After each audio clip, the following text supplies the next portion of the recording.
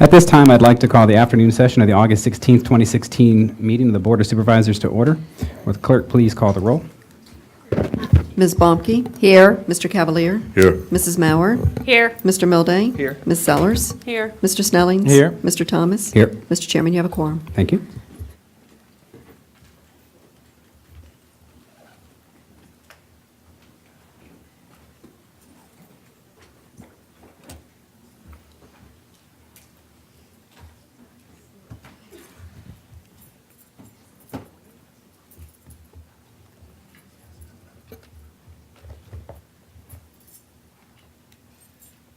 At this time, I'd like to ask the recipients of the 2016 National Association of Counties Achievement Awards to approach the dais.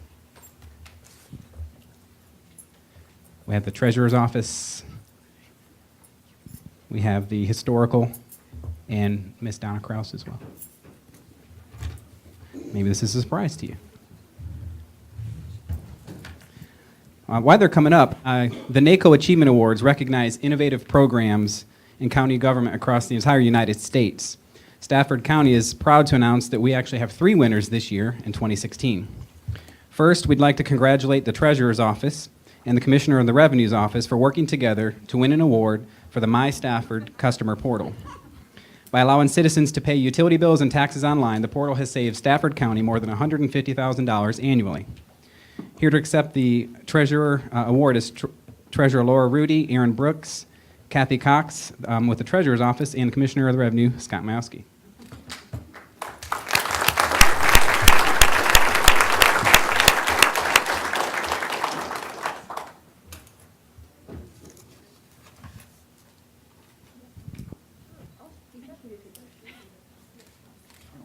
Why don't you lovely treasurer ladies get up there too? Oh.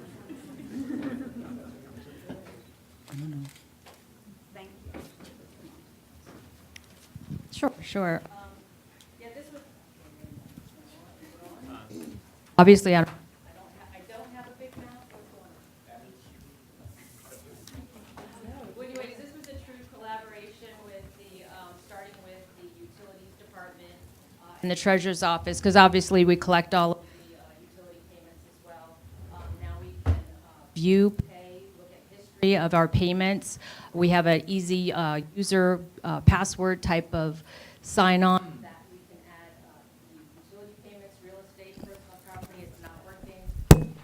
Then now we've also added in some of the features for the Commissioner of Revenues for businesses to do e-filing, and that has taken off. And we have about a little over 17,000 registered users. Approximately, I wrote this down, 6,800 have the e-billing sign up. So we're really proud of this, and proud that we have received for Stafford County the NACO Award. Thank you.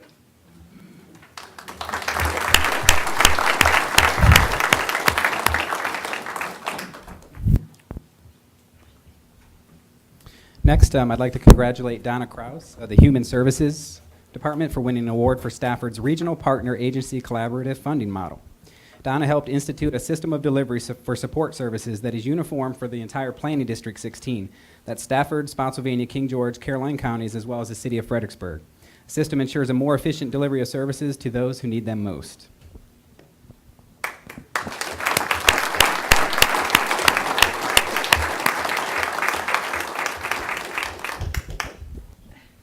The people at home might need to hear you, so. Okay.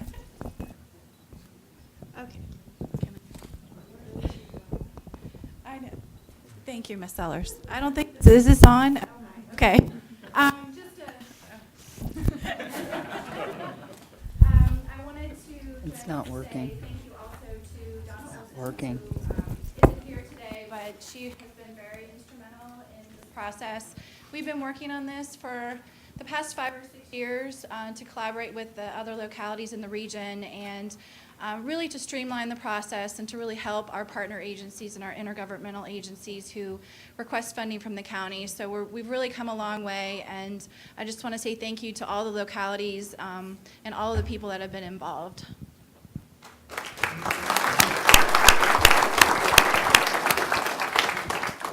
Our third award is for, quote, telling the African American history Stafford in Stafford County, Virginia.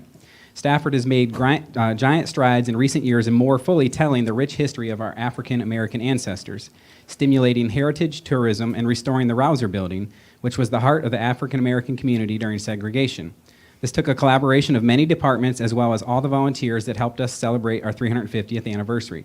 Brian Southall is here to accept on behalf of our Parks, Recreation, and Community Facilities, and MC Monkier of the Sheriff's Office is here to accept on behalf of her work years ago establishing the Trail to Freedom for our tourism department. And Kathy Baker from Planning and Zoning is here for her work on behalf of historic preservation.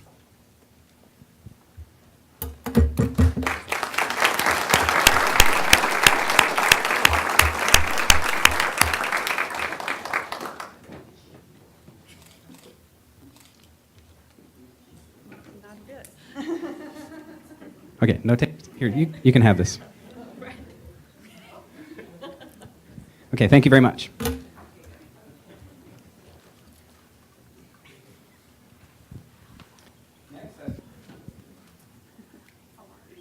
Next, I'd like to invite a very famous and important figure to the dais, a former Stafford County Sheriff, Richard Ashby. Stafford had the honor of having Sheriff Ashby serve Stafford County from 1972 to 1990. And I've been told that when you ask anyone who worked for him, that the strength he had was understanding everybody he had working for him, finding their strengths and putting them all to work in a cohesive team. That way the department could succeed. His foresight in building the sheriff's office has paid off in excellent leadership, and I see a lot of those leaders still in the room today serving the sheriff's office. So I'd like to welcome Sheriff Ashby.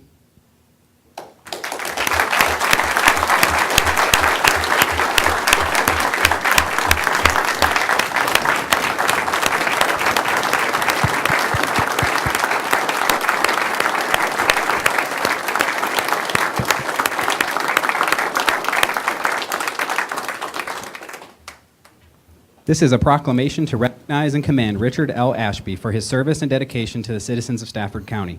Whereas Richard L. Ashby served as Stafford County Sheriff from 1972 to 1990, and for 9 years prior, he served as a deputy sheriff. And whereas Sheriff Ashby was known for his quiet leadership and an uncanny knack for selecting the right personnel for the right position, many of whom are still serving in leadership positions in the Stafford County Sheriff's Office today. And whereas during his tenure, Sheriff Ashby worked to ensure that the Stafford Sheriff's Office consistently operated at a high level with well-educated and well-trained personnel. And whereas Sheriff Ashby's dedication and devotion to his profession was an asset to law enforcement and helped to shape the Sheriff's Office into what it is today, a professional, high-performing organization. Now, therefore, be it proclaimed by the Stafford County Board of Supervisors on this 16th day of August 2016 that it be and hereby does recognize and commend Sheriff Richard L. Ashby for his service and dedication to the citizens of Stafford County.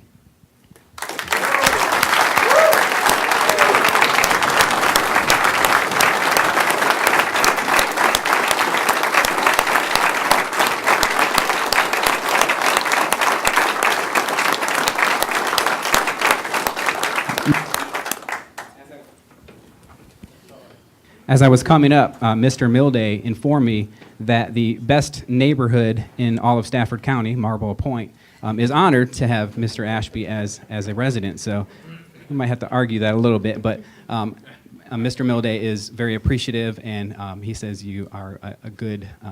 Thank you very much, but I had the best crew that the Lord would ever give anybody, and staff, thank you. Thank you very much.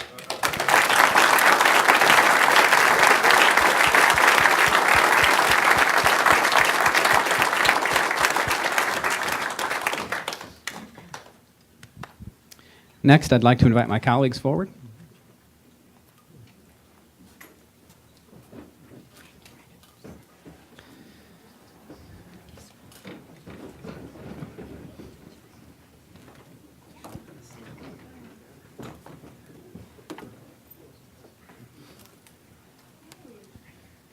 And at this time, if we could have Mr. Romanella, who is attending his last board meeting with the Stafford County Board of Supervisors. Speaking to him early, I think this is a little over 500 meetings where he has been the presiding official for an elected body. Words cannot express how grateful the 7 of us and many of our former colleagues are, for the guidance and the wisdom you gave us over the years. You never hesitated to let us know when one of our ideas might not be the best thing in the world. And even when we had maybe an idea that had some potential, you always helped us craft it into something that we could all be proud of. So we have a proclamation for you. Front and center.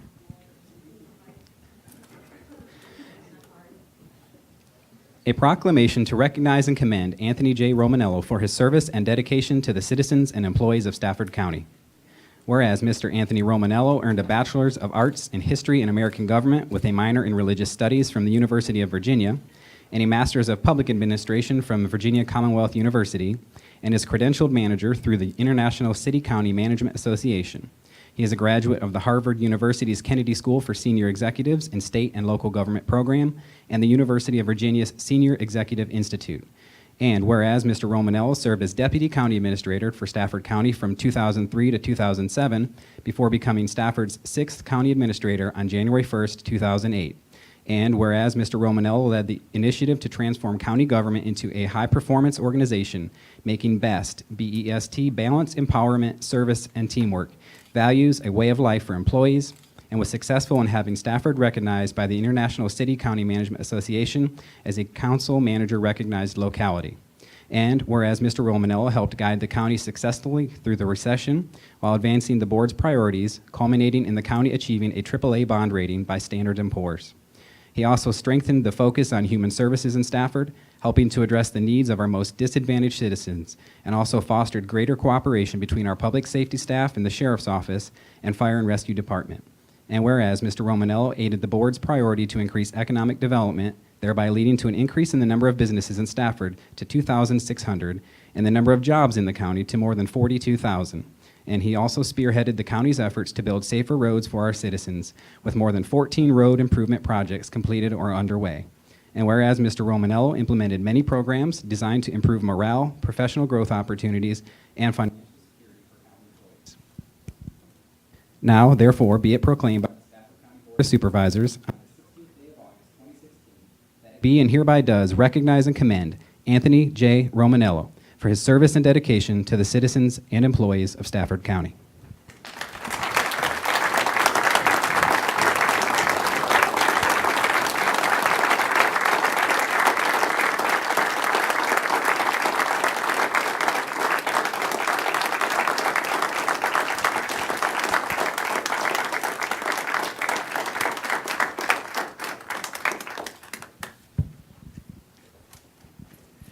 Well, Mr. Chair, members of the board, one thing I've learned in those 503 council and board meetings is the less said by the county administrator, the better. With that, I do want to thank you all for the opportunity to serve. It's an opportunity that I've been so blessed to have to serve the people of this community for nearly 13 years. To all of my colleagues on Team Stafford, I'm so grateful for everyone in the great work that we've been able to do together. I also want to thank Sheriff Ashby for the crowd today. This is nice. So thank you all for sticking around. Captain Steve Carey reminds me all the time that I'm the 6th county administrator, and he reminds me of rule number 6, which we all learn when we go to our high performance organizations training. And rule number 6 is don't take yourself too seriously. And there are no rules number 1 through 5, just rule number 6, and try to do that as much as I can. And with that, I'll tell you on my last board day, I did select some somewhat colorful hosiery here, speaking of rule number 6. So there you go. Said that because the freelance star is not here yet.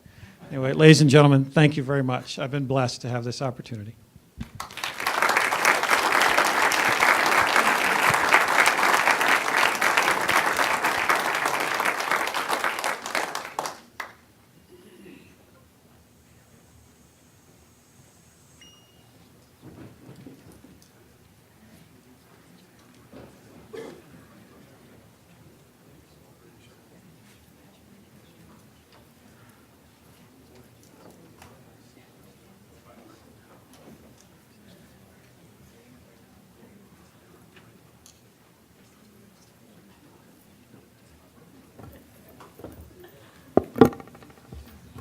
Next, we'll have the Virginia Department of Transportation Quarterly Report.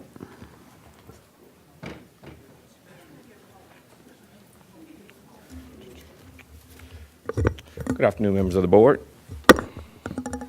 I first wanted to start off with talking about an incident that we had a couple of weeks ago at Garrisonville Road and Route 1. It was a total breakdown in communication for all parts. There was a project that was going on to replace signals out there at Route 1 and Garrisonville Road. The project staff that was administering that project and in control of that project did not communicate effectively what was going on with that project. My office didn't know, district staff did not know, and we apologize for that. We've since gotten with the regional operations director and have come up with a plan moving forward to rectify this, and I think we've made strides right now as far as getting the signal back to the operations in which it was previously. It disheartens me that we had this breakdown, but I think we've got a plan moving forward where the regional operations director and his staff will coordinate directly through me on any changes that are made to signals in the future so that we can let the citizens of Stafford County know appropriately ahead of time when changes like that are made. For a situation like this, it's similar to what we did on Route 17 when we closed off the Washington Street crossover. We did huge public outreach to that beforehand. This situation should have had the same thing done, but it was not coordinated with my office in order for that to happen. So I do apologize, and I hope we can move forward in the future to make sure that doesn't happen again. Now I will go forward with some of the updates on some of the construction projects. The Route 17 project, a news release was issued yesterday that the project is substantially complete. Over this week, there'll be some work done to the signal heads and some striping work that'll be done to finish up that project. Then over the next couple of weeks, there'll be some small lane closures to handle things like some issues that we've got with additional signs and curb patching. So that project is substantially complete now, and we can all rest assured that it's done. For the Garrisonville Road, Onville Road project, a majority of the water line and sanitary sewer work is complete. The west side of Onville Road is constructed and paved through the intermediate asphalt layer. Traffic was switched on the west side of Onville Road on July 25th, 2016. That project is on schedule to meet its completion date of May 2017.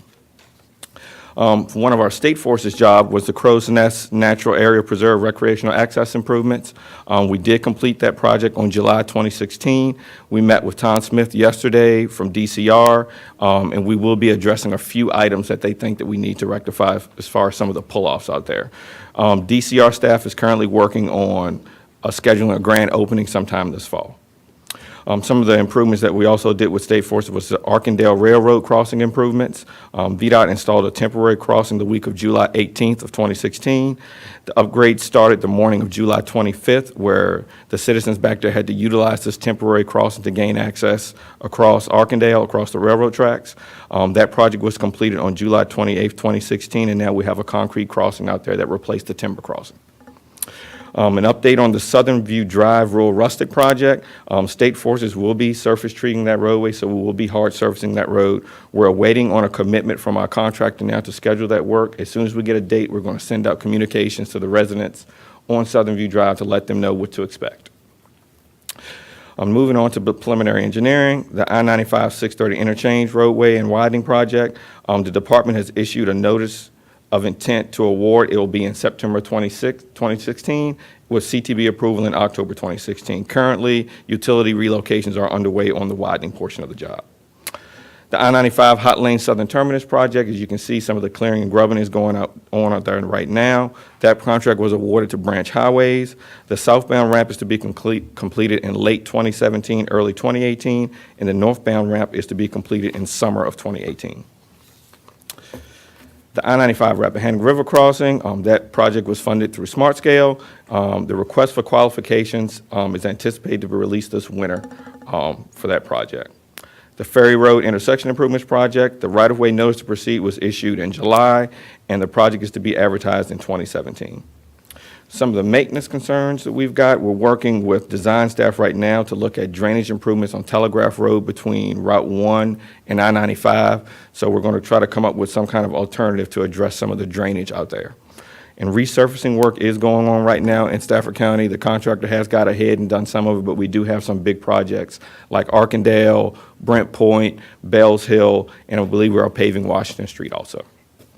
that concludes my updates. Do you have anything from? I do. Any questions? Mr. Milday? Yeah, ready? Couple of questions. What's the latest schedule on the Crow's Nest Raven Road Bridge? We're hoping that bridge will start working on that in October. And it's going to be set in place, correct? Yes. So, and my understanding is we won't open up the Crow's Nest Until that Preserve bridge. until that bridge is in place? Yes. So at some point, there's going to be a big celebration from the states level that they'll do in Stafford, but you Correct. think October. How long does it take to put in a bridge like that? We're thinking it should be, hopefully have the work done by November. So we're thinking a month's time before they can get that work done. Okay. A couple of things I haven't mentioned, been watching on Brook Road, which is a long road, but in my district, which is south of the Potomac Creek, it's the road, it's very much the part of the project that's moving forward, that this county is paying for. I can't remember who's administering it, but the James Hill project. There's some shoulders. You've done some good paving work on the south side, of Potomac Creek, but on the north side, coming up towards the VRE, there's a lot of really bad shoulders and some spots that need to be fixed, and the neighbors are complaining about it, so I wanted to mention it. Also, that we've had a couple of ditches of pipes cave in on in the area closer to Marlboro Point Road. And you've kind of patched them and you've patched them again. You just paved the road.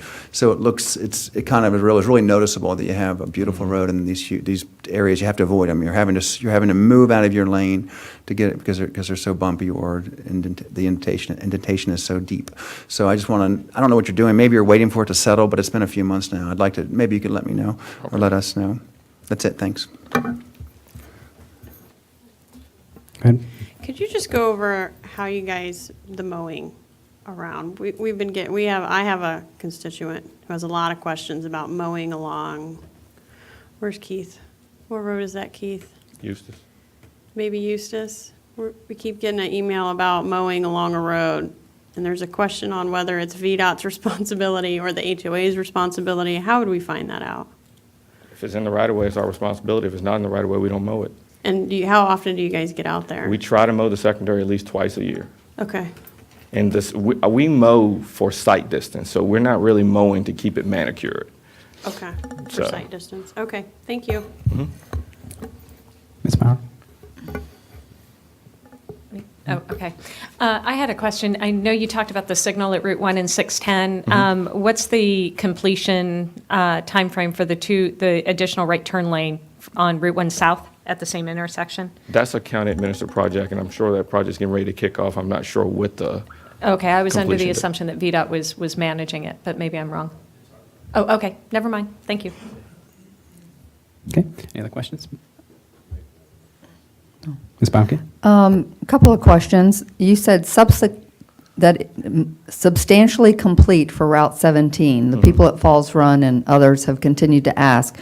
If I remember, at the beginning of July, y'all said that would be totally open by the end of July. That obviously didn't happen. Do you believe it will be open by the end of August, or are you looking at September? on 17, right now, we've pretty much opened up everything. So Okay. yeah, I mean, a news release went out yesterday. Okay, The all contractor right. just has some punch list items that they need to handle. Okay, oh, great, okay, perfect. Also, the planting of the new bushes by Route 1 and Butler Road, every time I run into somebody, they're like, do you realize that those bushes are dead there? Yes, and I want everybody in the public to know that those are going to be replaced at no cost to the taxpayers, correct? Yes, it's under warranty with the contractor. We're in Okay. negotiations with them now. Okay, and if we could look at maybe spreading those bushes out a little bit. Okay? To take into account new growth. I also wanted to thank you for everything you did on Potomac Run Road. I think you guys filled 36 potholes. That was huge. And on Centerport North, jumping onto I-95 North, there's a pothole there that is really annoying. I'm sure everybody in the south. So if somebody could take care of that, it's just as you're getting ready you're on the ramp to get onto 95 North. Thank you so much, Sean. No problem. Okay, Mr. Cavalier? First of all, I wanted to thank you for the Arkandale crossing. The new concrete is way better than the old rotted out wood and should last a lot longer. and it's a lot easier on your vehicle. In conjunction with that, I know there's a resurface project for Arkandale Road. What is the current time schedule for that? The contractor has until December to get it done. He's sent us a couple of updates saying it would be done in September and one saying November. So as of right now, we're waiting for the contractor to just do it. So I can't really give you a hardcore date because he has a fixed completion date. So that means he has to get it done by December 10th. So he can change his schedule on us anytime. If you can shoot me an email when that starts, I would appreciate it. Will do. And then I also wanted to thank you for doing the work on Route 1 in front of One Stop Auto. I know there was a drainage problem Yep. there. And were you in contact with Kevin there? My at all? staff may have been in contact with them, but you talking about the drainage that we did right in front of there? Yes. Yes, And it's held up through the recent torrential rains? it has. I haven't heard any more complaints. I'm assuming good job. That is a good thing. Okay. And then last but not least, I got another call yet today about Telegraph Road going west up to the base up Yep. at Boswell's, and the continuous drainage problem there on the south side that goes into the residences there and affects there. But I haven't heard much lately, but because of the recent storm, I think. Yeah, and we're, like I said in the report, we're working with design staff to come up with a fix for that. So I've reached out to the residents out there and told them that we're working on it. We've scheduled survey. So our hydraulic engineer is going to come up with a fix for that issue, for all those residents between 95 and Route 1. Okay, great. And it's William Boswell who called today, who lives up there. I forget the address, 501, Okay. 503, something there, a little white house on the side. We've been there before, though. And that's all I have. Thank you. Okay. Okay, Mr. Snellings? Jason, thank you for the site visit a couple weeks ago. I really appreciate it. I'm getting some positive feedback on Route 17, so that's a good thing, but we're still getting, people still asking about the backup. And that's going to continue until these two bridges are put across. Money's there.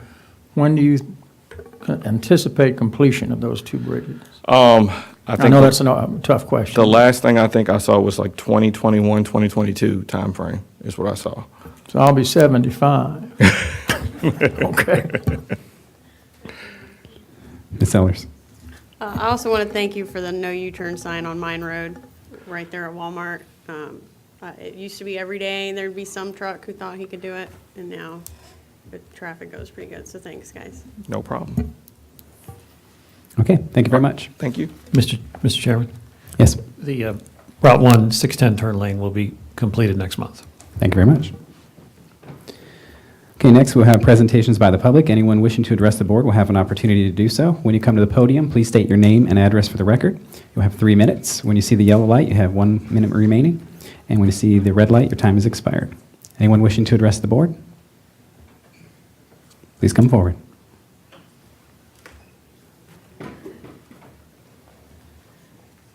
I didn't come here today prepared to say anything. However, my name is William Tigner. I live at 259 Brook Road in the George Washington District. And I want to, first of all, express my appreciation to Anthony for the way he has led our county staff for these past 13 years. And I wish him well in his new position. And I also want to make an observation about Sheriff Ashby. And we take pride in the professionalism of our Sheriff's Department at being a top-notch organization. Our last 3 sheriffs, Sheriff Williams, Sheriff Jett, and now Sheriff Decatur, all work for Sheriff Ashby. So he is the foundation upon which they built. Thank you very much. Thank you so very much, Mr. Tigner. Anyone else like to address the board? Hi, I'm a new resident to Stafford County. My name is David Johnston, and I live at 109 Windsor Circle, which is in the Argyle Heights neighborhood. I'm not fully moved in yet, but after I moved in, I heard about the proposed rail bypass that I guess the federal government is considering, and I'm certainly concerned for the residents of my neighborhood and other residents in Stafford County, as well as Caroline County and other areas affected, that the extra burden and noise and stuff that would be coming through basically the back of these busy neighborhoods, in some cases cutting right through the middle of people's properties and houses and and that sort of thing. So I want to speak out against that bypass. I believe you're going to talk about that later today on the agenda, and that's all I wanted to say about that. And just, I want the board to consider the effect it would have on the residents of our county. Thank you. Thank you. Anyone else wishing to address the board?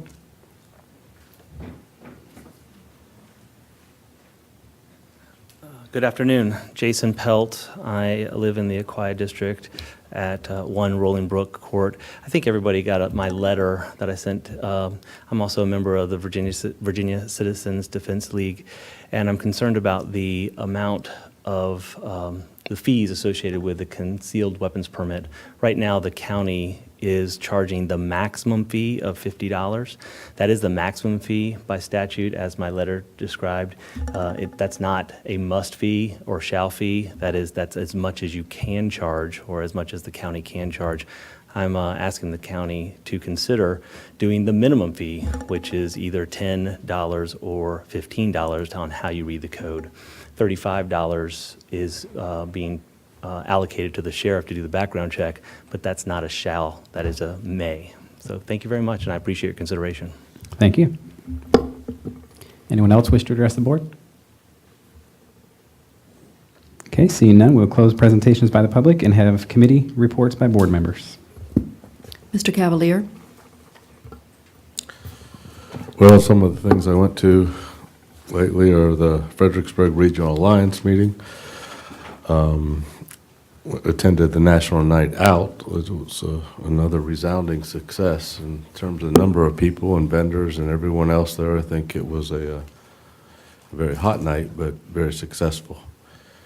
And today we had our Finance, Audit, and Budget Committee meeting, of which one of the couple significant topics, at least, was the shared financial services, which we have a good plan laid out on exactly which areas that we're going to focus on, at least first. We still need input from the schools, and hopefully that will be forthcoming. The other is we had a pretty lengthy discussion on the VPSA fall borrow, again, for the schools. And so at this point, they owe us a little bit more information with some clarity, particularly in respect to the new design of the new elementary school. And that concludes my report. Mrs. Mauer? So I was all excited about the summer break that we got, but it was anything but a break. Met with the Rock Hill Volunteer Fire Department and their new president, very excited about the direction that they're going in, and fair seas and following winds to the previous president who has joined the Navy. Congratulations to him. One of the things that we did discuss was more career integration with the volunteers, that if we got more career integration with our volunteers, we could actually increase response and add more equipment. So I'm looking forward to working with the fire department and on discussing that more in detail. I also want to thank our fire and rescue personnel. We had a fire in the Rock Hill District, and it was devastating. Prayers go out to the Blackwell family. They lost everything. And fortunately, all the pets made it out. We were missing 2 the night before, but they have since been located, 2 of the cats the next day. But there was a good response, a great response from our men and women in fire and rescue, and I want to thank them. And it was my first time on scene and seeing what they do. And fires are hard, and God bless them and all that they do to serve this county. It's a tough job, and they were there until the wee hours of the morning. Also, congratulations to Wyota. They had their launch of their database, or their data center up in the Quantico Corporate Center. It's an excellent start in support of our Tech and Research Park, and it also lights that fiber. We are a millisecond away from Ashburn, which is the heart of all the internet. So we're very excited about that. Also attended the Wounded Warrior Cyber Combat Academy fundraiser at the Globe and Laurel. This is an organization that's near and dear to my heart, and if you ever want to see the American dream progress. This is the place. This is an organization to truly watch for. These are guys that, they've lost limbs and they need to rebuild their life, and they're rebuilding their life in cybersecurity so they can continue to protect and defend our nation. So it's an organization I'm proud to support, and it was a wonderful event to attend. More on the business side, we had a legislative committee meeting, several of them during the break. We are down to 2 finalists for our legislative consulting services, and that will be coming to the board here at the next meeting. We had a packed agenda, so we won't be going into closed session on that one. Also, in addition to that, I participated in the interviews for our Economic Development Director, and we're down to 2 on that one as well.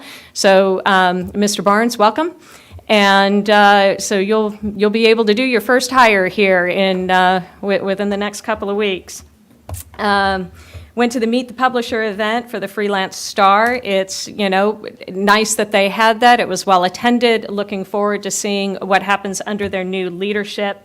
And also attended a National Night Out. Congratulations to all of our public safety members who were out there in full force. It was a resounding success despite the heat. Meg and I met with the Falmouth Fire Department, and I'm going to let her talk more in detail about that. And there were a number of other items that I worked on over the last 6 weeks, but 2 of them that I want to talk about, and one is this Lake Arrowhead project. We are this close to having a solution for those dams that haven't had permits since 2003, and I want to really thank Keith Dayton and the rest of the planning staff who have put in a lot of time and energy into coming together with the solution. I proposed it to several members out at Lake Arrowhead, and they are very excited about really solving that problem, and it has been a long-standing problem, and I want to thank them and congratulate them. And last but not least, I am very happy to announce that we're very close to fire and rescue coming back into our schools. So we just found that out in the Public Safety Committee meeting today. And that will add an excellent recruiting tool for our volunteer personnel. So thank you to the Fire and Rescue once again, and the schools for working together in collaboration of that. That's really an important class to have for not only our students, but also for our volunteer force. My apologies for the length. Mr. Milday? Thanks. I didn't do as much as typical in the last several weeks, but I did stop by a chamber event at the airport, Business After Hours. It's always a great venue. If you haven't been to the airport by now, I don't know where you've been, but it's a great facility, the new building we built out. We helped them build out there. Had a VRE meeting with Bob Thomas. I believe you were there. Yeah? Yep. And then a FAMPO meeting, another long FAMPO meeting where all these great transportation projects that we hear about all the time, they all funnel some way or the other through FAMPO. And we'll talk later about the hot button item that night, which was the bypass, the rail bypass. The Chamber of Commerce put on their biggest transportation meeting yet. Unfortunately for them, they kind of scheduled it not knowing that 2 days before we were going to get approved the $165 million for the 95. So they still filled the room up, hundreds of people in Stafford, in the Heartwood district, saying we're happy for what we got, but we're going to need more, something sustainable from the state and the feds to keep our transportation needs met. I spoke to a couple of different faith-based organizations, and we all had lots of meetings having to do with the transition from Anthony to Doug, and I'm sure there'll be another opportunity, not in this setting though, to say it, but I'm going to miss you terribly. I am the only one here that can say you've been first of all, not only have you been my only county administrator, I've been with you since you've been a county administrator, but I believe as a county administrator, I've been your only Aquia District rep. We've been together the whole time. You've certainly been there for me, and I'm a lot different, like me or not, I'm a lot different than I was when I got on this board, and you're a poker face for sure, but I think I've earned your respect. You've always been kind of a role model to me, watching you, the way you work, and your children. Of course, my kids went to school with yours, so I'm going to miss you terribly. Impossible shoes to fill. Thanks. Ms. Sellers? Thank you, ma'am. Busy National Night Out. First, I want to thank the Sheriff's Department, obviously, but Fire and Rescue did an excellent job there at Stafford Marketplace. I have a 4-year-old son, if you don't know, And all he talks about is that little fire display you guys did. And so he is now determined that he is going to be a firefighter. I'll talk him out of that hopefully before he gets to that age. But some big changes also in the jail. We have a new superintendent. We promoted the deputy superintendent, so the jail will be seeing some change as well. Meet the Publisher, attended that. And also attended an interesting event with the Chamber of Commerce where I went on a tour with the mayor of the city of Fredericksburg and Lieutenant Governor and looked at various businesses in downtown Fredericksburg. The Freelance Star was with us, and I think they did do an article on it. But it was very interesting to see the number of businesses that are not only in the city, but overlap into Stafford County and have some sort of connection to Stafford County, including the Rock River Outfitters. And then some interesting discussions happened there at Spencer Devon Brewery. So it was a very good day. Finally, Public Safety met today. And we do have a recommendation on the SAFER grant. We have recommended to approve the SAFER grant and accept the SAFER grant with a caveat that Anthony is going to go over when we get to that point, but I think that's probably better. That's all I have. Mr. Snellings? I'm going to defer in the interest of time. Ms. Bomke? Yes, I have a number of things. We had our quarterly OPED meeting this morning at 11:30, and we had positive revenues for the last quarter of 2016, which is a good thing in light of the stock market. The other thing that was brought up by Treasurer Laura Rudy was that the former CFO of the schools, Mr. Lance Wolf, was on the OPEB board, and we will need a new representative there. So she's going to be reaching out to Dr. Benson, the school superintendent, to see if there's anybody on the school side that's interested. There will be other candidates from the state putting their names forward as well. Is this working? Hello? It is? Okay.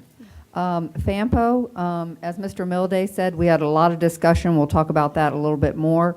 But there was a vote in favor of opposing the new the bypass that DRPT is recommending. But we'll talk about that more in a minute. I wanted to thank the staff and Anthony for expediting the Smith's family's plans through planning and zoning. They're the people who lost their house to a fire in Hickory Ridge. And I just wanted to say the family was very appreciative of that, and they are rebuilding as we speak. I attended the Disability Resource Reception in July, and as we know, they run a great operation, and they're doing good things over there with people with disabilities. A big shout out to the U16 Stafford Shockwave Girls U16 softball team who went to the World Series in Florida. They won one game and they lost two, but as we all know, it's not all about winning and losing. There's so much that you learn along the way with the journey, but this was the first time ever, since we have girls softball in Stafford County as of 2010, that they actually got that far. So a big shout out to them. National Night Out was a huge success, as we all know. I started National Night Out in Hickory Ridge, and thank you to the sheriffs and to the fire and rescue staff, because we had equipment there, and we had about 15 families. So last year I think we had 3 or 4 families, so each year it keeps growing. Thank you for that. I did attend the transportation meeting that Mr. Milday mentioned that we had up in Hartwood. I just wanted to make a comment. As you all know, there was an article in the newspaper, I think earlier this week, about the 2 state police employees. One's Lieutenant Colonel Robert Northern, who's retiring, and Lieutenant Colonel Tracy Rosello, who's being promoted to Northern's position.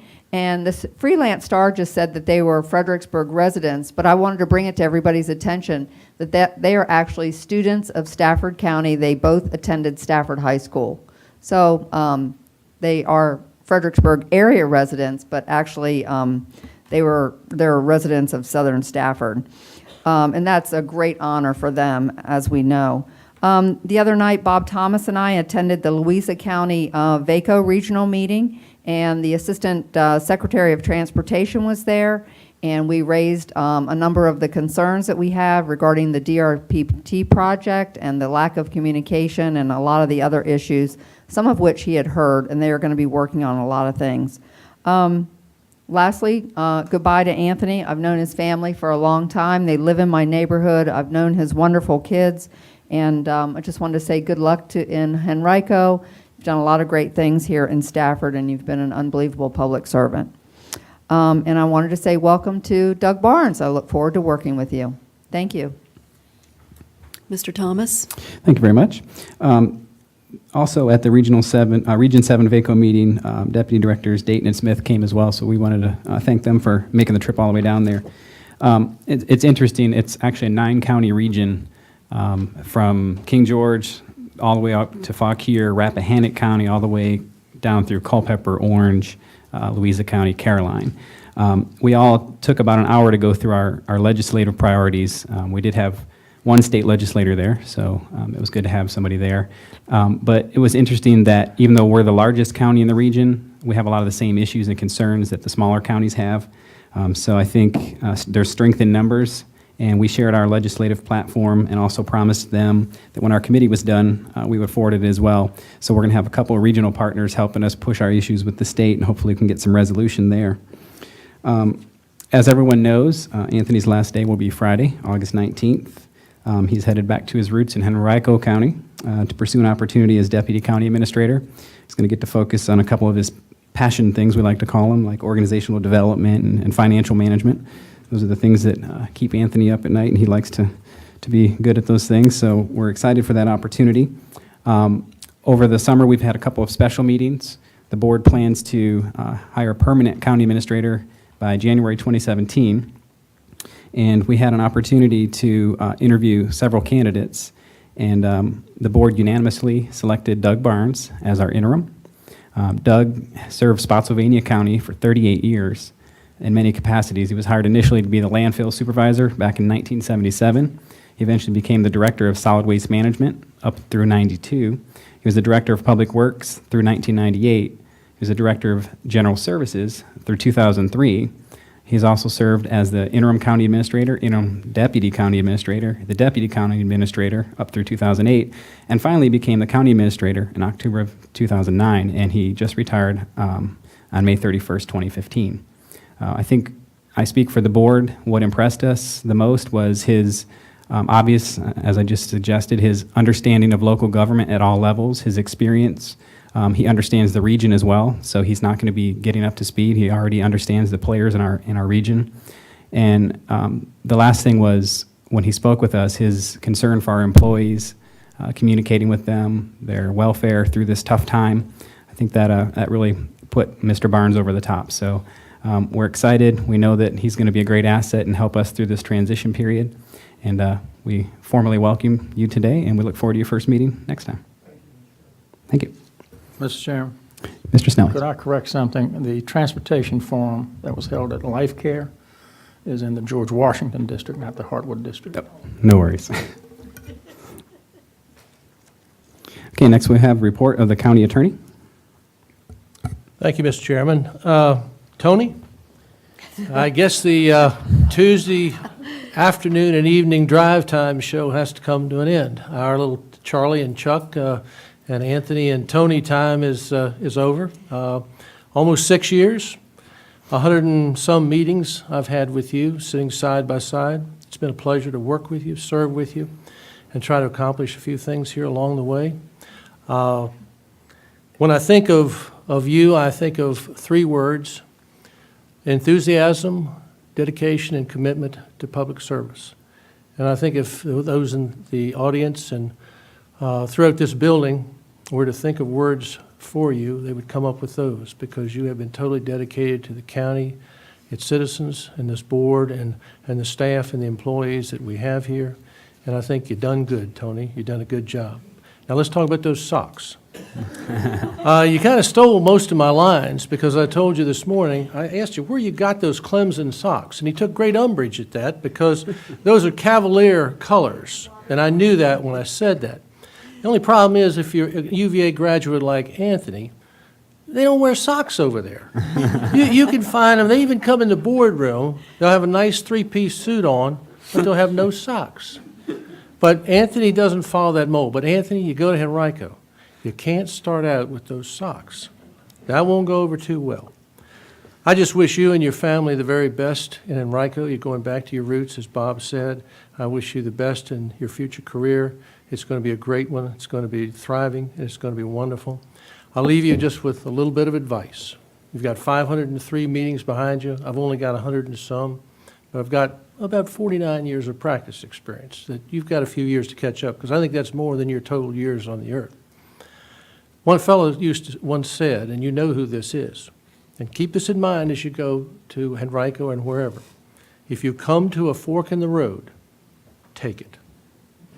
Now you notice everyone's pausing because they hadn't caught up to him.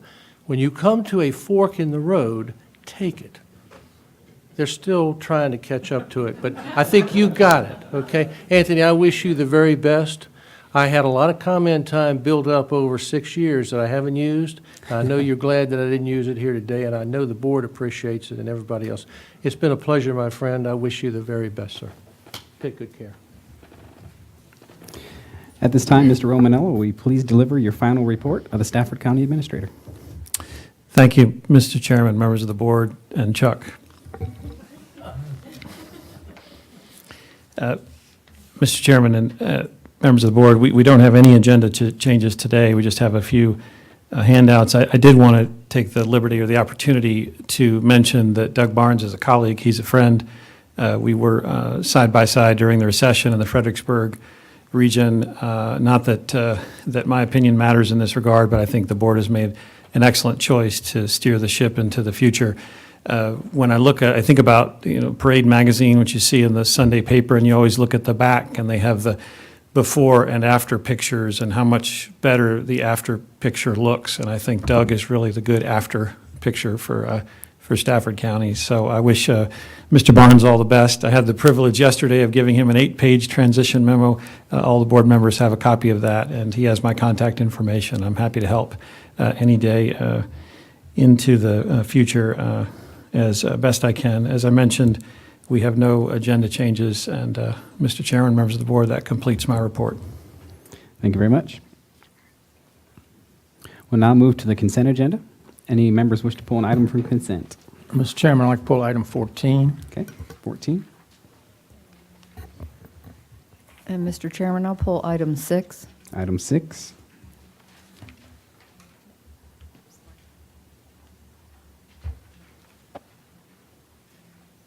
Okay.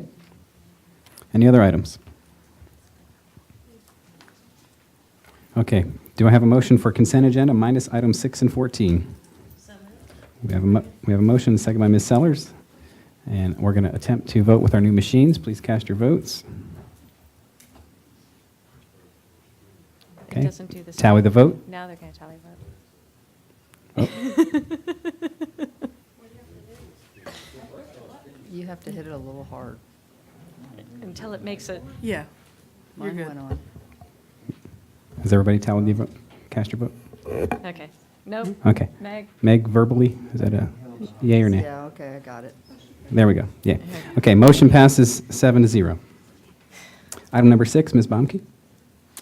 Yes, I would just like to state for the record, as we all know, public safety is at the top of our priority list along with education, and we've had some, hiccups along the way with our new CAD system, and I'm just really very excited that we have a working team in place between our fire and rescue, the sheriff's department, and Mike Cannon, our new IT gentleman.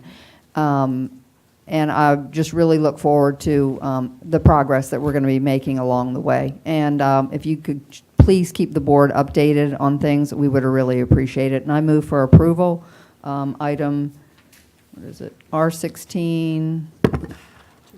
241. Thank you. Okay, Second. seconded by Ms. Sellers. Any discussion? I would Please. also, Go ahead. Mr. Chairman, I would also like to echo our appreciation to Fire and Rescue, the Sheriff's Department, and our new IT director. We have gone light years further in this short period of time due to the close collaboration and cooperation, and it's exciting to see, and go Team Stafford. Thank you. Any further discussion? Okay, please cast your votes. Tally the vote. Motion passes 7-0. Item number 14, Mr. Snellings. Thank you, Mr. Chairman. This is concerning extending the contract for transport, billing, and collection. We've been with this organization since 2010, I believe. I believe this extension is for 1 year. I think can you verify that, Anthony? I think it's a 1-year extension. Yes, sir. I would like to see this go out on RFP. I don't know if we can do it now, or we renew today, and then before the next extension is due, we go on the RFP, because I think it's time we go out and check and see if we can do any better. I'll go ahead and motion for this, but at the next one, I'd like to see an RFP. I'll make a second. We have a motion and a second. Do we have any discussion? I have a question. Ms. Mauer? I have a question on this. I think the contract just automatically renews for 5 years. Is that correct? If I read this correctly, it's a renewal of it, which is, it renews every year. This is only with board approval. We're writing a contract under Fairfax County, and so Mr. Snelling's motion is certainly in order. We can bid it out independently. We don't have to ride the Fairfax contract. Okay, so this has to come back before the board next year if we wanted to continue or do another extension? Yes. The way this resolution is written? Yes, ma'am. And this is an extension for 1 year through Okay. June 30th, 2017. And I do agree with Supervisor Snellings that we should go out on RFP. 6 years is a little long not to recompete a contract. Okay, any further comments? Mr. Milday? Well, when we tag along to another county's contract, Fairfax, we do a lot. Does it mean they haven't reshopped it in 6 years, or we're still, how did those things come about? Their bid was March of 2010, so this particular one, it appears that they haven't put it out there. It just varies depending on the procurement as to how long it's valid. And if they had, would we have to kind of re-tag along to the new deal if they stay with the same company? We would have the option to, but the old contract would go away. Thank you. Any other questions? Okay, I would just add that between now and next year, maybe we make contact with Fairfax and see if they plan on doing another competitive themselves, and if we could just piggyback on what they're already doing, that might be good. Okay, so Ms. Mauer? And I just want to highlight that this requires a 90-day notice, so if we can rediscuss that before that 90-day notice expires. Okay, motion on the floor is for R16-232. Please cast your votes. Tally the vote. Motion passes 7-0. Next, we move to unfinished business. Item number 22, planning and zoning. Consider a text amendment to the zoning ordinance for regulations of lot width in the planned development 2 PD2 zoning district. Mr. Harvey.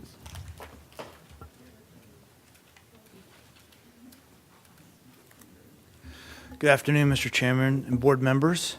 My name is Jeff Harvey. I'm the Director of Planning and Zoning. This item is a carryover from your public hearing that was held back in July. This is ordinance 016-10, which would be a zoning text amendment for the PD2 Plan Development 2 zoning category. Currently, we have one zoning district within the county that comprises the PD2 zone. That's the Embry Mill neighborhood. This proposed amendment would adjust the minimum lot width as well as the minimum lot size for single-family detached homes. The current lot width is 50 feet as the minimum. This proposal would go down to 40 feet. The minimum lot size is 5,000 square feet. The proposal would be to reduce it to 4,000 square feet. The issue initially came forward to the county at a request from Clark Lemming on behalf of Nash Stafford LLC. That was approximately a year ago. It's had a lot of discussion and debate. After the public hearing, there was a couple items that the board had requested additional information on, specifically the cost differential for the smaller lot sizes, and also some more detail on the architectural design for the homes for these smaller lots. Mr. Lemming and his team has put additional information into the board package, which are the last two attachments. Staff would be glad to answer any questions the board may have with regard to this matter. Any questions for Mr. Harvey or any other staff? There were questions about what it would look like. Mr. Milday wanted a design. I thought Newland was going to put together what it would look like, right? That was your Yeah, question. we You asked wanted to to see know how what the it looked lots like. would lay exactly but I'm not sure if we ever were satisfied that they couldn't give it to us because it might vary as they build out the project.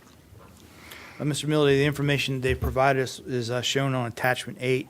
They show a graphic description of the building facades and how the houses will lay in the overall configuration. However, the graphic doesn't show lot lines.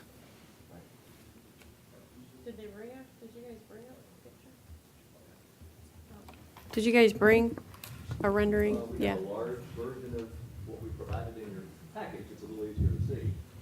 Can we show that just so everybody's on the same page? I'll set it here. I'll set the easy way.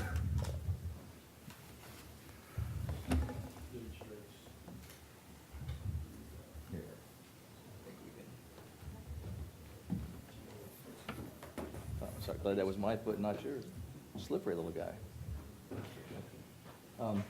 And if it was not clear from the email that was the cover for this, the top layout would be under the current ordinance, and the bottom would be with the new ordinance. And the main difference has to do with the spacing in between the homes, which is uniform at the bottom, not so at the top. So that is the illustration. Now, to many eyes, you may say, well, it looks almost exactly the same. There's one fewer home on the bottom. I'll point out that the 40-foot lot is this one right here, the second one over there. So the point is to illustrate what the layout would be, what it would look like. Now, from their Could you standpoint. hold that up, please, Mr. Lemming? We can't Yes. see over here. Yeah. Ms. Mauer has a question before you go off Yeah, that point. Mr. Lemming? Yes. If I understand the ordinance change correctly, you're actually making the lot smaller, so the top is representative and the bottom is not. No, the bottom shows what would be the new arrangement. That It doesn't has make to do- sense. It has to do, Ms. Mauer, with Huh? the distance You are between- backwards. Clark? Oh, I'm sorry. Well, I'm looking at it upside down. Clark, would you like me to? Yes, please come up and, here, let me turn it over. I'm Gary Scola with Newland Communities. Essentially, what we wanted to do is illustrate, we wanted to illustrate what the difference would look like. So we tried to find a representative block of lots and where we would propose to make this type of change. So in reality, this block here, this is the current zoning and how we would space it. And we actually purposely showed one of the homes that could fit on either lot, because obviously a small house can fit on a big lot. It can fit. That's not the issue. But we are not, Embry Mill is not a large lot community. It's a neo-traditional design. It's designed for smaller lots. And part of that neo-traditional design is uniformity and even spacing between the homes. So that's what we were trying and hopefully are able to illustrate with this figure.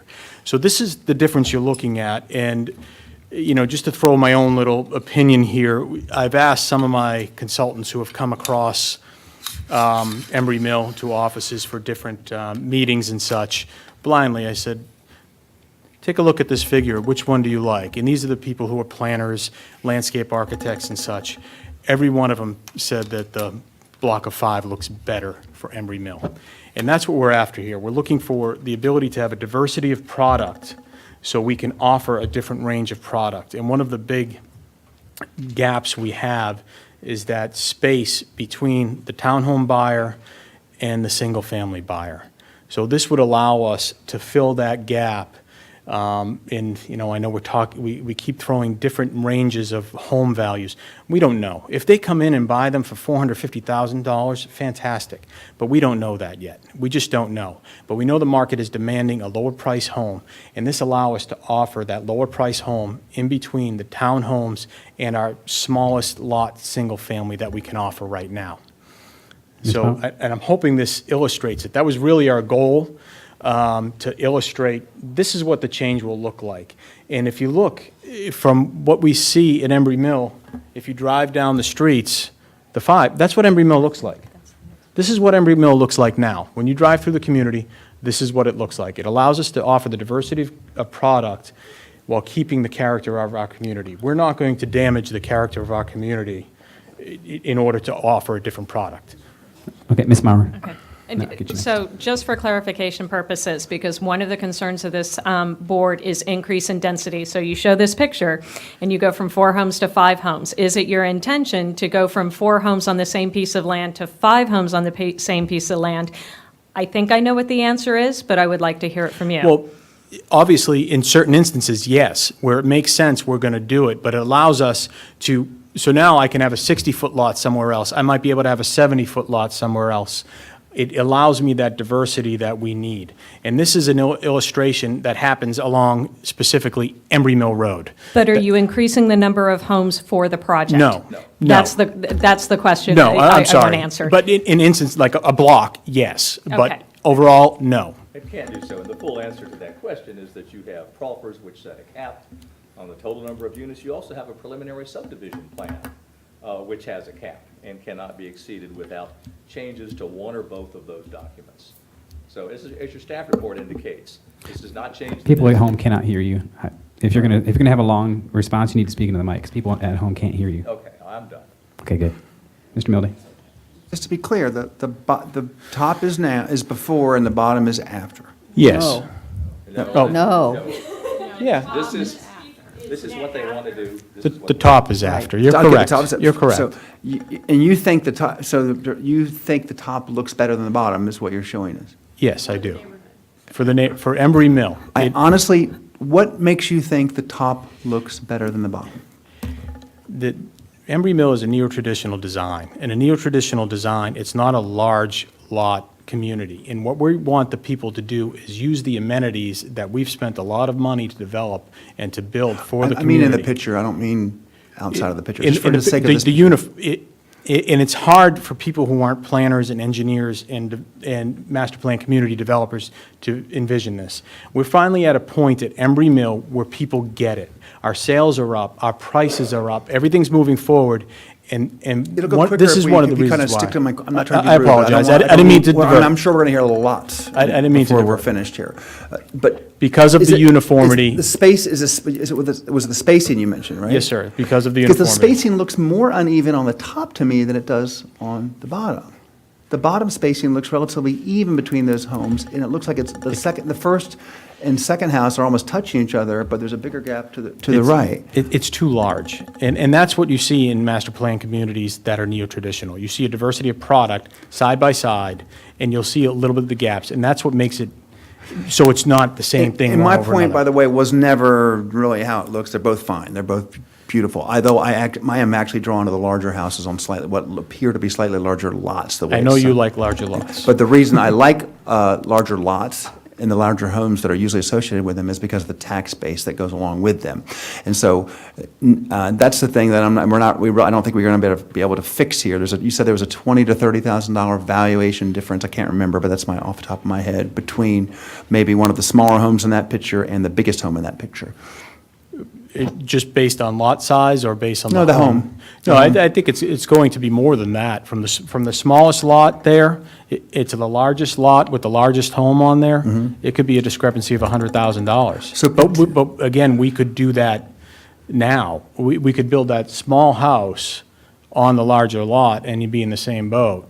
And so we do have that flexibility to offer. But you don't much like, more. for some reason, you don't like to. You're trying not to. Well, there's two things. I mean, we're also trying to make this feasible for us as well. It's hard for us to sell that lot due to the cost associated with the development to make it that much cheaper. Okay. So, but either way, the way it's structured with our builders, we're gonna have to sell that lot for less money. And in turn, it would, it'd be But you're reflected telling in me the it's price. purely demand-driven, and you're It's going what the to end up market with the is driven. same homes regardless, just the smaller homes on bigger lots as the demand requires or doesn't require. I think that's what you're telling me. So you don't believe there'll be an overall, no matter what happens here today, you don't believe there'll be an overall total valuation difference at the end of the build-out on your entire project? I do not, no. Thank you. Mrs. Baumke, then Mr. Cavalier. Okay, so in coming back to what Mr. Milday had just asked, so from a tax revenue standpoint, will the taxpayers in Stafford County see a reduction in taxes from this project? That issue was addressed in Dr. Bellis's report, and the second handout that you have for your meeting today answers that specific question. But And as Dr. he's- Bella's report only referred to the lot size. It didn't refer to the, If you look at the second question that he has, he actually reduces that to the difference in value. And this is what his fiscal analysis has always shown. The total foregone real estate tax revenue to the county would be $46,000, $46,946.84. So yes, it is somewhat less. That's the reduction to the county annually from the whole effort, everything that's being suggested here. So the conclusion that Dr. Bellis draws from that, and if what Mr. Scola says is correct, if the lots and the smaller homes actually sell for more, then even that's wiped out. But that's a worst case scenario where we are assuming, what, $100,000 difference between the larger one and the smaller one? Well, when you say that $100,000 spread, you're talking about the most expensive house at Embry Mill compared to this house, not the averages. When you talk about the averages, and I think the one we originally submitted back in September, the average was around $425,000, and the difference was about $55,000 to what we were proposing here, because we're assuming around a $370,000 base price, sale price average. And again, I'm an engineer, I'm conservative in nature, so I asked Dr. Bellis and everybody to be conservative in any of their estimates. And so when we actually do some exercises, and even on that plan in particular, those lots aren't 40 feet wide. They're 42, they're 45. I believe one of them's 43 and one of them's 47. We had a specific product that we knew could fit on that lot. It allows us the flexibility to add that diversity of product. And it's not the intention to slap a bunch of 40-foot wide lots and jam them in there. The intent is to have a diversity of product that we can offer to the home buyer at the end of the day. If you look Mr. through- Lemmy, microphone, please. I'm sorry. If you look through his memo, there are actually 4 steps that Dr. Bellis goes through. And this little one-page memo was an effort to really simplify this, at least the economics of it. Step 1, so we have a 1,000 square foot reduction, 1,000 square foot reduction in the lot size, has an imputed assessed value of $24,613 per lot, multiplies that times the size of lot. The foregone real estate revenue would be $251.05 per lot. And then we take the reduction in value divided by the assessed value. All this is spelled out here. And then his conclusion, the total foregone real estate revenue of the county would be the $46,946, which is what I'd indicated a moment ago. So that's the worst case scenario. Now, of course, they're saying, what is the total number of Is that 187 Yes, yes. 185 is the number that you give. Yes, 185. Sorry. The odds of us being able to fit 187 of those 40-foot lots at Embry Mill at this point, very minimal. I would think it would be half of that in reality. Mr. Cavalier? Well, Mr. Cavalier's next, then Ms. Sellers, then you. first of all, the fact that you confirmed that the total number of units was going to be the same is good with me. But as an engineer also, I do take issue with your statement that the top picture looks better than the bottom picture. I find that purely subjective, and I also find that your polling audience was people who have a vested interest in the project. So no credibility there whatsoever. So that almost lost me on this. I wouldn't say that again if I were you. Just a bit of advice. Well, we were just trying to be responsive to questions that came up and give you a picture. You got to think things through logically, too. Now, I also, well, I'll just leave it at that for now. I understand your responsiveness to the picture, but the picture most of us were thinking about was looking down at the lots and seeing lot sizes, not actually in a house. But so I think Ms. Sellers was next. This is probably for Mr. Scola. You guys, when folks come into the neighborhood, they provide you salary information. So you have a good idea of who's coming in looking at homes. What is the salary range? Well, it's not, I don't want to get into salary ranges, but what I do know is that when we have buyers come in, we ask them to fill out what they're looking for. And what they fill out is, there are a lot of our buyers that are leaving the community and not buying are saying they're looking for a home under $400,000. So that's one of the reasons why we're introducing this. And I wish I gave you the 2D picture. It's a heck of a lot easier than this picture here, and a lot less expensive, believe me. I was a little unclear on the direction. I thought you wanted to be able to visualize the difference, and I apologize for that. And I certainly would have provided that as well. Well, my question is more getting at the last meeting, Dr. Bellis said $61,000 or something like that was what folks needed to qualify for one of these homes. Right, and I think we went through an exercise of, one of the things he didn't take into account, what percentage do they need to qualify? How much do they got to put down and some of those things? And we went back and did, it's more upwards, closer to $90,000, if I remember correctly. And it was something that we actually had included in this package, but it wasn't specifically asked for, so we didn't include that. It was something that we talked about during the hearing, but it wasn't specifically asked for. So he did go through that exercise. He collected data from local banks and everything else. And so the qualifying income is higher than that. He didn't take into account the CDA, the HOA, and those types of things in the monthly expenses. So that's something that, in the back of the napkin in 2 minutes during the hearing, he neglected to include. For your information, Dr. Bellis is on his way down here. For some reason, he doesn't have an easy pass, but we're hopeful that he's going to burst through the doors at any moment. So if you do have questions that he's better suited to answer, he will be here momentarily. Okay, next question, Mr. Milday. Yeah, I have one for him, actually. It's too bad he's not here. Maybe you can speak for him. Well, matter of fact, when he gets There up he's here, here. Okay. let me ask my other questions as he walks down the aisle. How many wrong-sized homes have you had to build so far? Homes that were too small for the lots? Up to, I guess. I don't even know how many homes you've built out there so far. I couldn't even guess. Have you had to? It's hard to say that they're wrong size, because what they'd have to do is. Well, that's what your whole what they would have to do is make some manipulations to the current homes. We haven't built many that are, I would say, wrong size, because they're bigger.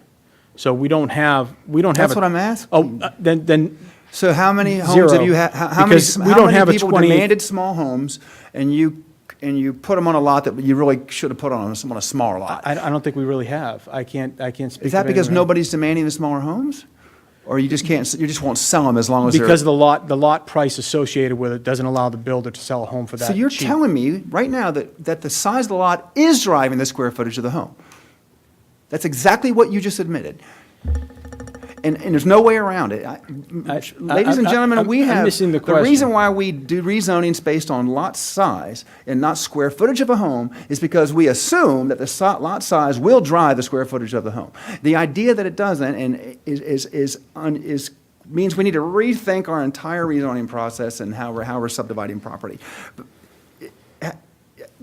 I think I have other questions, but I think you've answered it for me. I do not believe for a second that making available smaller lots, and if they are utilized, if you end up selling them as smaller lots, that will not reduce the overall tax revenue that comes from this project. It's just over and after it's built out. It does not make and by a significant amount. And we got a bad deal on Embry Mill. Thank God no one was here that had anything to do with it, right? Correct. Yeah. Mr. Snellings? I don't think that we're taking the position that there's not a reduction. That's what Dr. Bellis's report says. It's the size of the reduction that the point is now. Right, okay. 50 But to 100, I'm he saying can 50 address that. But we're certainly not standing here saying that they're going to be worth the same amount. And Dr. Bellis's report has said that consistently. It's just that it's a fairly small difference. Take it to its furthest. Right now, that we know that the demand for apartments is one of the highest demands right now. In theory, the smaller the house you build, the more affordable home you buy. That's where the demand is right now. So I'm not sure if that's what we are doing when we do rezonings. We're not looking at this short-term view of what's in demand. We're looking at more of how we want this to end up over a couple different cycles. So townhouses, smaller homes, I don't believe I mean, you bring in your own experts. You and I have been doing this for a long time together. I can think of lots of examples where we had ours on our side, and you had yours, Crow's Nest is a great example. And, we just get different numbers out of our people, and I respect that. That's the process. But don't hate me if I don't necessarily think that your experts are going to come up with the same conclusions that we or our experts may come up with. Well, we're not aware of any other conclusions, and in fact, as your staff report indicates, this was run, Dr. Bellis's analysis was taken to the Commissioner of Revenue when it was at the Planning Commission. Now, there may have been discussions with Mr. Majewski since then, but at that time, the information that staff has provided to you is that he didn't have any issue with the analysis that Dr. Bellis had conducted. And the truth of the analysis is that he says there will be a modest tax reduction. What's the total after Dean, Dean, you come up here. At Let me build out, the total cost of the county in tax revenue at build out as currently planned versus. 2 seconds, I had that for you. Yeah, we've Mr. already heard it. I Mayor. just want Thank to you. make sure we're saying it the right way. Yep. Total build out without the apartments that we'll talk about in a few years. Wonderful, wonderful, okay. So, under the original build-out before the reduction to the smaller. If you don't get approved here today, and you build it out the way that it's approved, versus if you were approved here today and your demand. The surplus was $2,086,119 to the county. Then with the reduction to the smaller lot sizes, that drops to $1,980,537. So there is a tax loss, revenue tax loss to the county of $105,582 Annually. a year annually. So, in one respect, yeah, there's a loss, and no one disagrees with that. But is that a big loss? That's really, I guess everyone has a different opinion. And at some point, I wouldn't mind having the Commissioner of Revenue kind of give his take on this before we're finished, Is he Mr. Chair. expected to come here? Not right this second, but we're going to have time, right? I'm here, so I'll be happy to. Commissioner of Revenue's here. I know he is, but I'm not the chairman of this board, and I'm just Okay, suggesting that at some point I'd like to have him. Let's get to Mr. Snelling's question, please. Thank you, Mr. Chairman. Dr. Bellows, you just made a statement that said this will result in a surplus of $1.9 million. Yes, sir. And you're saying after all services are paid for, Yes, sir. the county's going to get an extra $1.9 million? Yes, sir. Does that normally happen in subdivisions? Well, depending on overall, there's a fiscal break-even point in all subdivisions. And so if homes are priced at that point or higher, they should produce a positive surplus. If they're at value at the break-even point or lower, they'll produce a negative deficit. I'd certainly like to see that study. I have a hard time, as a matter of fact, I wouldn't even try to convince my constituents that subdivisions are moneymakers for the county, because they wouldn't believe it to start with. But I have a couple questions for Mr. Harvey. I'll give you a second to get up there, Jeff. Is there anything preventing, if we pass this today, they've said, and they're right, they're bound by proffers, they can only go to so many units, I understand that. But can they come back to a future board and increase their density? Well, Mr. Snellings, in order to do that, they'd have to go through a proffer amendment process, which would involve public hearings with the Planning Commission, the Board of Supervisors, and notice to the public. But it can be done. Yes, sir. Second question I have for you, are there any other projects in the county that will be affected by this, if it's passed? Not at this time, Mr. Snellings. It would require someone else rezoning a piece of property to this zoning category. The zoning category is fairly restrictive in that the minimum tract size is 500 acres and the maximum tract size is 850. So there's a fairly limited number of properties that would fit into that overall qualification category. But if they came back in, they could put together their plan based on the smaller lot size Yes, sir. and have a lot more density than they would under the current ordinance. Mr. Snellings, it wouldn't change the overall density. The overall density for the district is 3.25 dwellings per acre. It would mean that they could have a higher concentration of single-family detached homes within that overall project in certain locations. Okay, thank you. Okay, any other questions? I just want a little bit more. So ahead. let's just go with your numbers before we get the commissioner to look at them. $50,000 to $100,000 annually after build out. That's not to me, that's not an insignificant amount of money either. Is there did you make is there a proposal or a way, 'cause that really is my hangup, is the value, is how much tax revenue comes in on a job where the Board of Supervisors, when they rezoned it again, didn't really get any great proffers. It's beautiful. I mean, I love your community. I would like to try to make this work. What kind of mechanism could there be?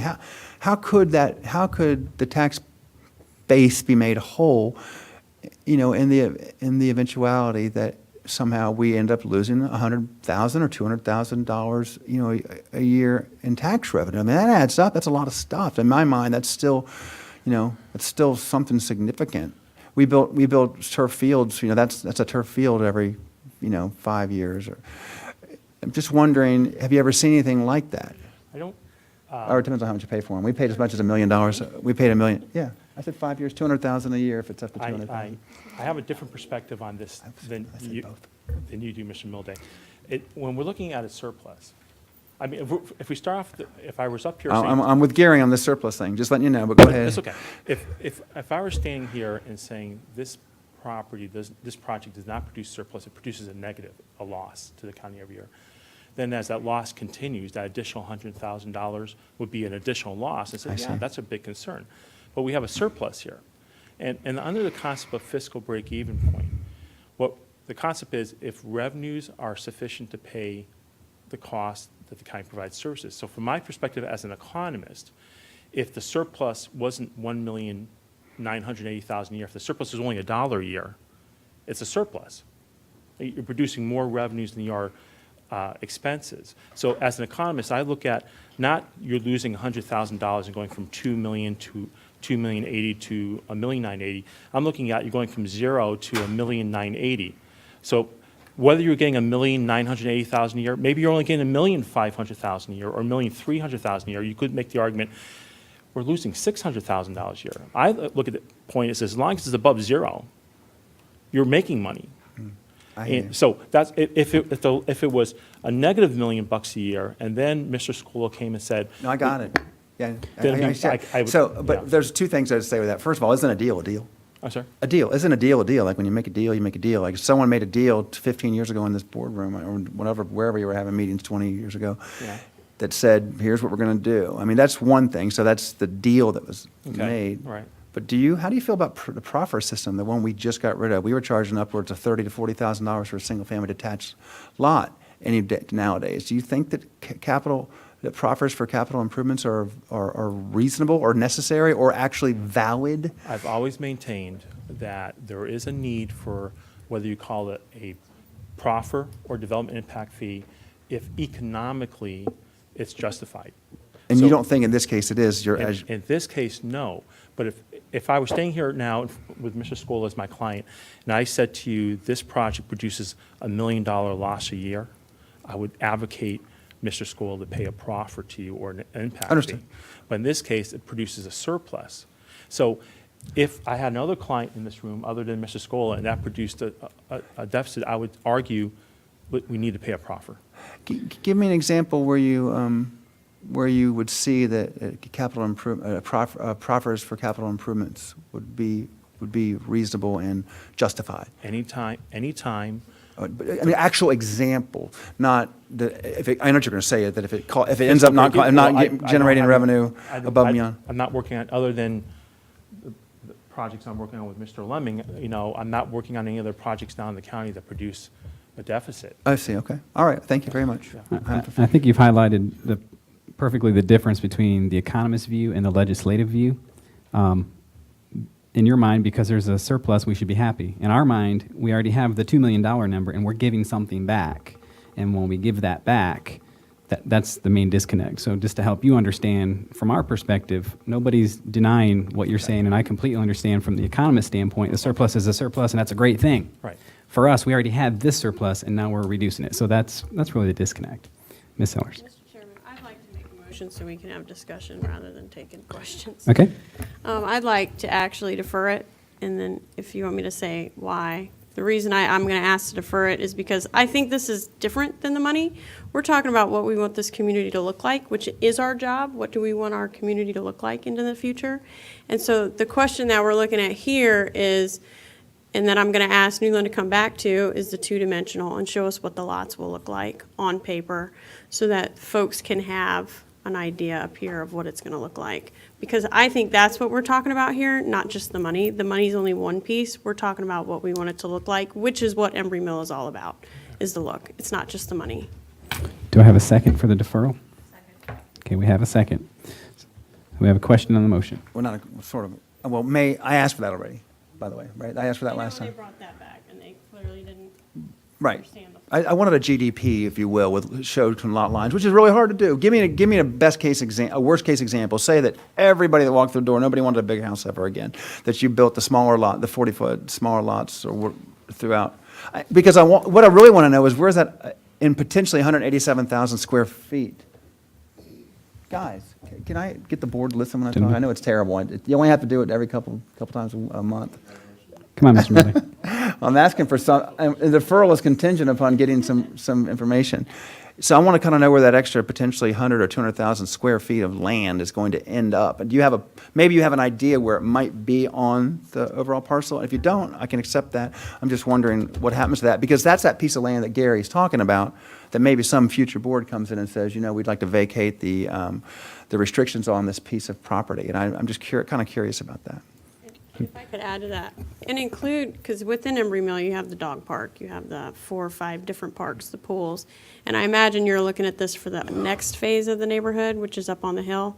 And so I'd like to make sure that we include all of that, so that folks have an idea, and I don't know if you guys are that far along in the process, although I see the roads being cut through, so I imagine it is, so that folks have an idea of when you say we're decreasing the lot size, that there's a reason for that, and to show all the amenities, because I'm familiar with Embry Mill, I live in Embry Mill, but others might not be. I'd also like to put on there what folks are paying in CDAs and how long they're paying those CDAs, because proffers and CDAs are different. And Embry Mill is paying a CDA, we don't pay proffers, we paid a CDA, and we pay transportation impact fees. So I'd like to see what that looks like, and I'm sure you took that into, but pull that out so that when we're discussing it, we can see it in front of us. Okay. And we're not having to go through the board package. Any other items board members wish them to work on for the deferral?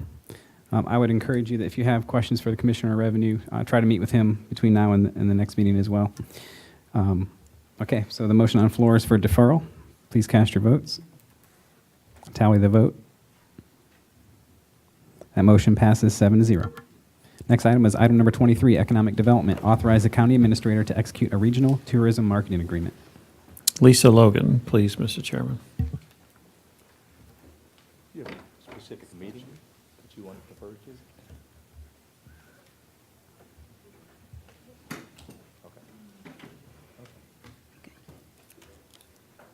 Good afternoon, Mr. Chairman and members of the board. I'm here to talk about the Greater Fredericksburg Regional Tourism Agreement that we discussed last meeting. There's been some changes made on the website, and we are moving forward to improve the visibility of Stafford.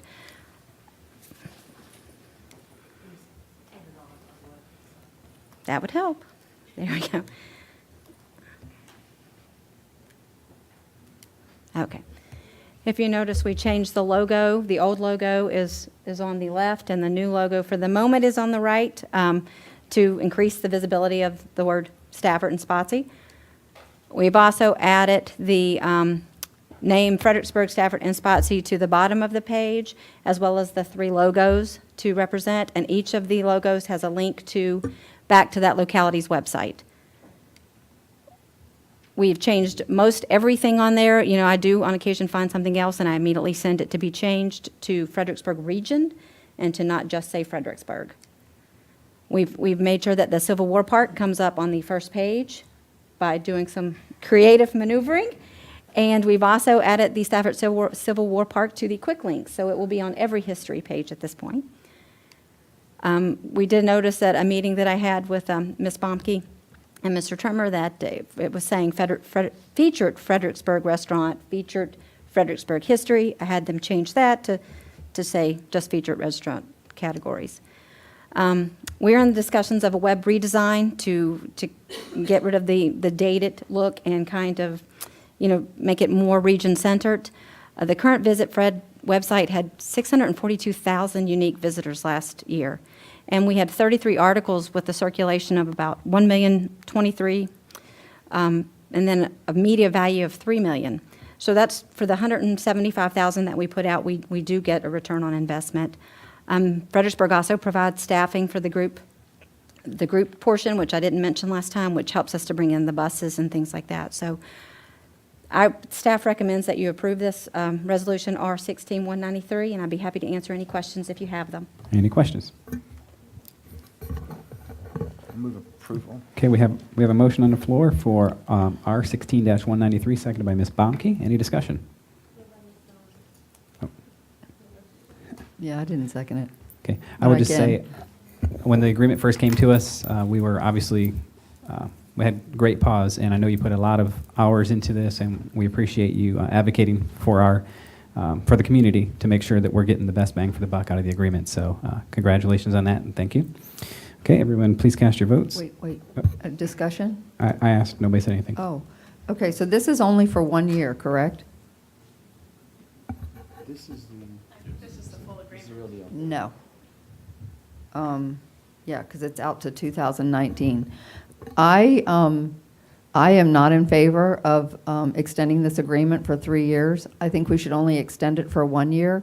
As Lisa has stated, they are listening to us right now because we did not approve the entire agreement. We are going to be coming up with another $25,000 to redesign a brand-new website. But I am not in favor of, I think if we extend this for a year, it allows them to book everything out within the next 10 months, which they need to do. But I think that we should not approve it beyond one fiscal year. Because if we do, then we're going to lose all of our weight and our leverage. Our bargaining power, yeah. Mr. Mr. Romero, do you have an opinion for us on that? Mr. Chairman, I don't know if this would give Mrs. Baumke any comfort. It is a 3-year agreement, but it is subject to annual appropriation. So there certainly is an opportunity for the board each budget cycle to review if you'd like to appropriate the funds toward the agreement. So I would just say that if I was another locality and we got to the budget year and we decided not to fund it, if I was the city, I would be asking, well, why did you agree to a 3-year plan if now you're going to stop midway? That would be my only issue with that. Is there Okay. a problem with doing one more short-term, 1-year contract? I think if we go to a 1-year contract, it will have to go back before the city council and the Spotsy Board of Supervisors. And there has been some concern expressed that they may not be willing to do that. Okay. Okay, so may I speak? Continue, yes. Okay, then could we put some, it doesn't need to be a caveat in the agreement, but I think that our board, during budget season next year, not in July, we need to have an update in like March so that we have an opportunity to pull out of the agreement because we're going to have expenses and you have a time period of which you have to pull out. And I don't want to have that drop dead date be June 30th when we're looking at the item. I'd rather look at it back in March and hopefully have an update quarterly from Lisa. Because I will say, Mr. Trimmer and I spent an hour and a half with Lisa. What she is doing is phenomenal. And she has made major changes to this website on behalf of Stafford County. Okay, so the motion is still the original motion with no caveat language, just an understanding that we would revisit it in spring. Okay, and I just want to ensure that this board realizes that if we do approve this agreement as is, and we do not fund this next year, we have to pay a $50,000 penalty. That is correct. Sure. Mr. Mildy? Yeah, I don't share quite the level of suspicion, and just so you know, I'm happy with it either way. I think the fact that they were responsive and their overall long-term kind of interest in trying to keep us happy as long as we're communicating with them. I think that we're okay with a 3-year agreement, and I certainly don't want to even start to look like Spotsylvania was. No, sorry, Doug.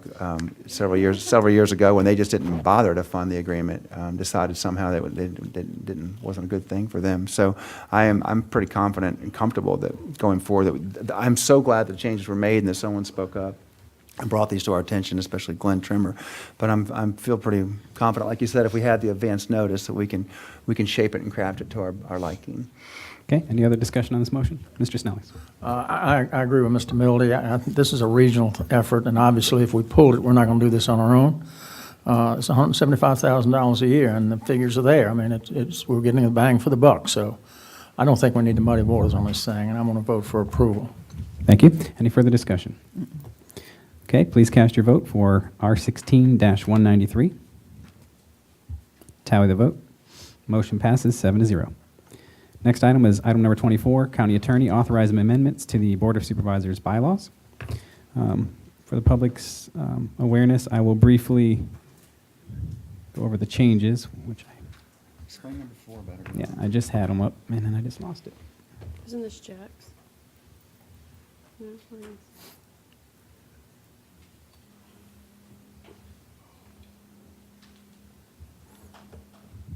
Okay. So the major changes are, one, there was an issue that Mr. Romanello brought up about the first year, the last meeting of the year to the first meeting, there technically was no chairman come January 1st, so we've established language at his recommendation to fix that. We've had a long-standing gentleman's agreement that board chairman should not serve as a chair of a board committee, so we went ahead and put that in there. It also prohibits a person from serving on the board committee chairman. This includes our BACCs for more than 2 years, consecutive 2 years. Establishes the procedure for electing committee chairman, and the committee chairman shall not have a vice chairman. Again, we just wanted to codify what we're already doing. We put in some language to help with the new business, old business discussion in consultation with the attorney's office on that. The clerk of the board is going to keep audio recordings for our standing committees. Because the committees do not consist of a majority of the whole board, meeting minutes are not required. So this is kind of a interim solution there. And then we establish a process for setting the board standing committees. And what that says is the board chairman or the committee chairman sets the agenda, but just like the main board, any member can submit an item for that agenda on Friday. If it misses the Friday deadline, as long as the committee has unanimous consent, then any item could be added the day of as well. Very similar to what we're already doing. Has to have unanimous consent? That's the way it's currently written, but, okay. Number 8 would require the county administrator and county attorney to communicate with all board members when they're responding to one, when there's a significance to the whole board. Again, something we've been doing probably for about 3 years now, but this just backs up those two gentlemen when they respond, and as a board, we're saying that more information is better. And then number 9 is a slight change to the election year caveats where we can allow the board to consider land acquisitions during the November, December meetings in an election year, only if that project is already in an approved capital improvement program. So there's been a couple times where we've had to hold off for nearly 2 months on moving forward for something that the citizens are already well aware of because it's been adopted in a CIP. So I think I hit all the high points. Mr. Shoemate, did I miss anything? You did, Mr. Chairman. I'll call on Mr. Wisniewski. Do you have anything to add? No, I don't. I'm here for any questions if you have any of these points. Yeah, there was one question on section 3.3. It was I'm pulling it up here, the definition of new business. The idea here is the reason the chairman and vice chairman decide on new business versus old business in our agenda meetings is because although sometimes board members have been discussing items informally, sometimes the public hasn't had a chance to see what could potentially be the final form of that. The idea, and we've been doing it for the most part on our agendas, is if there's something that's really brand new to the public or there's a major change that they may not be aware of, that it would come to the board, we would present it, discuss it, not vote on that meeting, and we could vote the very next meeting. So this was just an attempt for staff to help us kind of put some language down to reinforce that. I make the motion to approve. Okay, we have a motion and a second. We have discussion. Mr. Snellings? Mr. Chairman, since we have the new voting method here, Section 1-4C sets forth our procedure for voting using this. Also, it's my understanding that this is like any other remote control. You don't have to be at the diocese to push the button. So I'd like to see something in here that any member voting would have to be at the diocese.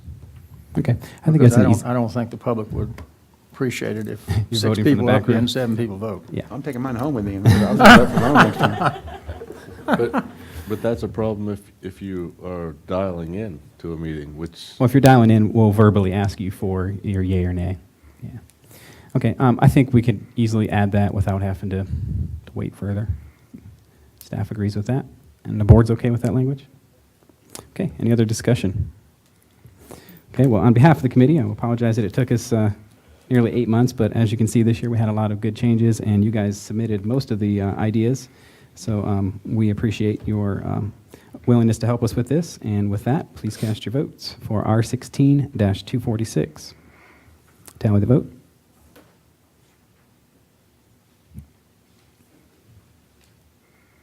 That motion passes 7-0. Next, we have item number 25, Fire and Rescue. Authorize the county administrator to accept the FY 2015 Staffing for Adequate Fire and Emergency Response, also known as the SAFER Grant. Mr. Chairman and members of the board, Chief Sutherland will make a brief presentation. This matter was considered by the board's Public Safety Committee earlier today. Revised Resolution 16-251 is in the board's add-on folder, which reflects the recommendation of the committee. It is identical to the one that was in the board package with the exception of the second to the last resolved, which is highlighted, which speaks to, or be it further resolved that any budget savings in the FY 17 and 18 fire and rescue budget be reserved to offset increased costs in FY 19 and 20 due to the expiration of the grant. Mr. Sutherland. Mr. Chairman, members of the board, good afternoon. I'm here to talk to you about the SAFER Grant. Staffing for Adequate Fire and Emergency Response was created to provide funding directly to fire departments and volunteer firefighters, interest organizations to keep them, or to help them increase or maintain the number of trained frontline firefighters available in their communities. With the approval of the board, Stafford County Fire and Rescue made application, which was done here locally rather than by a grant reviewer it was done by Shanna Seifert. And it was reviewed by a subject matter expert and was awarded based on the criteria set forth by FEMA. The board adopted a staffing plan on June 5th, 2015, which calls for 50 additional positions. The board also approved 18 new positions for FY 17, which are currently in the academy. Now, some grant facts regarding the SAFER Grant. The department was awarded the request for the full grant in the amount of $2,285,424 with zero cost match. The performance-based period is 2 years. The application is for 16 FTEs to ensure minimum 4-person staffing on career staffed engines to comply with national, NFPA and OSHA safety regulations. The engines are currently at Mountain View, Aquia, Berea, and Shelton Shop. The associated costs for training, uniforms, fire gear, etc., will be absorbed into the department's current budget. The timeline of the grant. During the past year, the grant application was discussed by the Public Safety Committee for a period of 3 months. March 15th, 2016, the board voted 6-1 to apply for the grant. July 29th, 2016, the grant was awarded to the county. And on August 3rd, 2016, the Volunteer Fire and Rescue Association was briefed on the grant status with all volunteer agencies represented. A voice to, sorry, you have something happening on the screen in front of you. A voice to support acceptance of the grant. A letter from the association president, Patrick Cantwell, which is off to my left here, as a voice in support of the grant. No one was opposed. It was in attendance that night. And the Rock Hill Volunteer Rescue and Aquia Harbor Volunteer Rescue Squads did abstain from the vote because they felt it was a fire grant and didn't really relate back to EMS. The grant acceptance or rejection is due to FEMA no later than August 27th, 2016. Staff recommends acceptance of the grant with a performance period to begin January 2nd, 2017. The performance period would end January 2019, with the county picking up the tab halfway through FY19. The estimated to be approximately 600,000 for the rest of FY19 and 1.2, which I think we discovered was another 600 for FY20. You have any questions? Any questions? Mr. Chairman, I make a motion to approve. Second? Okay, we have a motion for R16-251, seconded by Ms. Bomke. I'll just add that we did discuss this in public safety, and with the caveat that Mr. Romanello went over, the Public Safety Committee does recommend approval or Mr. Chair- acceptance. Can you please spell that out? Just for the record, sir, that the motion would be R16-251 as amended, which is in the board's Right, add-on okay. folder. Okay, any further discussion? Great, please cast your votes. Tally the vote.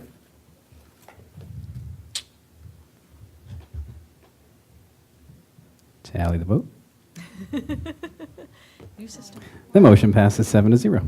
Thank very you. much. Have a good afternoon. I supported this because it's cheap compared to the ones I didn't support. Okay, we have new business. Item number 26, Parks, Recreation, and Community Facilities. Authorize a request for proposal for new commercially leased space for a gymnastics facility.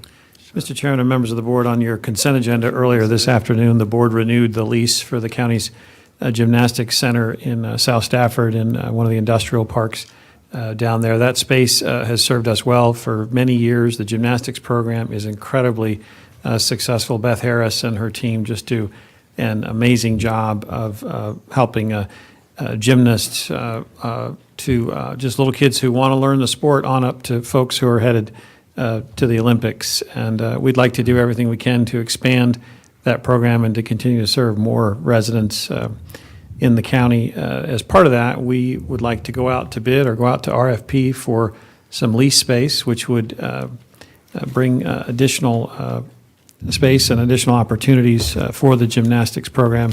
This action would simply authorize the RFP to go on the street. Once the results are in, we would bring those back to the board for your consideration and a decision, and we would anticipate that this would be co-located with some other commercial uses that would be complementary to a gymnastics and a recreation facility. We recommend approval of R16-235. So moved. Okay, we have a motion for R16-235, seconded by Ms. Sellers. Do we have any discussion?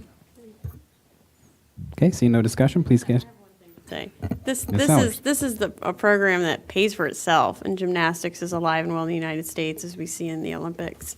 And it would give an opportunity for little boys in Stafford to participate in Stafford, rather than soon having to go to Spotsylvania County, where they used to could go to Fredericksburg, but that facility is now moving. So I think it's a great opportunity.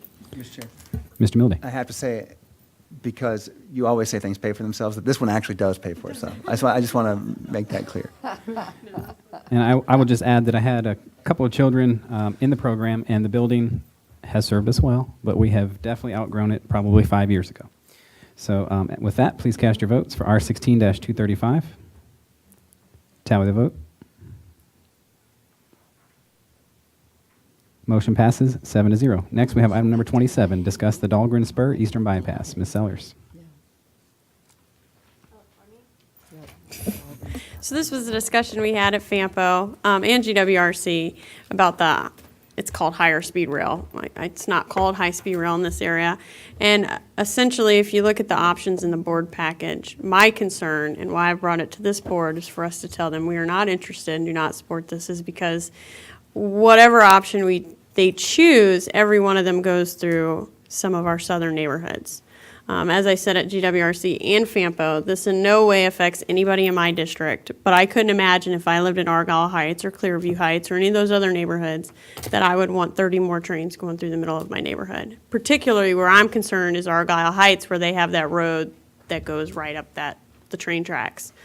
So I would ask us to consider adopting a resolution similar to what Caroline County adopted and FAMPO has adopted, saying we do not support this. Mr. Milday. This was one of it's been happening more and more actually lately, where we split, the Stafford County contingent split on their vote at FAMPO. It was a one-vote margin that this passed at FAMPO to oppose one of the options that was given to us to consider. The reason why us on the losing side, which was the city of Fredericksburg and me, were opposed to the motion to, it's because we didn't have enough information. We had a whole list of questions about what it meant to oppose one option, which in your mind thinks you're kind of driving them back to the other options, which we had a lot of questions, and we didn't want to say no to one option and not knowing the unintended consequences. That one of the suggestions was that maybe you drive more traffic through the middle of the city, or to a slightly off the normal path, but close to the normal path through the city, instead of this roundabout way where the tracks are already there, the ones that run along Route 3, right next to through Ferry Farm, the intersection at the 7-Eleven there. So it's just premature. We really don't think this is going to happen in our lifetimes either, by the way. But it's true that the government's up to something, the federal government's up to something, trying to go through check their boxes. And I'm not in favor of it in particularly in any one way or the other. I just don't think it's smart we had a whole room full of people that were angry, that didn't want it going through their backyards. But nobody was given an option, what if it goes to my backyard, because I'm going to vote against it going to your backyard. So anyway, I don't think we should be taking a position on this yet without a lot more information. Okay, Ms. Bonke? Well, I've attended a lot of meetings. I attended the meeting out in Spotsylvania, which was the first meeting where there were 250 people in the room, and there was not one answer from DRPT at that meeting. And a lot of those people then came to the FAMPO meeting looking for FAMPO support. So, and since then, I've attended a meeting that Congressman Rob Whitman held with Caroline people about 2 weeks ago.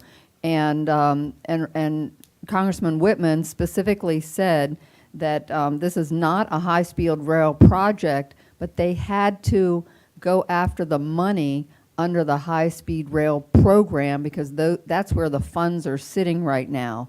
And so that's why it got the name high-speed rail. Really, this is all about freight traffic, and the state of Virginia is probably going to be issuing about $250 million in bonds for the Norfolk port, and it's about economic development and bringing more freight into the state of Virginia, which we know is great for economic development. Some of the big concerns that I have are for all these people that are having this potential train cut through their yard, is once they do the environmental study, which will be complete by December of this year, apparently there's no money. Hap Connors from CTB said there's no money for this. Everybody's indicated there's no money. But once you lay out this environmental assessment and it is documented, then you have that document sitting out there for all the years that somebody may be interested in selling their house. It's already affecting people in Caroline County. I don't know haven't talked to any realtors out in Argyle Heights or in my area, but apparently it's already affecting real estate values in Caroline County. So I'm very much opposed to this.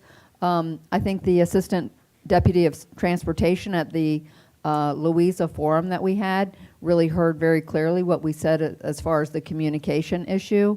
But apparently there's no money for this project, but they're going to move forward with the assessment anyway. And that's why I had to vote against it at FAMPO. And I would strongly recommend that our board take a position within the next month. Mr. Snellies? Thank you, Mr. Chairman. I think the first thing that has to happen is we've got to identify what high-speed rail means to the community. Now I'm hearing it's a freight train. I mean, that's not high-speed rail. I've talked to some people, and they tell me, why would you be opposed to it? They're thinking it's the Japanese bullet train that's going to do 280 miles an hour from Miami to New York. Well, that's not going to happen. Ms. Bonke is exactly right. This is the exact same thing that happened at Lake Mooney. When the county made those plans 30 years ago, the real estate market died. The county had to go in and buy up their property. Had to buy people's land because they couldn't sell their houses, nothing. So in my opinion, we don't need to wait. We need to oppose it and oppose it now. Please. Mr. Milday said opposing one option. Stafford needs to oppose all these options. All these options go right through Argyle Heights. Only one option goes through Caroline and Spotsy. All these options go through those neighborhoods. So I'm saying we need to just say this is a bad idea, send them to Fredericksburg. That's my opinion. Well, which is Go ahead, why Mr. the Miller. Fredericksburg Council was not so hot to vote like that. And you should know that all the Arkandale improvements that we're seeing on the tracks in Arkandale, all the way up into Quantico's town, are $170 million. That is high-speed rail money that we use under the same program. So before we go saying no to everything that's not, which we all are admitting we're never going to happen, can we give it some time? Let me get some more answers. FAMPO was very clear and concise. They weren't a mob. They were FAMPO asking questions of the DRPT. We expect some answers at the next meeting. I just don't think we should jump on boards, no pun intended, and get say no to things we don't quite understand yet, because maybe it is just a matter of getting, qualifying so you can qualify for state funding or federal funding. I don't know, but I know I don't have enough information to decide to make a decision. Okay, I will go last. I just want to paint a little color because I was at a VRE meeting, and one of the SPOTSI supervisors afterwards said, I was looking at a map and there's all these existing railroads. This makes complete sense. So for the people who don't make it out there, I just want to make sure that everybody knows. And I'm not necessarily, and not in my backyard. It does go through my front yard, by the way. Not my front yard. Not my front yard. And I actually don't have necessarily a problem with it out there in the middle of nowhere. It kind of makes sense there. But, what Ms. Sellers is describing is currently we get one train a day. Sometimes we don't even get one train a day. It's a trash train. It goes over to King George landfill. And it's limited to 8 miles an hour because the train track is in such bad condition. And I get countless complaints about why they have to, be so loud coming through there at 3 o'clock in the morning. They lay on the horn like there's 10 people on the railroad tracks. And that's with one train a day, usually that comes at night. Going right past Ferry Farm, the boyhood home, we have spent almost a decade now trying to protect that property, because when the vision that we've invested in as taxpayers is finally here for Ferry Farm, you don't want to see, 18 freight trains flying by at 50 miles an hour every day, literally within 2,000 feet of the property. Mr. Milday talked about the 7-Eleven. We're trying to redo that intersection now, and the biggest problem is the railroad. We're going to spend $2 million, and we're going to get some relief, but when there's a train that comes through there, the traffic has nowhere to go. People can't turn on a ferry road, and they can't get out of ferry road. So for me, it's an easy decision. Yes, I would like to hear more about what the alternative is, and obviously that's going through the city. But some of the maps I saw, there's a lot of right-of-way that is already there, and I think we're going to get some of those answers. But I need the board to absolutely support registering our comment with a letter that we're not in favor of this. Right now, the way the county's input, it's all lumped into citizen comments. It's like a little portion of the study. I think the board needs to take an official opinion on this. I think it's just bad news for the southern part of the county. And I don't have time to go into the details now, but Mr. Romanello and I were invited to a meeting. Fredericksburg's impact is going to be very minuscule compared to the town of Ashland. If they go through the town of Ashland, they're literally taking their whole business district and they just have to completely demolish it or somehow build up and over the city. They are in a very bad situation. Or go underground. Or go underground, which is billions of dollars. So they have asked for our board to consider a joint letter, maybe just from chairman. I told them at the time I didn't have a position from our board, so I couldn't commit to anything, but if we bring this back at the next meeting with some proposed language, I'll also probably bring that letter as well and see if you guys are interested in signing on to that. Okay. And I would, Go ahead. I would also recommend that somebody reach out, maybe Mr. Barnes, to Congressman Whitman, because he has a tremendous amount of information about this project. Okay. Mr. Chair. Mr. Milley. It sounds like it's going to go away that I won't support, but unless, one thing you might consider is that you just kind of put in what you don't like about it and say, we can't support it if it has, for instance, uses the current track near your home, or not your home, but Ferry Farm and Ferry Drive, and George Washington boyhood home. I agree. Like it's that. important to have the reasons why, because the letter of opposition has no teeth almost whatsoever. self-explanatory right there. Yeah. It just wouldn't fit, and we don't know what their design standards are. I mean, I travel a lot. Believe me, high-speed rails all over the place, next to some pretty cool stuff, a lot older than anything we have in Europe. I mean, it just so in our mind we're thinking clunky old freight trains. I don't know what they're thinking at that level, but just kind of saying what we couldn't support instead of just doing, what we did at FAMPO was not say no to everything. We just said no to the eastern bypass. Right. So, Okay, I agree. And according to the deputy secretary, we're talking the trains that you're seeing now, nothing Japanese in style. And he actually said, I don't know why they picked high speed. It's literally going to save maybe 12 minutes to a passenger train from DC to Washington. And it is really for capacity. And as a VRE advocate, I mean, I understand that, every time we put a train up there, we're taking 3,000, I mean, it might even be up to 3,500 cars off the road. So I get it from a capacity standpoint, but it really is rail capacity. It has nothing to do with high speed. And they're trying to get a ton more freight out of the Port of Virginia, which, we're one of only 2 ports on the East Coast, New York being the other one, that can accept this newest ship. They had the first one come in a couple of weeks ago. It's so massive. I think they said you could line up 46 freight trains and stack them 12 high or something like that. That's how much fits on one of these new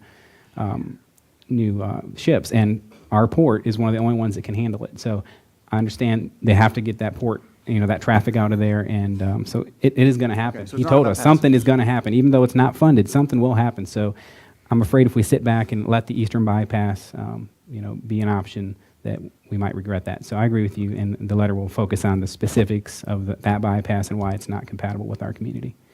Okay, everybody in agreement with that? Okay, thank you very much. Next, we have item number 28, discuss reducing the concealed handgun permit fee, Mr. Milday. well, this is simple. We all got, did anyone not get that letter? Yes. Oh, well, no, I got it. Yeah, and so, and we saw some other boards around the state doing this. The first big question is, how much would it cost us if we were to lower that fee a penny, and how much we're getting off of it? But I certainly wanted to entertain the idea of making it easier, more affordable for people to have their concealed weapons permit if they could qualify. I have a comment. Ms. Sellers? This is also one we can't really vote on today, but I'd be interested to, because the sheriff and public safety mentioned that they do have one person who does it. So I would like more information on what that $35 is paying for.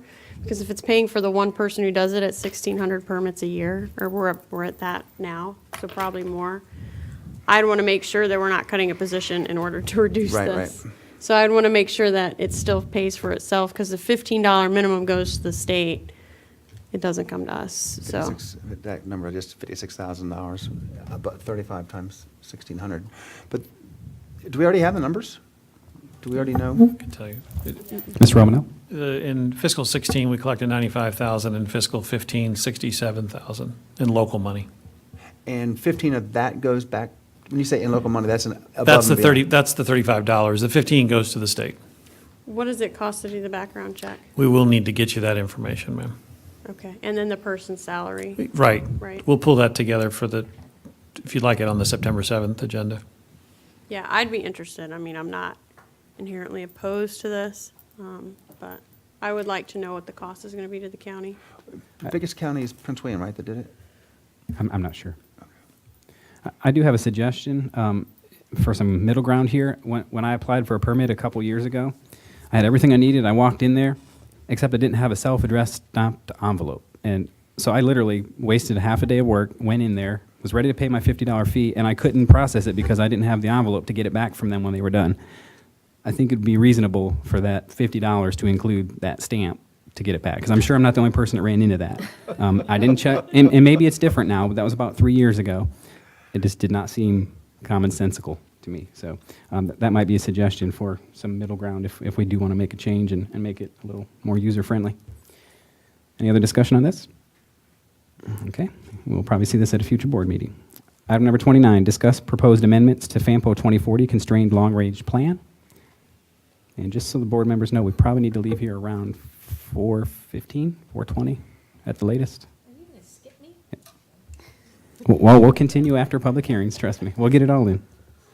Just real quick, Mr. Chairman, I was concerned that the FAMPO is putting together an amendment that will include a non-FAMPO member, which is King George. I mean, will that pull money from our projects? How does that work?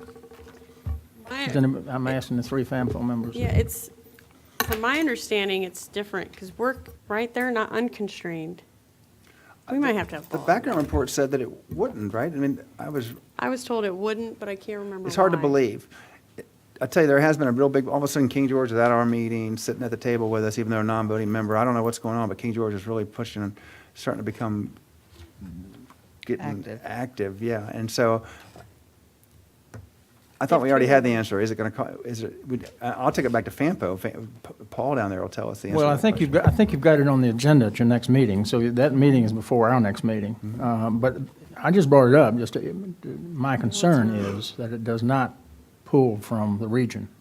Right. And the other point that you just made is a good point. I don't really understand why King George is all of a sudden taking a very active role in FAMPO. They're non-voting, they're not even a member. But apparently they're thinking they're a member, I don't know. Well, there are members that are non-voting is what it's called. I Right. don't know that either, but I can't remember King George ever sitting at a FAMPO meeting when I was on FAMPO. well, let me tell you. They were they're there every time GWRC, but not as FAMPO. Caroline's been staying too. Caroline They County's- obviously don't have any voting privileges. But we're talking, they're driving discussions. We're talking about, we're talking about the Nice Bridge every meeting now. Well, the Nice Bridge is in Merrill. Oh, I realize that. They want us to pay for Oh, that. we're talking about all kinds of stuff in King George County. I wouldn't know it if I drove right across it. Maybe I need to start attending a FAMPO meeting. Well, Watch be what nice. you wish for, Gary. Thank you, Mr. Chairman. So Do you what? want us? Is there a motion to appoint Mr. Snelling to FAMPO? No, I've served my term. I served my term on FAMPO. Thank you, Mr. Chairman. That's the only concern I had. is Well, let's does bring it not- back to next, let's find out and talk It about it. does not pull back. Info meetings, not before our next board meeting. It's We not? don't meet this month. Okay, no. good, okay. We meet next month. If you could bring it back, I'd appreciate it. Okay, the next item, Ms. Mauer has asked, because we only have 4 minutes remaining, we probably should defer this till this evening, so we will discuss item number You 30. can't say it all in 4 minutes? You sure? We will insert that, we'll figure that out. We'll let you know, but we will discuss that tonight, and we will also have to do closed meeting after the public hearings as well. Okay, so meeting is now in recess until 7 p.m. session.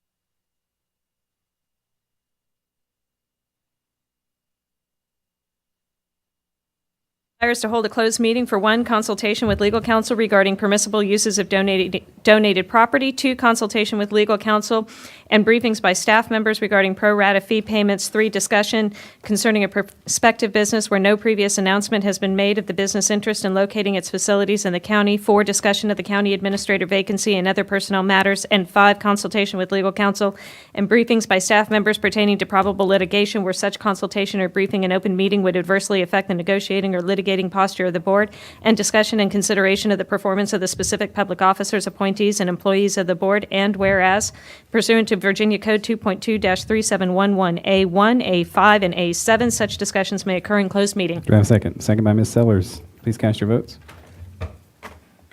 Tally the votes. Oh, come on. Motion passes 7-0. The board will now be in closed session.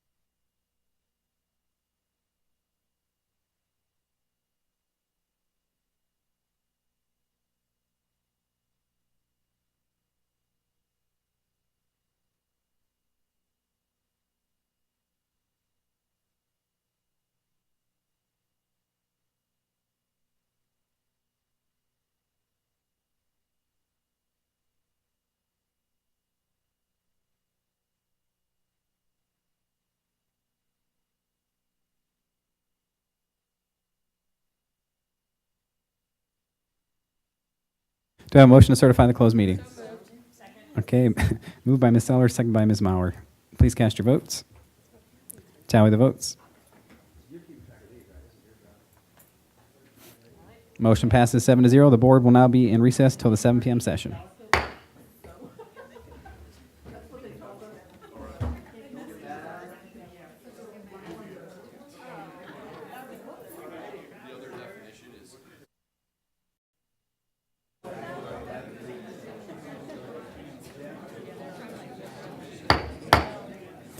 At this time, I'd like to call the 7 p.m. session of the August 16th, 2016 meeting of the Stafford County Board of Supervisors to order.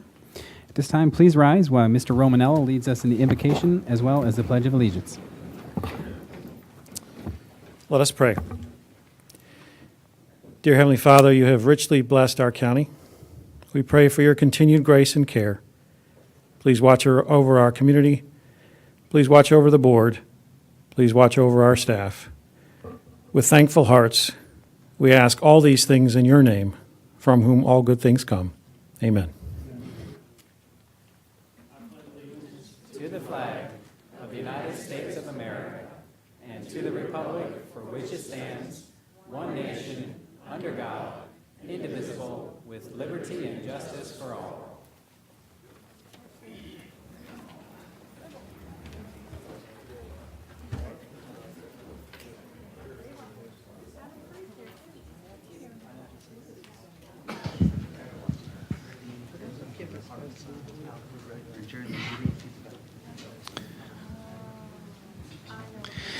This is a special proclamation we always look forward to. We have an opportunity to honor International Assistance Dog Week. Could our canine guests and their handlers please come forward? As pets, dogs bring much joy to our life. Assistance dogs, much more so. They empower the individuals they work with, and they enhance their lives and jobs. Tonight we have Jim Purton and his wife Michelle with their canine companions for Independence Puppy and Training, Prissy. 5 months. 5 months. We also have Mary Owens, is she here? Mary wasn't able to make it. Well, she has retired dog leader for the Blind Piper, who is about to start a second career as a therapy dog. And next we welcome 2 of our own, looks like 1.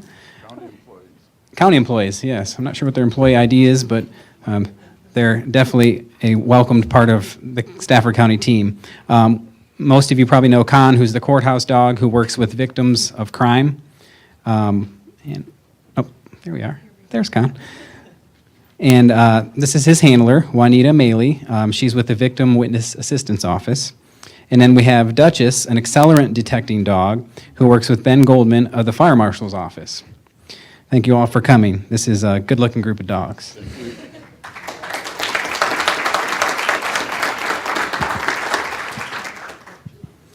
We'll read a proclamation recognizing dogs honored during International Assistance Dog Week. Whereas assistance dogs transform the lives of their human partners with physical and/or mental disabilities, serving as devoted companions, helpers, aides, and best friends. And whereas guide dogs assist people with vision loss, leading these individuals around physical obstacles and helping with seating, crossing streets, entering or exiting doorways, elevators, and stairways. And whereas service dogs assist disabled people with walking, balance, dressing, mobility, retrieving and carrying items, opening doors and drawers, pushing buttons, pulling wheelchairs, and aiding with household chores such as laundry. And hearing alert dogs alert people with vision loss to the presence of specific sounds such as doorbells, telephones, crying babies, sirens, visitors, buzzing timers or sensors, knocks at the door, and smoke, fire, and clock alarms. Whereas seizure alert, seizure response dogs alert or respond to medical conditions such as heart attacks, strokes, diabetes, epilepsy, panic attacks, anxiety attacks, post-traumatic stress, and seizures. And medical alert medical response dogs alert or respond to oncoming medical conditions such as heart attacks, strokes, diabetes, epilepsy, panic attacks, anxiety attacks, and post-traumatic stress disorder. Whereas International Assistance Dog Week was celebrated August 7 through 13, 2016, and provided an opportunity to raise awareness of the selfless way in which these assistance dogs aid individuals by mitigating their disability-related limitations. And whereas Stafford County joined forces with assistance dog partners, organizations, and concerned citizens throughout the county and America to raise awareness of assistance dogs, and we observed International Assistance Dog Week. Now, therefore, be it proclaimed by the Stafford County Board of Supervisors on this 16th day of August 2016 that it be and hereby does recognize Stafford's service and assistance dogs who were honored during International Assistance Dog Week.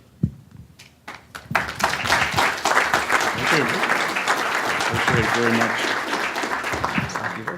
You want to say a word? Go ahead. I hope many of you guys recognize Con. If you're county employees, you do, because we get to go from our building to the courthouse fairly frequently. Con's been with us for almost 5 years now. I know that seems kind of incredible, but to be able to say that we were the first in the state of Virginia that actually initiated a courthouse dog is pretty phenomenal. And the fact that there are so many victims that have been able to come to court knowing that there was a comfort dog there for them during the time where they might have to tell about something that had happened to them or something that they had seen. He is such an addition to our office. So I ask that you guys continue to keep us in your thoughts. And hopefully we don't have to see that many victims, but if we do, just know that he's there for them. And if you have any questions about our program, give us a call. Thank you.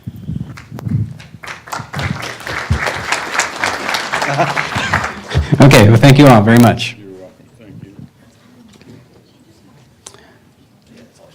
Next, I'd like to invite Supervisor Baumke. And will Mr. Richard Chichester please approach? There he is.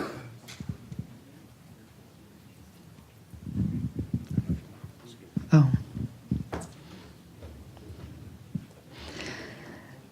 So some of you may know Richard Chichester, as well as his two brothers, former Commonwealth Attorney Dan Chichester and Senator Don Chichester.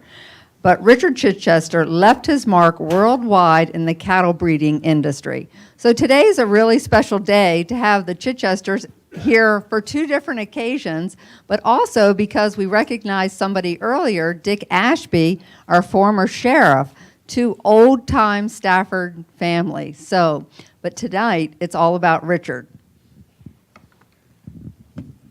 And I first just want to say that I'm honored to present this proclamation to you. Whereas Mr. Richard H. L. Chichester III is a native son of Stafford County, a member of both the Chichester family who came to Stafford in 1890 and the Moncure family who came to Stafford in the 1700s. And whereas Mr. Chichester is a proud graduate of the Virginia Polytech Institute, now known as Virginia Tech, with a Bachelor of Science degree in Dairy Science, and served the United States as a member of the Army, serving in the Reserves Field Artillery for 8 years and attaining the rank of captain. And whereas Mr. Chichester worked for Select Sires for 30 years, acting as the general manager for 27 years and increased sales exponentially for the company both nationally and internationally. And whereas Richard Chichester was a well-known speaker about the dairy industry and is recognized worldwide as a goodwill ambassador for the United States dairy and beef genetics industry. Mr. Chichester was an invited guest on the 1998 Governor George Vanovich trade mission to South America, who was the governor of Ohio, to South America and addressed the British Cattle Breeders Society in Cambridge, England. And whereas Mr. Chichester was a member of the National Association of Animal Breeders, serving as member and chairman of the Managers Committee, a member of the Sire Evaluation Committee, delegate to the National Convention, and president of the Board of Directors. And whereas awards won by Mr. Chichester include the World Dairy Expo Industry Person of the Year, the Distinguished Service Award from the National Association of Animal Breeders, and the National Dairy Shrine Guest of Honor. Whereas Mr. Chichester is the current chairman of the Stafford Historical Commission and is a member of the Board of Directors of the Stafford Historical Society. He is also a member of the Stafford Ruritan Club and serves on the Board of Directors for the Fredericksburg Fair.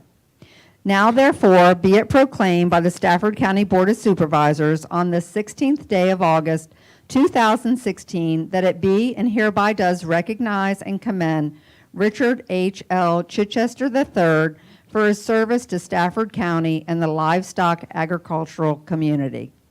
Congratulations, Richard.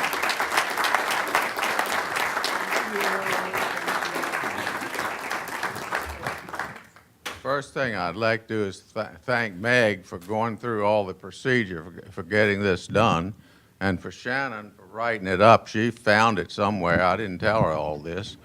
But I think it's great that somebody that went to Falmouth High School can stand up and do all this, and I want to thank the Board of Supervisors, every one of you, for agreeing to this. And Gary Snelling's told me that I can't talk very long, and he's going to be here for 5 hours, so I won't waste your time, Gary, anymore.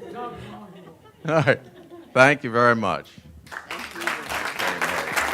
Thank you.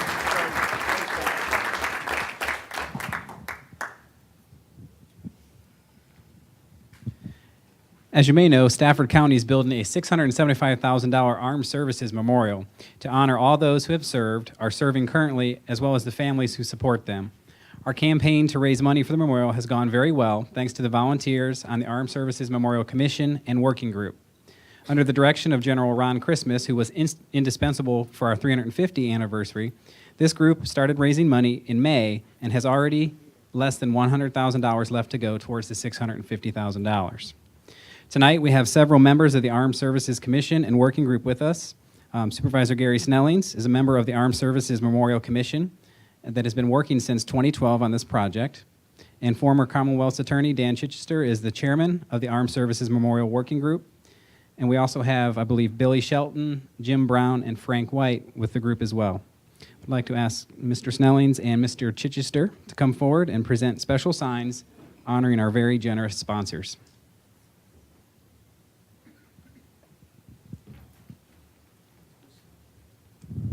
Before we get into this, I'd like to say that, as you've been told, I have two brothers, Richard and John. John and I agree that Richard is the smartest one of the three of us, and the reason we say that is he never involved himself in politics. Have I insulted anybody yet? Or? All right. Billy, come on up. Who else is here from is Frank here? Or Frank, come forward, please.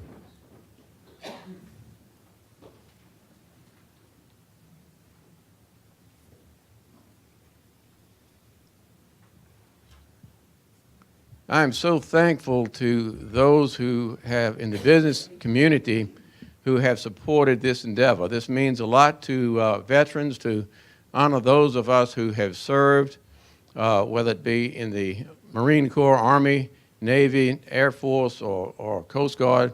It makes no difference, or what time you served, or what war you served in. This honors all those who have served. And so I'm grateful to the business community. And what we have done is to have signs made for those who are sponsors, and we will present them tonight and with our thanks. These signs ought to be put where the customers of these businesses can know that these folks support what we're doing here. So let me start in with the first one, and that is the silver companies. And Jervis Harrison is here, I believe, to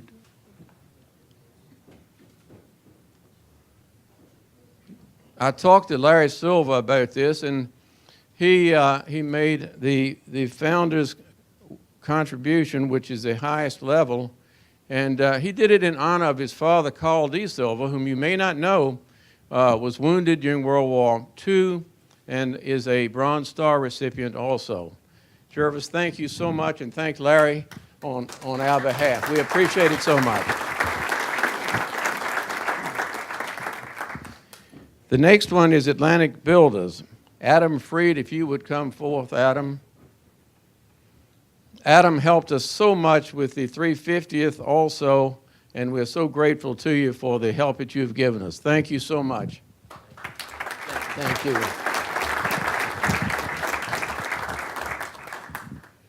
The Falmouth Cemetery is a benefactor, and Billy Shelton is here. He's a part of the working group, and the Falmouth Cemetery, the gift was given in honor of those who are buried there that served in World War II, and there are a large number of them also. Billy, thank you, and all the members of your group that did this. Thank you so much. The next is the Navy Federal Credit Union. They are a Patriot level sponsor. Tom Gillespie.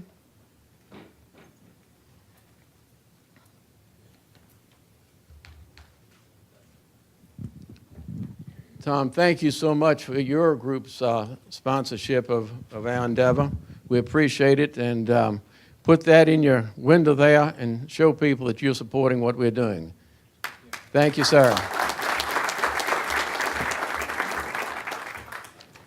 The next one we have is American Legion Post 290, and Lana Burnett is here. Lana is the new commander. She's an Air Force veteran.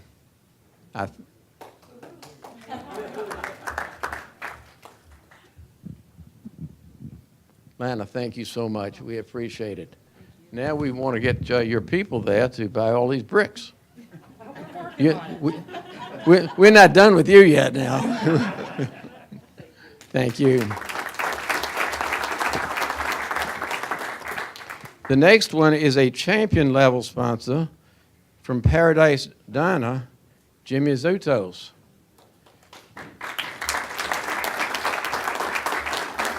Now, for those of you who have gone to Paradise Diner, you know when you walk in there that this is a man that supports veterans.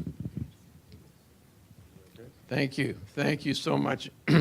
Jimmy not only serves great meals up there, but when you walk in, you see the American flag, you see emblems of each of the armed services. And Jimmy, we thank you so much for everything that you do for veterans.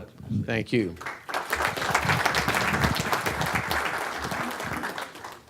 The next one is a champion level sponsor, the NSWC Federal Credit Union, Lisa Westcott and Bruce Six.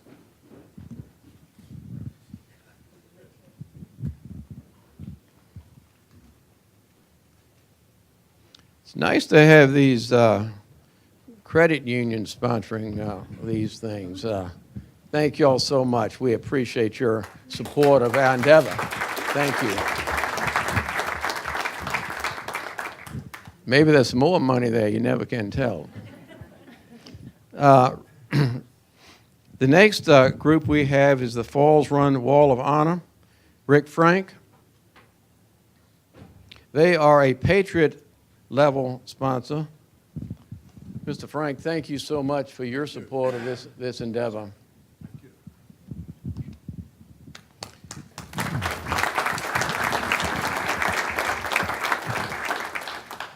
It is nice to come home from some sort of conflict and get that sort of support. And it's nice to have it later on as well. The next one is Herschel Fleischer, Charlie Payne, representing them. They are a Patriot level sponsor.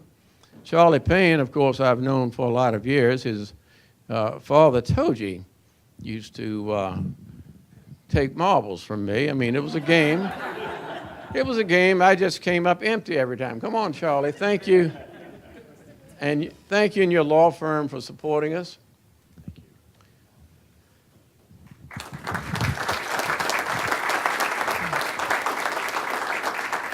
There are some similarities between being a lawyer and being in combat.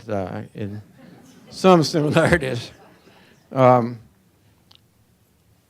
next group, Dick Najat and his daughters, Najat, they are Patriot level sponsors. Dick, bring your daughters up here and thank you all so much for your support.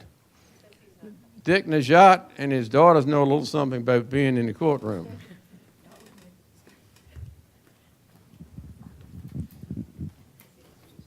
Thank you so much.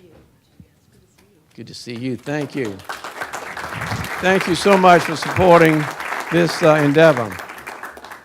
I've been in the courtroom with Dick Najat a lot, and I don't want any more of it. Let me put it that way.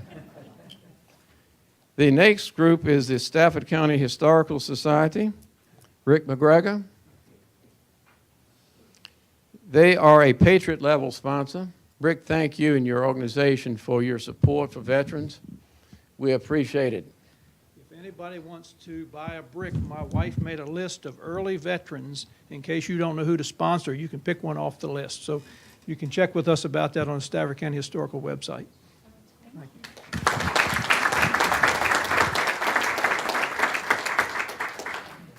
When you go down that list of veterans that she has put together, you will be amazed at what they've done for this country. It is utterly amazing, all from the Revolutionary War right on through. Now, let's see. The Heartland Sign Works is a Patriot level sponsor. Rick Craven.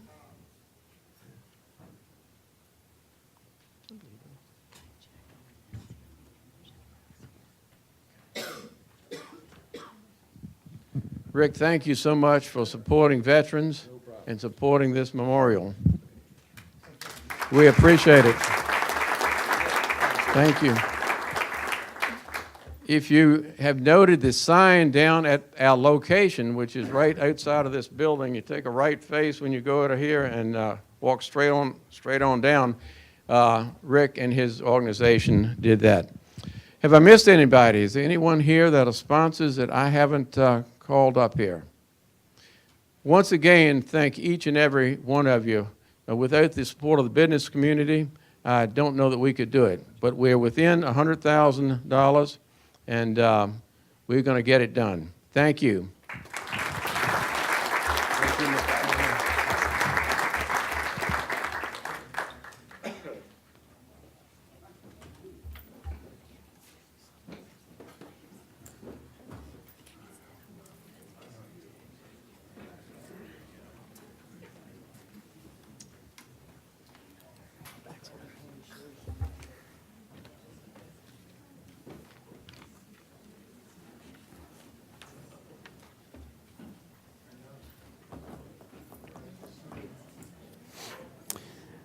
Next, we will have presentations by the public. Anyone wishing to address the board will have an opportunity to do so.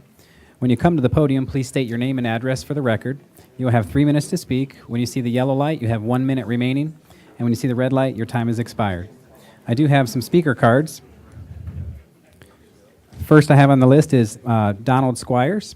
Please come forward. State your name and address for the record, please. Donald Squires. I live at 104 Kelsey Road, Stafford. I want to express my gratitude to the veterans in the audience who helped make this particular community and this country a nice place to live. Ladies and gentlemen. Because I love living in Stafford. I've lived in foreign countries. I've lived all over the United States. I love living in Stafford. One thing I don't love about living in Stafford, and I'm glad there's a builder here tonight if he's still here, are these hundreds of signs that go up every Friday all over the community that I live in and that I love. And apparently they don't love as much because they really don't care about what their signs do to the natural beauty of this community. It's a disgrace. And I want to thank Ms. Sellers and Mr. Mildy for being behind drafting of some legislation to take care of that. And I came here before and talked about this, and I'm wondering, I don't know how proper this is or improper this might not be. I'd like each of the supervisors to register an opinion on, do you think it's great that the builders put these hundreds of signs up every weekend? Or do you not like all the signs going up in the community? I don't.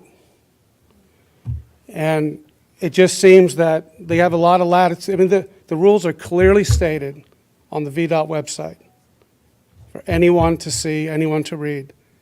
They're written in English, they're easily understood, and they just do whatever they want. And there are no repercussions, none.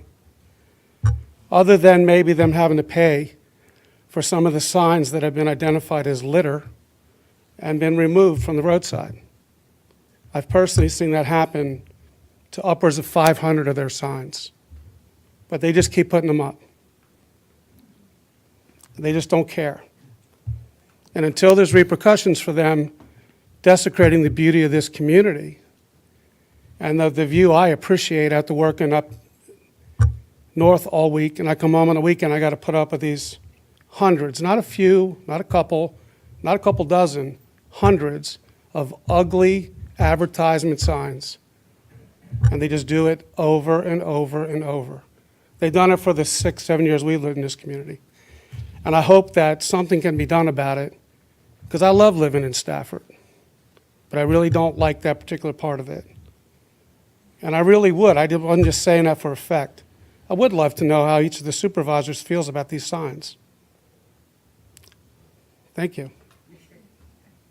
Anybody else care to register an up or down? I'm not surprised. The board's been very clear at its meetings, and we are working on rectifying a solution. I hope so. I hope it happens in my lifetime. Yep. Thank you for your time. Next, we have Ms. Ruth Carloni.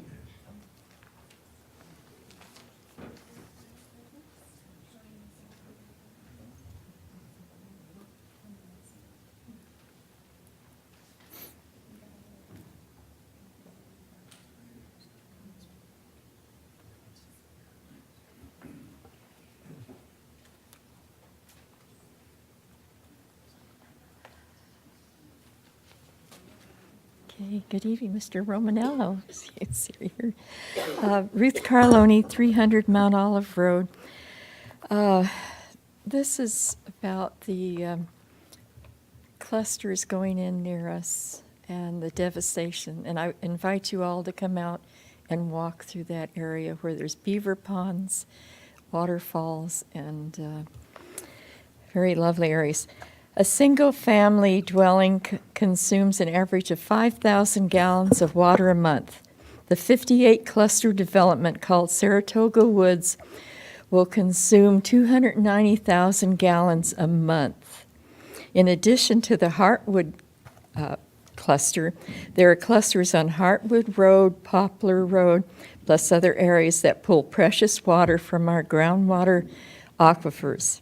Currently, local demand for groundwater to support desired growth can no longer be sustained by an aquifer, according to the DEQ status of Virginia's Water Resources Report to the General Assembly. Along Mount Olive, we have an example of issues regarding lack of water quality and availability. As evidenced by recent well drillings for new homes in Mount Olive, has resulted in insufficient recharge flow rate to sustain a home and drinking water that contains contaminants, including sodium. We need immediately a change to the from non-USA to USA, a county contingency plan to provide water till water lines are brought in, and a county legal document that requires developers/sellers to state they will buy back homes if insufficient water is there to support single-family dwellings. According to the county, a developer is not required to do a test well on each lot to assure adequate water. Also, developer of Saratoga concluded that the site had adequate groundwater available to serve the proposed subdivision without negatively impacting any off-site wells. Show us the data, show us the environment impact statement. We haven't seen a blessed thing. Most importantly, the county we would like the county to work out a stipulation that requires a well be in place prior to sale or a sample dwelling that proves rate of recharge and quality. The last groundwater management plan was written in 2004. There's an immediate need for updated study to include well monitoring. All right, thank you. Thank you very much. Next, we have Ms. Ann Pinkham.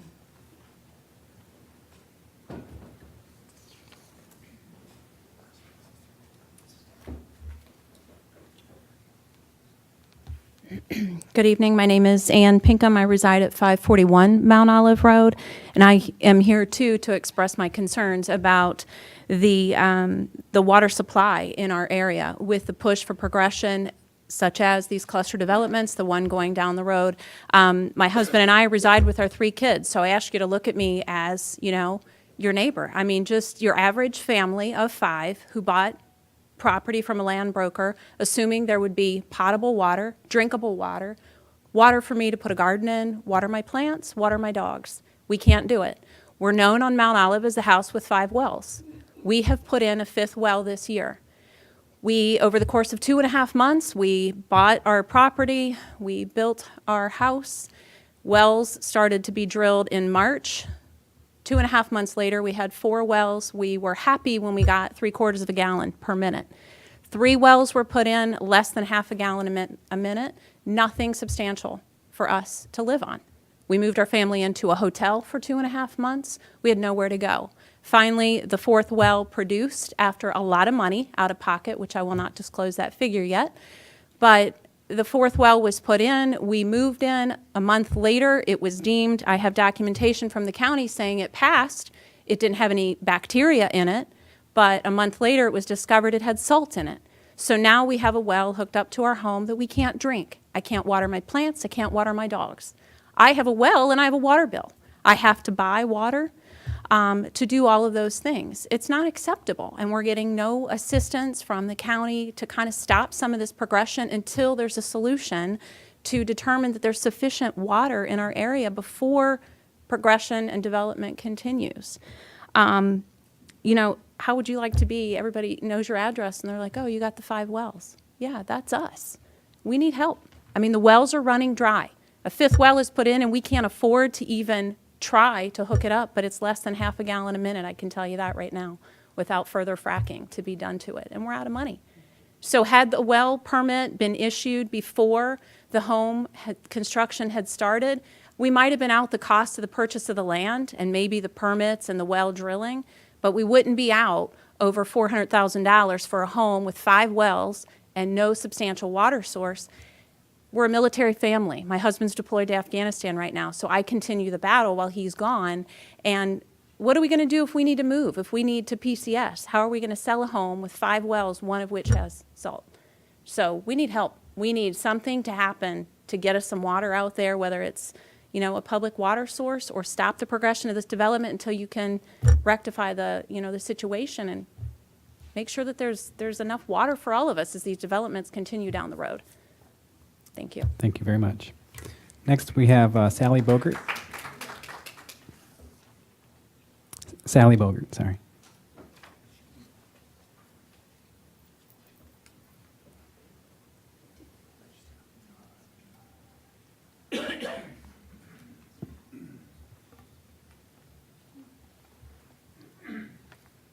My name is Sally Bogert, and I live at 354 Mount Olive Road.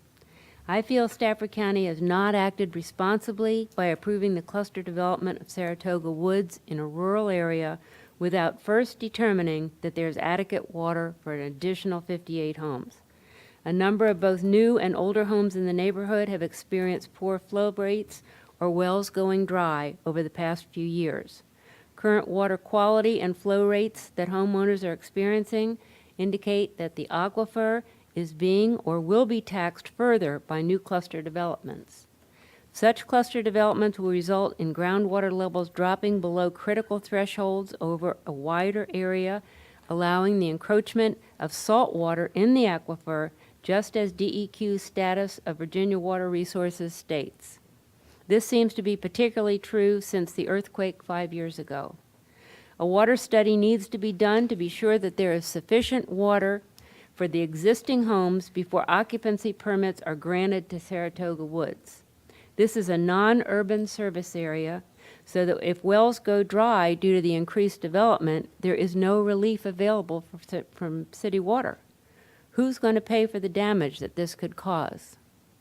I moved to Hartwood 30 years ago, specifically to enjoy the rural life. We have a small farm with horses, chickens, rabbits, and many past 4-H sheep. Stafford has always prided itself on maintaining its agricultural base, especially in the Hartwood region. I have brought many of my past students to my home to show them how necessary farms are for providing food. However, the much increased recent development has impacted the rural quality of life. The property for Saratoga Woods has already produced a local crisis when the Crucible wanted to build an anti-terrorism center with screaming cars and automatic gunfire around the clock. Now it threatens our water supply. I am a retired Stafford County special education teacher. After teaching learning disabled, autistic, and emotionally disturbed children in the county for 27 years, I now live on a fixed income. We have already had to replace our original 35-foot bored well with a 260-foot deep well when new homes began to spring up. I no longer have the thousands of dollars required to drill a well or another 800 feet, as several other homeowners have had to do. I'm asking you, as the governing body of Stafford County, to maintain the promise of the agricultural base of Heartwood to continue. Please do not permit the lots of Saratoga Woods to be sold without a groundwater study and without wells being approved for each of the 58 lots before they are sold. Thank you. Thank you very much. Next, we have Antoinette Frank.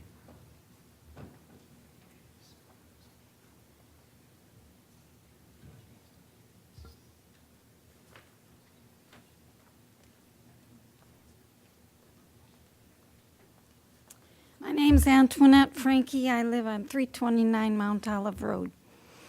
How long can you live without drinking water? A few days. That's all. The human body is made of like 90% water. And we not only need water for drinking, we need water for hygiene, cleaning, and all that. Well, I've been told that the last water study that was done in our area is 2004. Since that time, the Manor Woods subdivision has come off of Mount Olive Road, and also the Oakley subdivision is being built across 616, which is still considered Mount Olive Road if you look on the Google map. They're still building in there, but there's several homes already. Now, another Saratoga Woods. We would like to have, and I think we have a right to ask for this, to have another water study done. 2004, think about it, we're now at 216.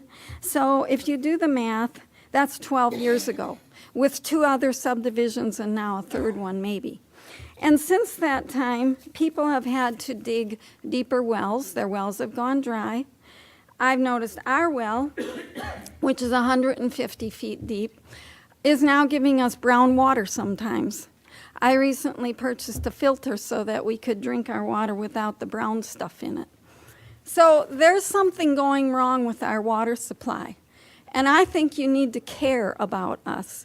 You know, maybe you don't live in Heartwood and you think, well, you know, my water is just fine. But that's not the human spirit. That's not the democracy spirit. You need to care about everybody. And I don't think it's too much for us to ask for another water study to be done before another subdivision goes in and more people's wells dry up or are so polluted that they can't use them. Now, I would say that humanity is rapidly depleting 1/3 of the world's largest groundwater aquifers. So I don't think that we're just like in an isolated situation here. Fracking not only uses up valuable freshwater supplies, it also pollutes groundwater with chemicals. And I'm really praying that Virginia will cut down on the fracking, as some other states have done. 90% of the groundwater in this country that has been tested, already we know that it is polluted with agricultural chemicals and sediment and other things that make water treatment more expensive. And the more you expand on housing and agriculture, the more there will be a higher cost on water treatment. Thank you very much, ma'am. Oh, okay. So again, I'm just asking that you allow us to have a water study done so that we can know what the water table is, so our wells don't dry up. Thank you very much. And so We we can know appreciate the it. quality of our water before another subdivision is built. I think Mr. Milday just told me that the infrastructure committee might be looking at this issue, so hopefully we'll have some more information soon. Yes, we are happy to take this up with. Okay, that's all the speaker cards I have. Anyone else on my right wish to address the board, please come forward. Okay, anyone on my left? Go ahead, please come forward.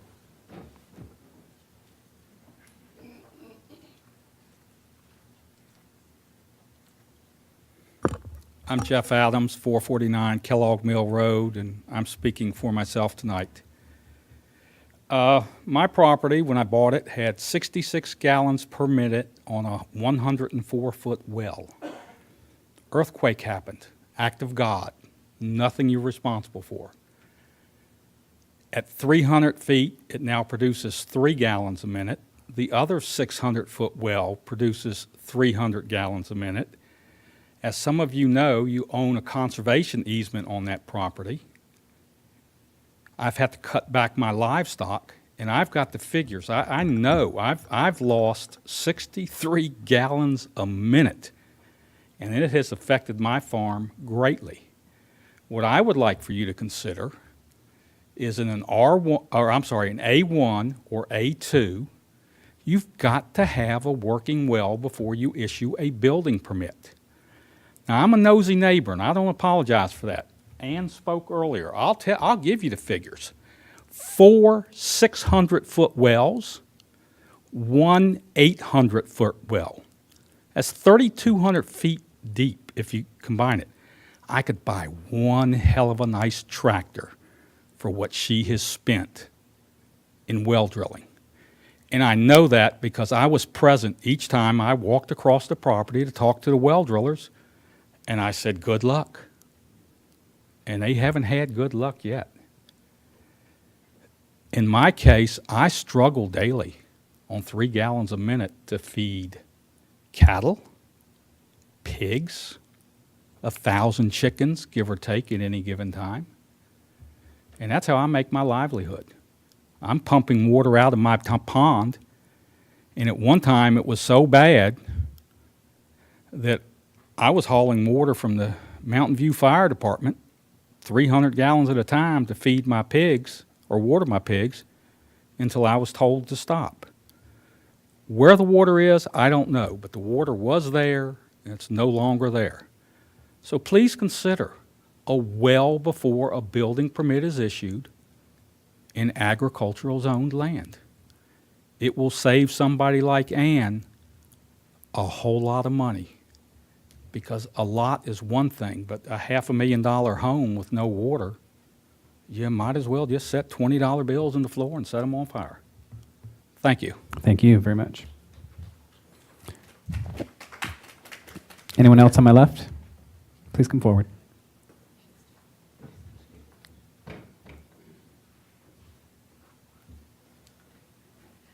Hello, everyone. My name is Anna Shimko. I reside at 551 Mount Olive Road. We are one part of the newer houses in the area. I was actually fortunate enough to build a house after the Pinkhams, and we had the opportunity to learn from their, miserable experience.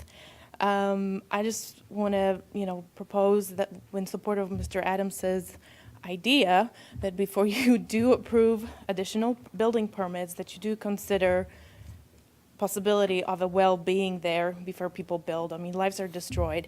I mean, I'll be honest with you, we had the silly idea. I mean, we're originally from West Virginia, so we have these kind of voodoo backup things that we can rely on. We actually brought this gentleman from West Virginia who actually did the well witching thing, for us, because we were so petrified. I mean, we already put all this money into this 7-acre lot, and we wouldn't let our builder even put one brick down until we had water. So, we had that experience to fall back on. There's a lot of people who just don't know any better. And, it's a tragedy what's going on right now. Thank you. Thank you very much. Mr. Milne. We'll put this on the next infrastructure committee agenda, which is at our next meeting day. Quickly, I'll say that you can't get an occupancy permit without a well already. That is the law. Clustering does not add any more extra density. It's just by right clustered, stuck off into one corner. And we're very limited on what we can stop by law, according to the state. But we'll go through all this in the subcommittee and hash out the details. Thank you, Mr. Chair. Mr. Snells. This is a Heartwood district. Could you also have the health department at that meeting? I would also like to ask the county attorney if this groundwater study proves negative, if he would research to see if we have the authority to stop future building until we can show that there is a well there. We'll be happy to fully encompass the issues that And you've the other raised here thing, today. thank you. And the other thing is, I'll be holding a town hall meeting on October the 6th. I do plan to have the health department there, county staff there to talk about cluster subdivision, what we can do and can't do. You'll see more about that in the Freelance Star. That is going to be October the 6th at Gale Middle School, starting at 6:30. So hopefully we can get this problem resolved. Thank you. Thank you. Anyone else on the left? My left.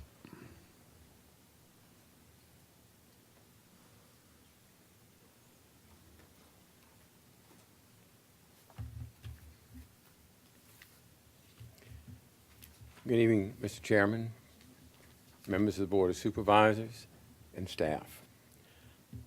I have lived in Stafford County at 1012 England Drive for the past 42 years. Tonight we began with a very proud evening of awards and honors given to people, and then we hear this. Could you state your name for the record? I know Yes, a couple Phil of us. Horning. Okay, I'm sorry. Thank you. All right. Sorry about that. All right. Ending on a sad note that we heard this evening. I would like to say a few words about in support of the 2016-2036 Comprehensive Land Use Plan that's before you this evening. When you initiated this plan update, you requested that the Planning Commission provide considerable opportunity for public input in its development. Before putting any words to paper, the Commission and your staff set up 2 planning sessions, or work sessions, citizen work sessions, one in South Stafford, one in North Stafford. Here, the citizens were provided a blank county land use map, and each participant was asked to indicate on the map the amount, type, and location of future growth for the next 20 years. This was the foundation upon which this plan was developed. The Planning Commission continued to solicit public comment throughout the entire plan development process. I would like to correct the misnomer that this comp plan authorizes more growth. The comp plan doesn't authorize more growth. It is merely a guide to help us allocate and manage the inevitable growth that is going to happen. We have to decide whether we want sprawl or smart growth. We can do nothing and let growth continue to eat up even more rural parts of the county, otherwise known as sprawl. Or we can choose smart growth, which provides needed mechanisms to steer most future growth to the urban services areas where infrastructure already exists or could be better accommodated. I hope you will adopt the citizen-driven comp plan update. Lastly, as a citizen of Stafford County, I would be remiss not to thank Mr. Romanella for his exceptional service and leadership to our community over the years. Once again, thank you all for your service. Thank you, Mr. Horning. Anyone else on my left wish to address the board? Anyone in the entire chambers wish to address the board? Okay, seeing none, we will close presentations by the public. Next item on our agenda is item number 31, Planning and Zoning, authorize the proposed 2016 to 2036 comprehensive plan amendments. Mr. Harvey.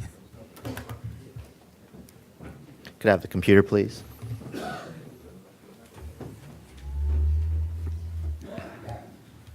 Okay. All right, good evening, Mr. Chairman, members of the board. Mike Zaraf, the Planning and Zoning Department.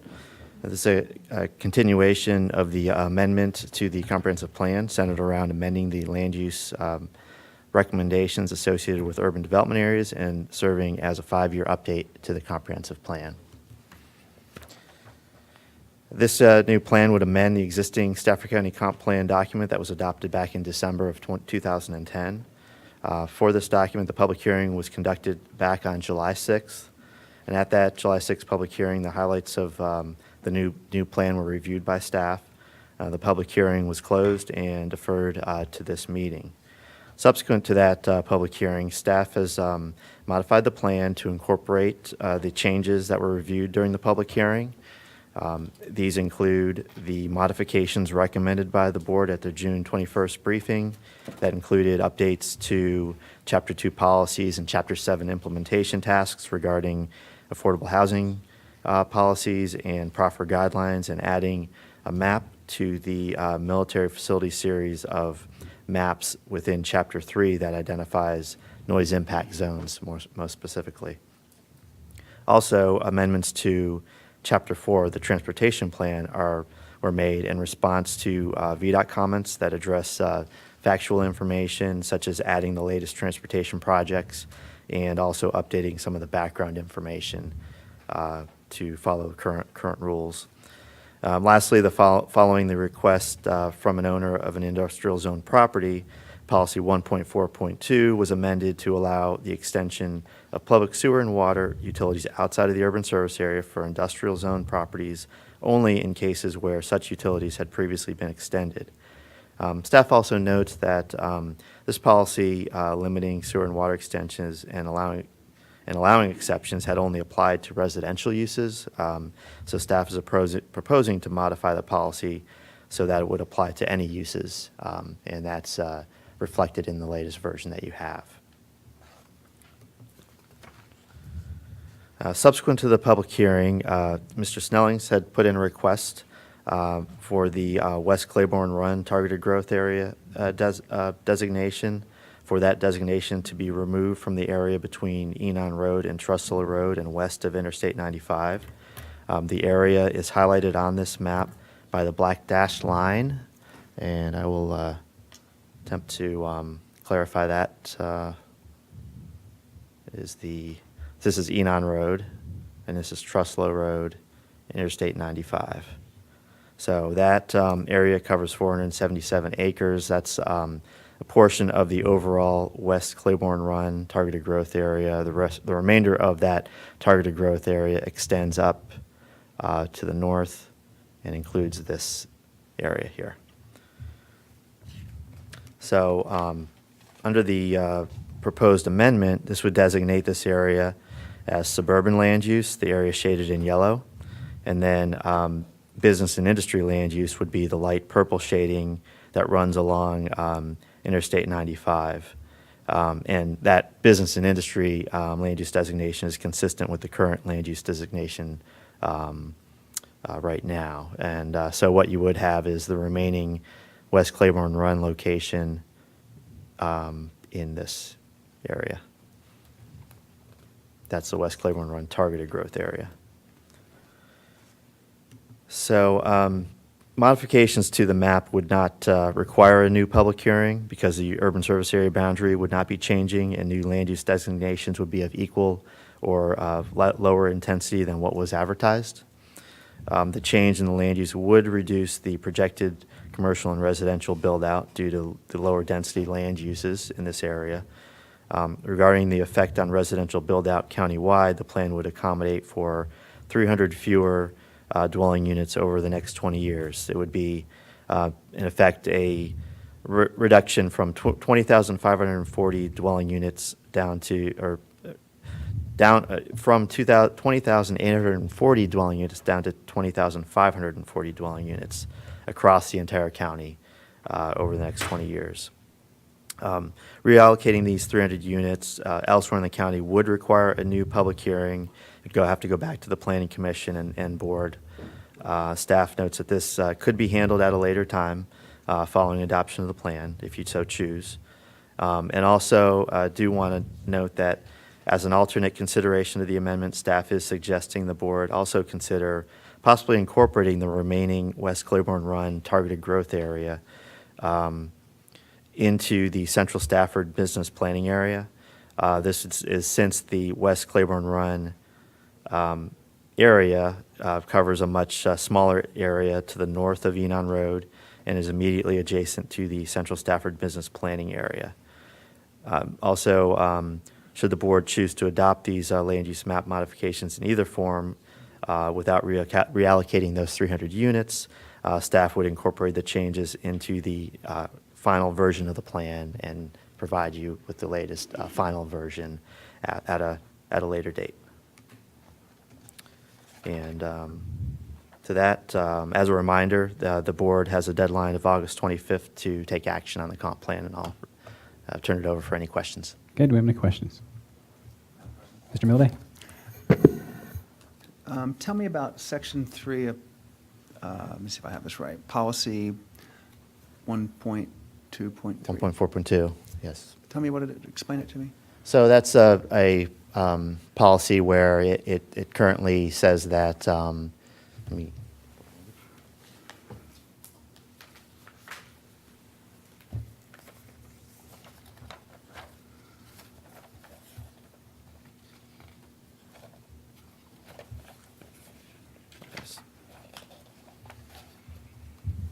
so it's basically a policy that says water or sewer should not be extended beyond the current boundaries of the urban service area for residential projects with the following exceptions. And then it has a series of exceptions talking about, you could extend water outside for when there's a risk to public health or failing systems or failing wells, and also would allow for the extension of utilities to improve water quality by completing loops. And then we talked about adding in, at the last meeting, we talked about adding in the additional provision to allow the extension for water and sewer where land's already zoned industrial. And this was relating to the Renaissance property. Mm-hmm. And we, look back at this, and the policy really is based on residential uses. But there are other policies in the plan that refer and relate to water and sewer not being recommended for any other land uses either to be extended outside of the growth area. So staff is suggesting removing that for residential projects. So basically it would say water and or sewer should not be extended beyond the current boundaries of the urban service area with the following exceptions. So, And one would be commercial? Would be all it, say right now it would Anything state but industrial, anything for industrial zone properties. So. Okay, thank you. Okay, any other questions? Okay, at this time, I'll entertain a motion for discussion. Okay, Ms. Mauer is moving R16-175, and Ms. Sellers seconded. Do we have any discussion? Mr. Chairman. Mr. Snellings. In this morning's Freelance Star, there was a letter to the editor indicating that we were going to vote tonight on a comprehensive plan that would approve 6,000 new building lots. Nothing could be further from the truth. We're not approving any new lot, any building in Stafford County with this comprehensive plan. This plan is required by the state. We're required every 20 years to redo it, every 5 years to update it. So I just wanted to bring that up because some people read things in the Freelance Star, and here's a letter, and they think it's gospel. In this case, it is totally bogus. Thank you, Mr. Chairman. Okay, Mrs. Mauer. To add on to what Mr. Snelling said, and I would like this to go on the record, is that one of the goals of the comprehensive plan is to target growth where we have water and sewer, thus getting people to focus less on where we don't have water and sewer in order to address the issues that we heard about tonight. So this is a perfect example on why we're targeting growth inside the urban service area. And we do that through the comprehensive plan. Ms. Sellers. I just want to thank staff. You guys put a lot of hard work into this. And the Planning Commission, they're not here today, but they put a lot of work into this. I know I've spoken with my planning commissioner quite a few times, and I think they'll be really happy to see us hopefully improve this. So thank you guys for your work. Mr. Milday. And I don't know if Jack caught the tail end at the beginning or tail end of the last one we did. I might be the only person that's done this. Did the last comp plan update? 2008. 2000. Well, anyway, this was went a lot nicer so far, and it looks like it's going to continue that way than the last one. The last one was extremely contentious and lots of misinformation, and it was a heck of a fight. This is, I think we're doing a better job communicating with people. the public and maybe involving the right groups. Mike, you've done a fabulous job, and you certainly had the experience of that last time. You remember well what I'm talking about. Ms. Baumke? Yeah, just to echo some of the things that have been said, as Mr. Hornig commented, we have to decide, do we want sprawl? No, I don't think we want sprawl. We want smart growth, and that's really what this comprehensive plan is about. Thank you. Okay. Any further comments? Okay, I will just summarize by echoing what Mr. Milday said. When we first sent this down to the Planning Commission a while ago, I was afraid of the result when it came back, but I think the way the Planning Commission solicited public input, thankfully there's a lot of citizens that do come to the meetings, the Planning Commission meetings, and they know this stuff pretty well up and down, and they contribute a lot of good ideas that represent the community. And then also the Planning Commission's ability and willingness to really handle the issues and flesh them out at their level. The plan they sent us with a couple of minor modifications really was a great final product. So I want to thank them as well as the staff and the citizens who participated in the project. Okay, at this time, the motion is for R16-175. Please cast your votes. Oh, sorry. Oh, Sorry, but I did mention, the issue with the additional change okay. to the West Claiborne Run targeted growth area, and whether you want it just the reduction of the targeted growth area or to incorporate it into the Central Stafford Okay, planning area. Sorry to throw a wrench that's into fine. it. So the motion, made the motion. Would the motion be recommending the complete removal, or that we remove it and add it to the central business district? Mr. Snellings may want to shed some light into that. You're talking about adding the density is what you're talking, right? It would just be, that density and the remaining West Claiborne Run would just get added into the Central Stafford area. Yeah, Jeff and I talked about that. I don't have an issue with that. Okay, so are you okay amending the motion? And the seconder is okay with the amendment? Okay, any discussion on that motion as amended? Okay, please cast your votes. Tally the votes.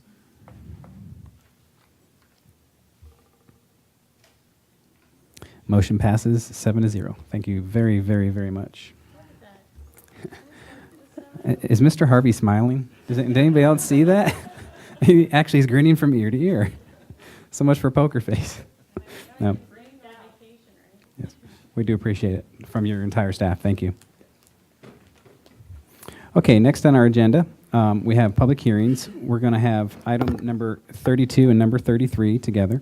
It's planning and zoning. Consider amending proffer conditions to provide alternate building and parking layouts on 45.04 acres zoned PT&D, planned traditional neighborhood development on tax map parcel 20-130. And also planning and zoning. Consider amending the zoning ordinance to modify development and performance standards for the PT&D planned traditional neighborhood development zoning district to increase flexibility in the type of on-street parking by allowing angled parking along a principal street and modifying standards for travel aisles with on-street parallel parking. And for the board's awareness, we need to take action on item number 33 first, whether that's approval or denial, and then based on that, we will handle item number 32 when it comes for motions. Okay. Mr. Zaraf. Great. If I can have the computer, please. And before I start, congratulations on adoption of the comprehensive plan, and thanks for the kind words. And more to come with it.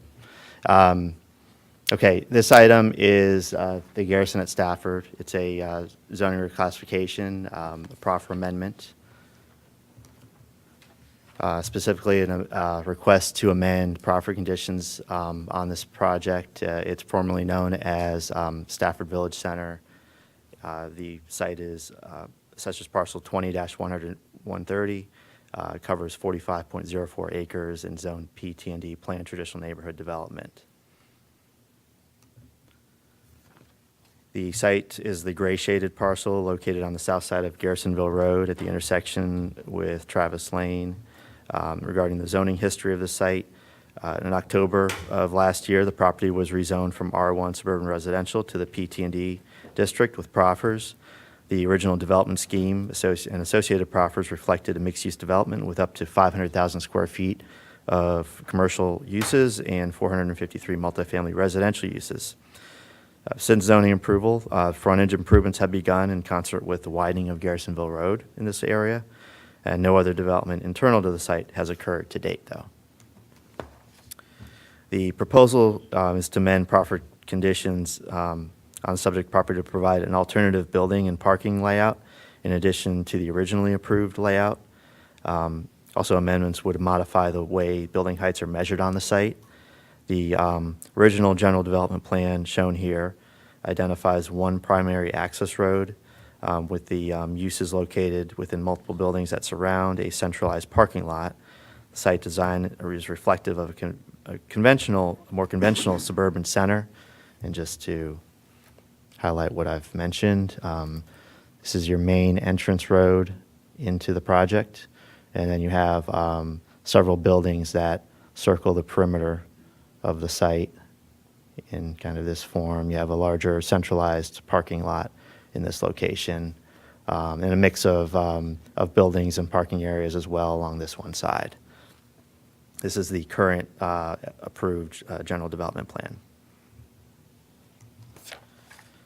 So the applicant's proposing an option 1 general development plan, which illustrates a site layout that's reflective of a more traditional design and more closely aligns with the intent of the PT&D zoning district. The buildings are proposed to front on the principal street that bisects the property and will include parallel or angled parking. The bulk of the parking is identified to the rear of the building and surface parking lots. And also in this version, 3 parking garages are identified as a possibility in this location, and this location as well. The concurrent request to amend the county code would allow flexibility in the type of on-street parking to include the angled parking, and I'll get to that after this issue is discussed. So this slide itemizes the specific proffers that would need to be amended. It's only 2 proffers, which is considered a minor proffer amendment. Proffer 1A addresses the general development plan change, and Proffer 3 would require buildings to be measured at the midpoint of the northernmost side of a building rather than from the first floor in the closest proximity to an abutting ground level parking area or road. So looking at the evaluation of the proposed changes to Proffer 1A, the option 1 GDP site layout more closely resembles a traditional neighborhood and meets the intent of the PT&D zoning district better. The flexibility in the ultimate design is in conflict with the current zoning ordinance that requires development within a T&D district to be in conformance with an applicable general development plan approved by the board at the time of rezoning. So the intent of this ordinance was to ensure the site development developed in accordance with the plan presented with the application. This proffer amendment would offer flexibility in the site design for this specific site alone. The third point, although staff would prefer the specific design provided in option 1, in the option 1 new GDP, any modification of the original GDP to incorporate elements from this new option would be viewed favorably by staff. And on the last point, the site layout is not changing along the eastern property line where the greatest potential impact was identified adjacent to single-family residential uses. Looking at Proffer 3, that requires buildings not, Proffer 3 currently requires buildings not to exceed 60 feet or 5 stories in height and includes specific measurement language. On the third point, first point, the applicant is proposing that all buildings be measured from the midpoint of the northernmost side of the building because the site generally slopes from the north to the south across the site, and there are several buildings that extend maybe at a longer distance from north to south. And the second point, for buildings located where the ground slopes down from north to south, the southernmost point of the building may be taller than 60 feet, but in no circumstance may any of the buildings exceed 5 stories. So that's going to control the overall height of what eventually gets built. This amendment is also contrary to the recently adopted amendment to the building height measurement definition, which requires measurements from the midpoint of the front of each building. Not all the buildings front on the northern side of each building. But so should a proffer amendment be adopted, this method would apply only to the development on this site. So looking at the summary of the issues, the positive aspects include that the change would allow for the potential of a more traditional neighborhood development pattern. The 5-story height limitation should minimize the impacts of the height measurement change, and it does not affect the proffered amount of development and maintains consistency with the adjacent residential properties to the east. With negative aspects, the flexible GDP is not consistent with the recent zoning ordinance change that wanted more certainty in the design of the site, and there would be building measurement standards inconsistent with the recently adopted measurement height standards. But with the recommendation on balance, staff does believe the positive aspects of this project and this change outweigh the negative aspects and would support the amendments. Ordinance 1635 reflects approval of the proffer amendment request. And I'll just go right into the next item, item 33, if you would, if you'd Yeah, like are there to. any questions on the proffer amendment itself before we get into the zoning text or zoning ordinance? Okay, please. Okay. Okay, now with the zoning ordinance, I don't have a PowerPoint for that one. The board is asked to consider proposed ordinance 16-25, which would amend two sections of the zoning ordinance to modify development and performance standards for the planned developed PT&D zoning district. The PT&D district was created in 2007 and is intended to facilitate development projects that have urban neighborhoods with varying uses. The developer of the Garrison at Stafford, which is the second zone T&D project in the county, has requested these zoning ordinance amendments concurrently with the prior proffer amendment request. The Garrison at Stafford project is proposing now the on-street parallel parking along the principal street. This is permitted by the zoning ordinance. The first amendment being requested would allow on-street angled parking along the principal street as an alternative to only parallel parking. Staff notes that the T&D standards were developed based on the SMART code, which is widely known document which establishes a framework for traditional neighborhood design. The design standards in the SMART code support angled parking along the principal streets. Staff believes that that amendment to expand the type of on-street parking would not compromise the mixed-use character of the T&D district. And then the next issue, the applicant is also proposing to modify standards that require travel aisles with on-street parking to meet VDOT or county street requirements.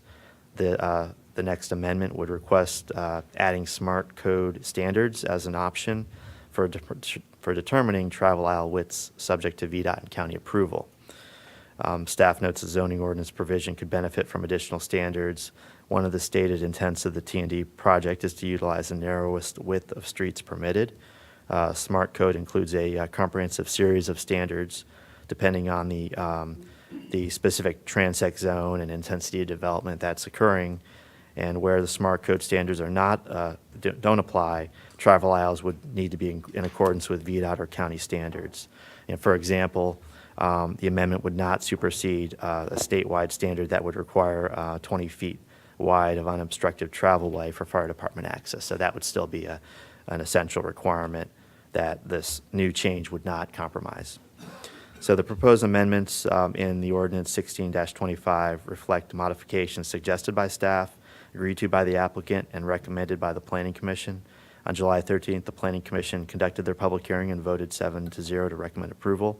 And staff does believe the amendments meet the intent of the PT&D district while providing appropriate flexibility for the project, and recommends approval. And I'll turn it back for any questions. Okay, any questions on the zoning ordinance changes? Okay, thank you very much. Do we have a motion for either 01625? Oh, I'm sorry, you're right. We're going to hold this public hearing together. Thank you. That's what vice chairman's for. At this time, we'll open the public hearing. Anyone wishing to address the board on this specific topic will have Mr. Chairman, typically we hear from the applicant before going to the public. Oh, yes, we do. Would the applicant like to speak? Man. We just came off of one. I'm out of practice here. If you're trying to tell me something, Mr. Chairman, I'll sit down. I was not going to suggest that, Mr. Lemming, but take it as you will. All right, well, I'll be brief. The Pences have filed for a grading application. It has already been reviewed by staff and is coming back in this week, and we hope it's going to be final momentarily. The purpose of the grading permit is to start grading the site out for the Regal Theater development. The minor proffer amendment that is before you is driven by the Regal Theater development and is to accommodate Regal Theater. This is what they want. So No sooner did we get the application approved, the zoning application last fall, almost within a period of weeks, we were working on new plans to accommodate the Regal Theater, all of which just goes to show the flexibility that is sometimes necessary with the commercial development. What we've done, you may say, well, if this is all such a sure thing, why not do away with the old plan?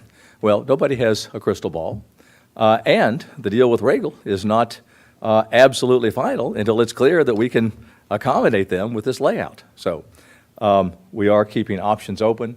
We worked at some length with the Planning Commission to narrow the flexibility so that basically you get what you already have approved, the original GDP, or option one, the revised GDP, or some very minor modifications, mixing and matching only along Garrisonville Road. The pad site's out along Garrisonville Road, where we can go with one plan or the other, essentially, because it's not altogether clear how those will come together. So that is what we're trying to accomplish, and the Pences are very optimistic that it's going to be option one that actually is built and are set to go, trying to get the theater open in the fall of 2017. So moving as quickly as possible there. Now, with regard to the height, the Pences, before the board changed the way you measure height, had already gone to considerable expense trying to design buildings to accommodate underground parking and still attain their 5 floors.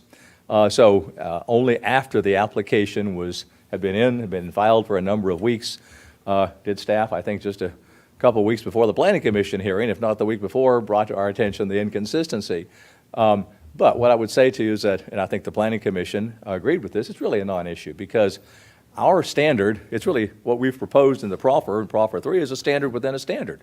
We still comply in all respects with the ordinance. Even if you measure us according to the county ordinance, we're within the height, which you know goes up to 70 feet in this particular zoning district. So we're capped at 60 feet, but using our measurement. So if you measured us according to the county way of measuring things, the actual building height might be 63, 64, but we will still comply with our ordinance because based on that measurement will be 60 feet. So we didn't mean to confuse anything, but had gone to a lot of trouble to design these buildings and are not offending anything under the county ordinance. So that is what we're requesting. We're anxious to move ahead and happy to answer any questions. Mr. Pence is here. If you want to hear anything else about the development or other plans, he's at your disposal. Okay, any questions for the applicant? Okay, thank you very much. Thank you. At this time, I will open the public hearing. Anyone in the chambers wishing to address the board on this topic will have an opportunity to do so. When you come to the podium, please state your name and address for the record, and you'll have 3 minutes to speak. When you see the red light, your time has expired. Anyone in the chambers wish to address the board? Okay, I assume there's no rebuttal. And at this time, we will close the public hearing and bring it back to the board. I need to find, do you have the? 1625. I make a motion to approve 016-25. Okay, do we have a second? Second. Second by Mr. Milday. Any discussion? Ms. Maurer? I just wanted to say that the new plan is more reflective of the commercial center that they have where the Wegmans is, and looks much better than that giant parking lot in the center of it. So thank you. Okay. On this specific one, I think I agree with staff that allowing the alternate way of parking instead of just parallel parking, having 3 teenage drivers in the house, that just seems to make sense. So I will also be in support of this zoning ordinance change. Okay, at this time, please cast your votes for 016-25. Tally the vote.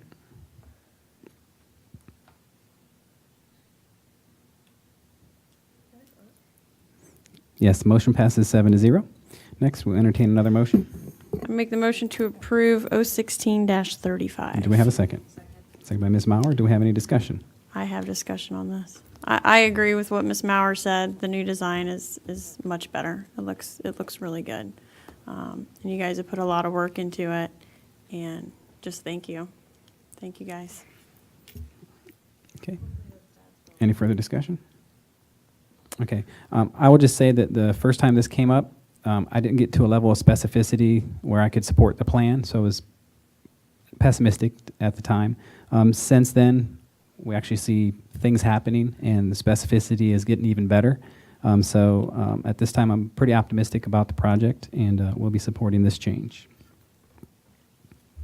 Please cast your votes for 016-35. Tally the vote. That motion passes 7-0. Thank you very much. Thank you all. Next item we have is item number 34, Planning and Zoning. Consider reclassification from A1 Agricultural to M1 Light Industrial Zoning District on 14.75 acres located on tax map parcel 38-29 in the Falmouth District.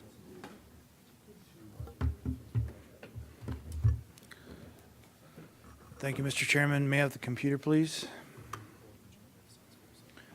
This rezoning application has been sponsored by the Board of Supervisors. It entails property that's owned by the Economic Development Authority of the county.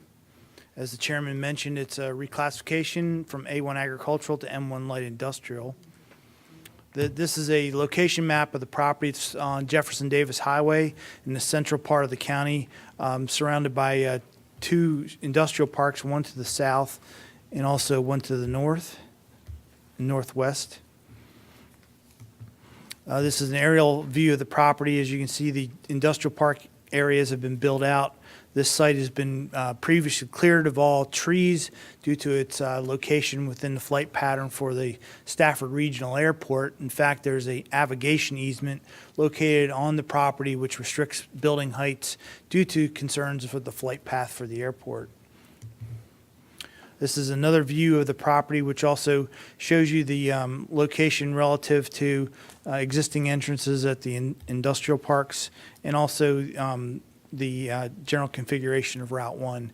If you're familiar with the property, generally speaking, it sits up higher than Route 1.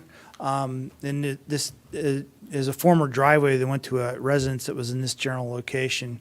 The residence has been since demolished when the property was acquired by the airport authority initially, then conveyed to the EDA. So the site in its current configuration, for the most part, has high areas along a ridge line and hilltop in the back, and then slopes generally to the north and to the south, and also towards Route 1. The property was transferred to the EDA from the airport authority. The EDA previously owned property at the north end of the airport runway, and this was a win-win for both the airport authority and the EDA because the airport authority now can expand the runway. The EDA has an opportunity with property fronting on Route 1 to potentially have the property zoned for industrial use and sell it for some future industrial users in the county. They're hoping that at some point in time, the EDA can use the proceeds from the sale of the property towards a future expansion of the Germanna Community College campus. There was a feasibility study done in 2013 which showed 3 alternatives for potential development of the property. When the property was analyzed, there was found to be no sensitive or cultural or environmental resources on the property. This is one of the concepts that was proposed in the feasibility study. It had proposed 200,000 square foot data center, which would be large box areas that would have a significant computer equipment in them, as well as some limited office space for enhanced technology in the region.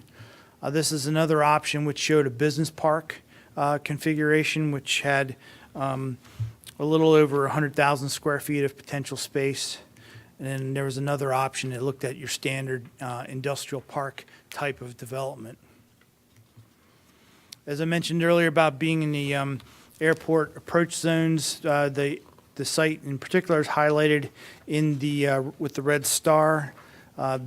This is within what we call the AE, or the eastern approach to the airport. That's the instrument approach towards the airport.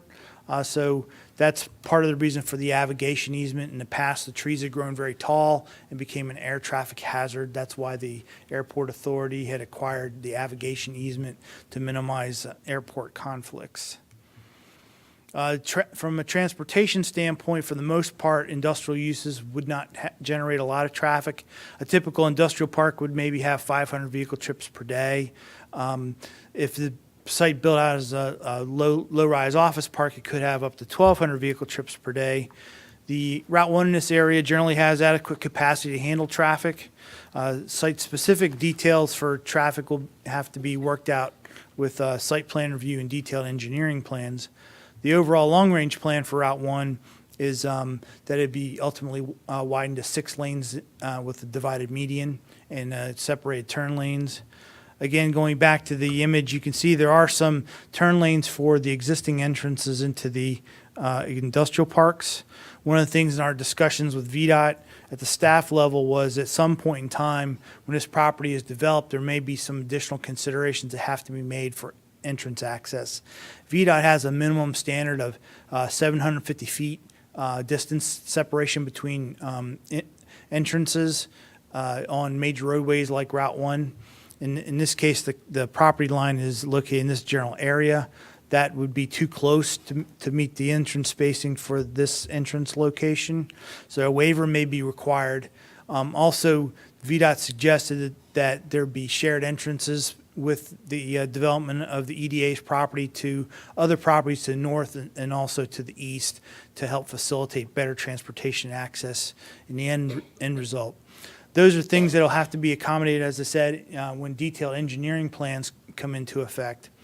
Also, this property is located within a highway corridor overlay district, which does require interparcel access. It would require dedication of right-of-way for the ultimate widening of Route 1. And these are things that are required by ordinance. Ms. Sellers? You mentioned the interparcel connections here. Do you have any idea of where they would go?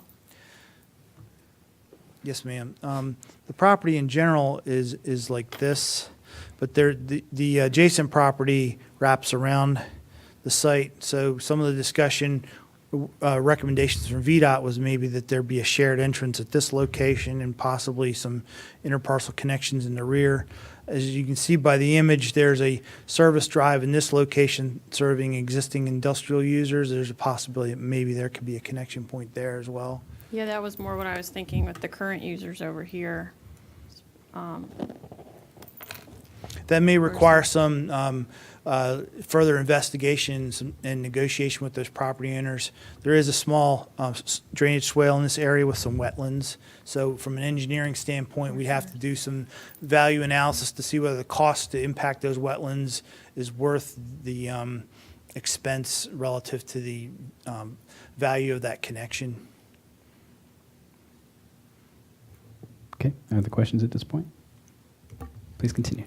And the comprehensive plan recommends the property in this whole general area for business and industry land use. So the M1 zoning that's being proposed is totally appropriate for the land use plan recommendations. Staff is recommending approval of the application because we find it in conformance with the comprehensive plan, consistent with the development pattern in the nearby vicinity and the potential to generate funds for Germanna Community College expansion. The Planning Commission, its deliberations recommended approval as well. I'll be happy to answer any further questions. Any other questions? Okay, thank you, Mr. Harvey. The county is the applicant, so we will skip that portion and move on to opening the public hearing, which we'll do at this time. Anyone in the chambers wishing to address the board on this topic will have an opportunity to do so. Anyone in the chambers wish to address the board? Okay, seeing none, we will close the public hearing and bring it to the board. This is in the Falmouth District. It's so exciting. This is my first rezoning in 3.5 years. No. In her district. Yes. Yeah, exactly. Anyway, I move for approval 016-26. Do we have a second? Second by Mrs. Mauer. Any discussion? Mr. Chairman? Please. So I was on the EDA for what, 10 years. And this project has been something we worked on for that entire decade, and it's lovely to sit on this side of the board and finally see it to fruition. So thank you, Mr. Harvey. And I am certain that the EDA will be overjoyed to see this go through, assuming my colleagues agree. Okay, Ms. Sellers? I think it's a good plan as well.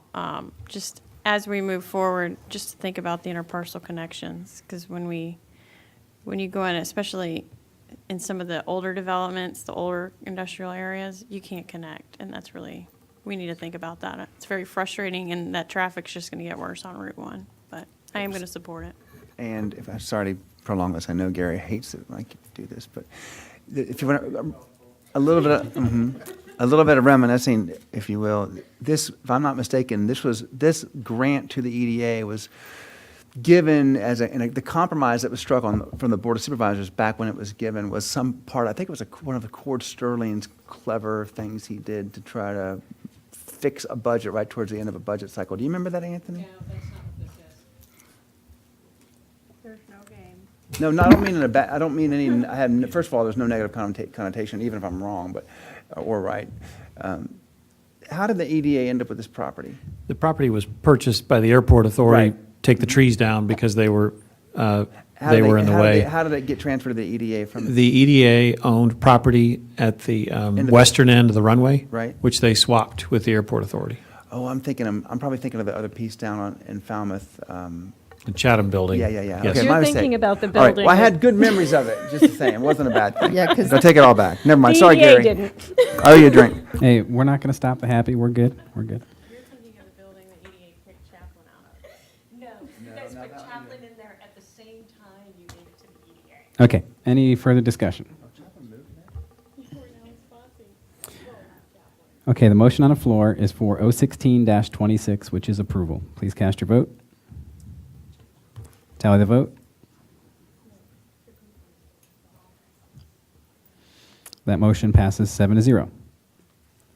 Next, we have item 35, planning and zoning. Consider reclassification from A1 agricultural to B2 urban commercial zoning, located on a portion of tax map parcel 35-68B in the Hartwood District.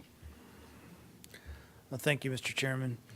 This is a rezoning of existing commercial property, as we might say. It's currently zoned agricultural, and it's 2.39 acres, which the current minimum lot size in the agricultural zone is 3 acres.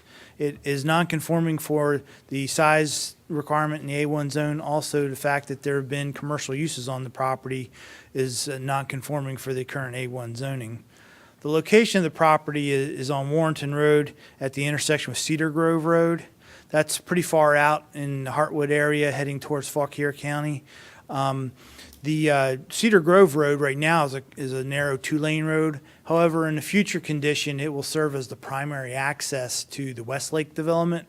Westlake is approved for 700 homes in its current configuration. Also has substantial commercial property along Warrenton Road, and as that's what's indicated with the B2 zoning in this quadrant of the intersection. This is an aerial view of the overall site. We have an existing restaurant building at this location, a automobile service facility here, as well as a single-family dwelling at this location.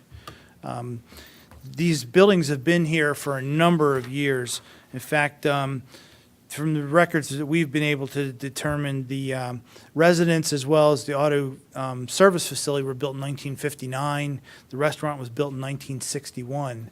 The county didn't establish a zoning ordinance until 1964. So these buildings in site configuration predate our zoning regulations. Therefore, they exist in what we call a grandfather or non-conforming state. This is a street view of the property, so maybe give you a better idea of this site as you've probably seen as you drive by on Warrenton Road. The proposal would not to change anything on the site. The owner is really interested in bringing the property into conformance so they can lease out space. They ran into an issue with the restaurant building in that they had a tenant in the building. That tenant, for whatever reason, could not fulfill their lease requirements, and the building sat vacant. Under the county's nonconforming statutes, nonconforming use can continue for up to 2 years, can be vacant for up to 2 years without the use continuing. In this case, it went longer than 2 years, so they lost the grandfathered status on the restaurant. So they would like to reestablish that requirement, but in order to do so, they need to change the zoning. Again, this is a survey plat of the property, which gives you, again, some other view and configuration of how the restaurant building fits in with the auto service and the existing home. There's 3 entrances for the commercial area along Warrenton Road, and then there's also an asphalt and gravel driveway for the house that ties back in to the backside of the parking lot. There would be no changes in traffic volume or traffic pattern with this proposed zoning change, since they already had commercial uses on the property. There would be approximately 344 vehicle trips per day if all the buildings were utilized based on the previous uses. There are a number of proffers, and basically the proffers stipulate what you see is what you get. There'd be no new buildings on the site, except for maybe some accessory buildings like additional sheds or some other buildings that are built for the convenience of the overall site. There would also be certain limitations about connecting the water and sewer when it became available, and that there be used for what had been previously approved and or other low-intensity retail uses, mainly in the restaurant building. The land use plan recommends the property for suburban use, but also acknowledges this location as a commercial node. In the suburban category of our comprehensive plan, it suggests either that area have single-family detached homes at 3 units an acre or less, or it have a convenience serving commercial that's intended to serve the nearby community. This proposal would meet that requirement in the comprehensive plan and recommendation, and also would meet the suggestion of this being a commercial node. The staff is recommending approval of the proposed rezoning. It's consistent with the comprehensive plan. It's consistent with the existing development pattern on the property. Nothing's really changing. It would help resolve some of the legal nonconformity issues on the site. And the Plan Commission, when they reviewed it, they had recommended approval as well. Be happy to answer any questions. Any questions? Okay, is the applicant here? Okay. Is the applicant here? Would you like to speak? Okay, very good. Any questions for the applicant? Okay, at this time, we'll open the public hearing. Anyone wishing to address the board on this topic will have an opportunity to do so. Anyone in the chambers wish to address the board? Okay, seeing none, we will close the public hearing and bring it back to the board. This is the Heartwood District. Thank you, Mr. Chairman. For many years, this was a restaurant for servicing the folks in what we call the upper reaches of Heartwood. And certainly like to get a restaurant back in there, but more importantly, would like to get some commercial back in there to get this property back on the tax, or get it back in use. So I would like to motion for proposed ordinance 016-34 for approval. Okay, second by Ms. Sellers. Do we have any discussion? Okay, seeing none, please cast your votes for 016-34. Tally the vote. That motion passes 7-0. Don't you have any cool Heartwood stories about that?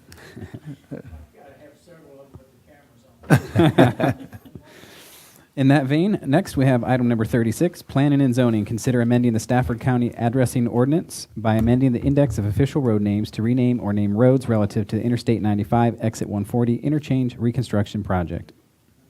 Thank you, Mr. Chairman. Again, may I have the computer? As we know, Exit 140 is proposed to be changed for Courthouse Road and the overall configuration of traffic pattern in the area. This slide here shows some of the existing conditions of a portion of the interchange, the area in the southwest quadrant, which would change the most. For reference, we'll look at this as being existing Courthouse Road. This is Route 1. This is Weiss Road here. Courthouse Road interchange is an old-style diamond interchange with on and off ramps on the east and west side of the interstate. In 2013, the Board of Supervisors, based on feedback and design information from VDOT, went ahead and modified our street names to accommodate a design that VDOT had put forward at that point in time and felt was funded. That required us to reconfigure Courthouse Road as well as create a number of street names. With regard to Courthouse Road was rerouted from its current alignment to a new alignment, which would generally go like this. And part of that's to minimize the number of residents and businesses that have to be readdressed in a nearby area. However, in doing so, VDOT had at the time proposed 2 commuter parking lots, one on the west side of the interstate and another on the east side of the interstate. That generated the need for some additional road names, one of which was Israel Rodriguez Court. That was the name that was selected by the board at that time. And then also we had John Sullivan Drive down in this area because part of Venture Drive off of Weiss Road was getting rerouted to the new road configuration. And then we had Florida Rock Road, which is being rerouted from its current access off of Weiss Road to a new access off of another road configuration. But since 2013, the funding situation at VDOT changed. They were forced to take a look at redesigning the interchange and came up with a new concept with a diverging diamond interchange. So in order for us to work with VDOT to ensure that they have the street names correct and the signs correct as they design and build the interchange, we must consider redoing our ordinance to reflect the new street names. So in general terms, the new ordinance would eliminate 2 of the street names and reconfigure some of the street area, but create also 2 new street names. One would be Weiss Court, which is a portion of existing Weiss Road that's getting cul-de-saced. And then also designating Old Courthouse Road. That would be a section of road that would come from a new road that's being built from the interchange over to Courthouse Road. So in the end result, with this configuration, 4 properties would be readdressed. This is an alternative that staff worked out with the Planning Commission to try to minimize the number of property owners being impacted as far as an addressing standpoint. I'll be happy to discuss this in more detail or answer any questions that you might have. Any questions? Okay. Thank you, Mr. Harvey.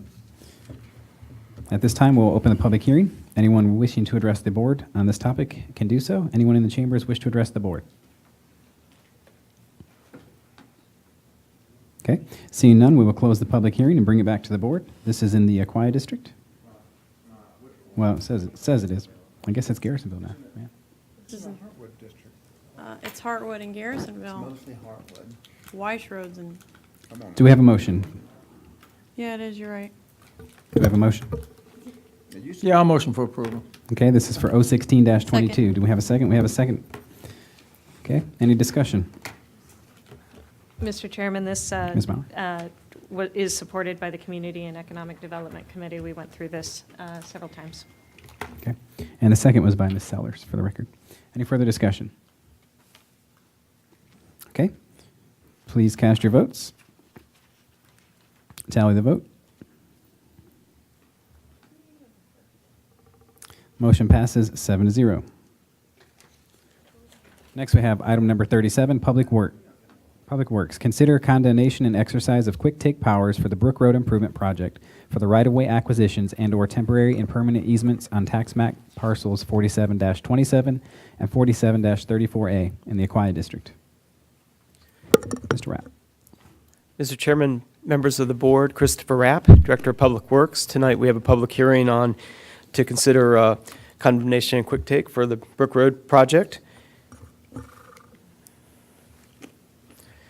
This project was identified as part of the 2008 Transportation Bond Referendum. The main goal is public safety. Acquisition efforts for the project began in August of 2014. The county has signed purchase agreements for 2 properties, but we've been unsuccessful in closing on these properties. Access is needed to finish utility relocations. The two properties are parcel 47-27, owned by Mr. Gaska, and 47-34A, which is currently owned by HUD. This is an overview of the two properties on Brook Road. The first property is approximately 11 acres, and the county requires fee simple right-of-way, permanent easement, and temporary easement. An offer was made to the owner in 2014, and we received actually a signed purchase agreement in January of 2015. This is the property, and on the far right is the amount of temporary and permanent easement and fee simple right-of-way. However, since receipt of the purchase agreement, we've made multiple attempts to contact the owner, and we've been unsuccessful. We've tried calling, we've tried sending certified mail, and both to the property and then where he lives, and we've been unsuccessful in contacting him. The next property is currently owned by HUD. However, when we began the process, it was owned by another individual. The county requires fee simple right-of-way, permanent easement, and temporary easement. An offer was made in 2014, and after negotiations, we received a purchase agreement in January 2015. This is the overview of the property.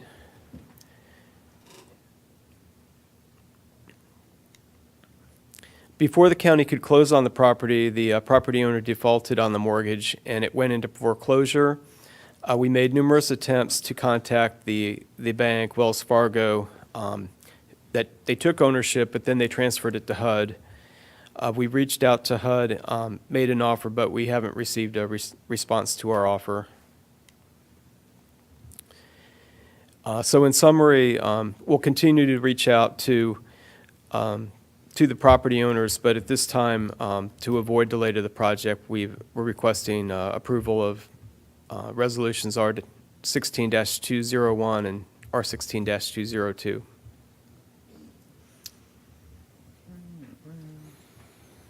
Any questions? Okay. At this time, we'll open the public hearing. Anyone in the chambers wish to address the board on this hearing? Okay, seeing none, we will close the public hearing, and we should take up the resolutions. One at a time. One at a time. I'll move R16-201. Okay, do we have a second? Second by Ms. Mauer. Do we have any discussion? Okay, please cast your votes for R16-201. Tally the vote.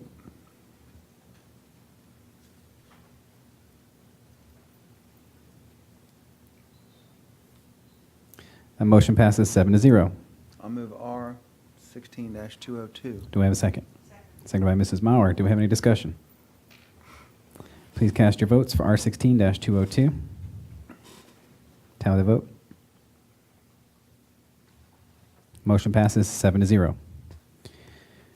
Next, we have item number 38, Public Works. Consider condemnation and exercise of quick take powers for the Poplar Road, Mountain View Road intersection improvement project on tax map parcels 17-20, 17-52D, and 17-52 in the Heartwood District.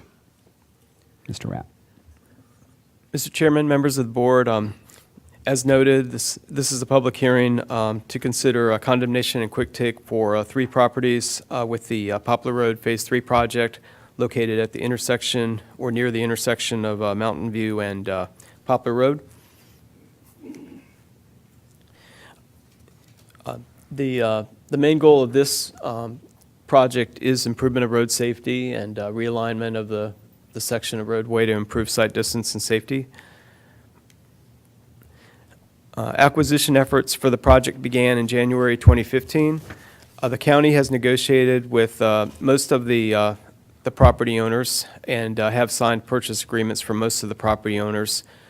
Access to these properties is necessary to begin utility relocations. Tonight's public hearing is to consider condemnation and quick take for 3 properties. The first one is owned by Charles and Sandy Brown, and the The next two are owned by William and Kathy Stern, and then William Stern.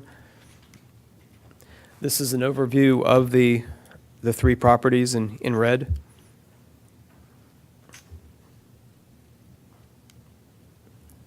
The first property owned by the Browns, the county requires fee simple right-of-way and temporary easement.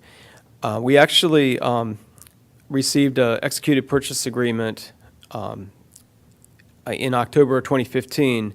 However, since that time, we've been working with the lender to try to receive a release on the lien, and we have been unable to do so. So the county needs to take possession of the right-of-way and easements to begin utility relocation. We were contacted a while back by the Browns, who were anxious to receive their compensation. Filing the certificate to take will put the money in an account with the courts for potential benefit with the owners. It depends how their mortgage is worded, but I think it would put it in a step in the right direction toward hopefully them receiving compensation. This is an overview of their property.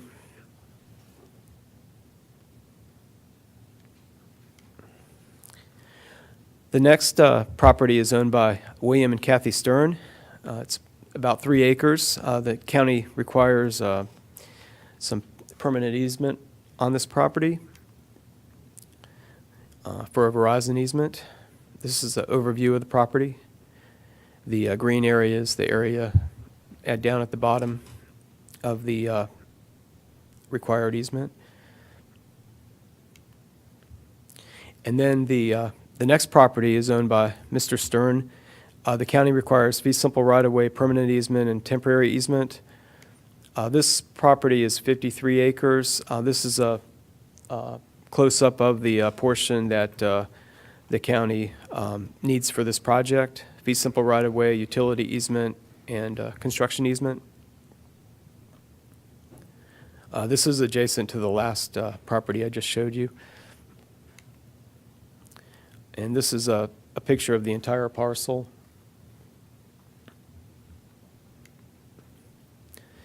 And an offer was made to the Stearns in November of 2015, and we've reached out repeatedly to them to hopefully resolve any concerns they may have. We've met with them several times, staff has, and our negotiator to attempt to address their concerns. Mr. Stern had a question about the VDOT right-of-way limits, and we reached out to VDOT to gain an answer for him. And VDOT verified that the proposed right-of-way line that we're showing is accurate and necessary for the project. We do have to abide by VDOT standards because it will become part of the secondary system of state highways. On June 27th, we again reached out to Mr. Stern, and he voiced that he did not want to sign at that time.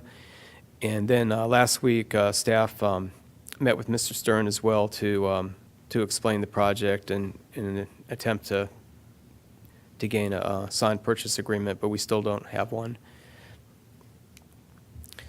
So in summary, we've reached out for all three of these parcels. We'll continue to work with the property owner and the lending institution for the Browns, but at this time we're requesting the resolutions R16-224 and 225 and 226. We're requesting those be approved to not delay the project. What's the latest day? When do we need to do this by to not delay the project? Today, or can we defer it? Or Well, we have proposals from the utilities, from Novec and Verizon. So we were planning on bringing those to the board next in September for approval, so we could get started on utility relocations. that doesn't give me a date. So it just depends on this? Is that all we're waiting for? Yeah, they won't start utility relocations until we have the available easements, and they know they can go on the property. Okay. Any other questions?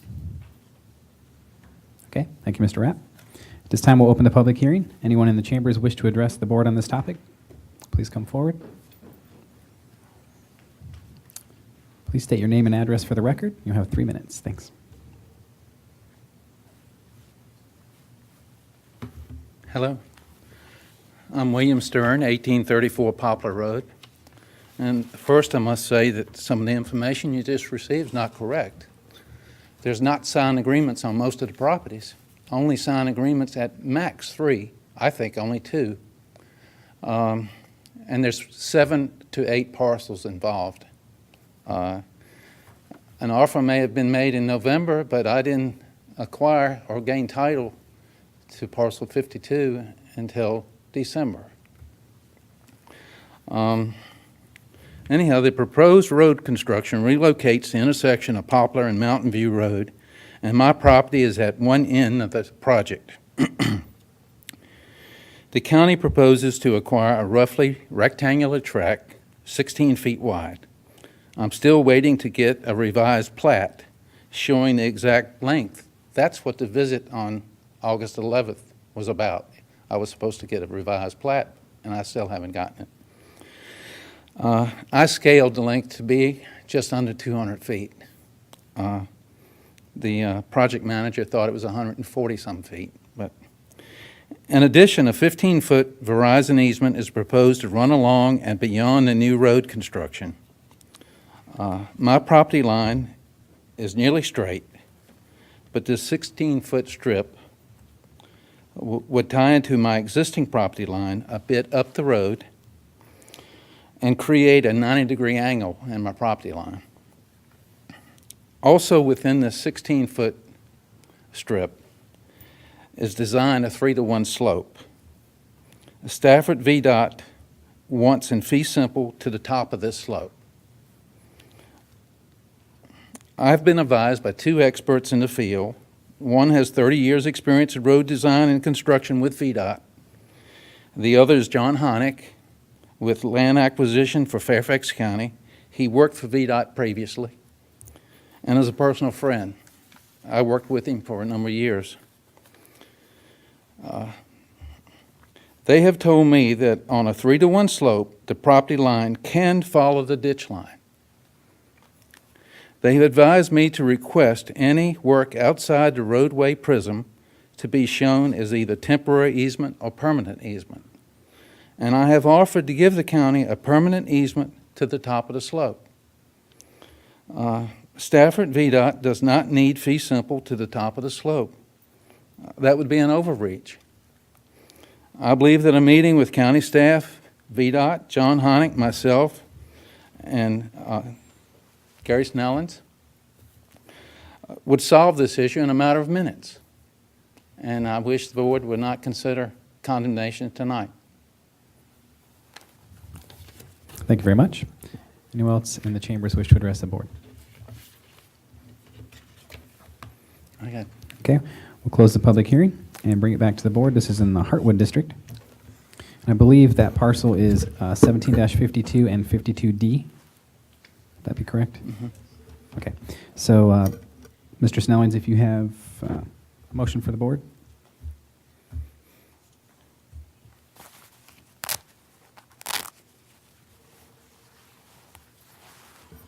Mr. Chairman, first of all, I make a motion to pass R16-224. Okay, that's seconded. And that is not your property, sir. Do we have any discussion on that motion? Okay, please cast your votes for R16-224. Tally the vote.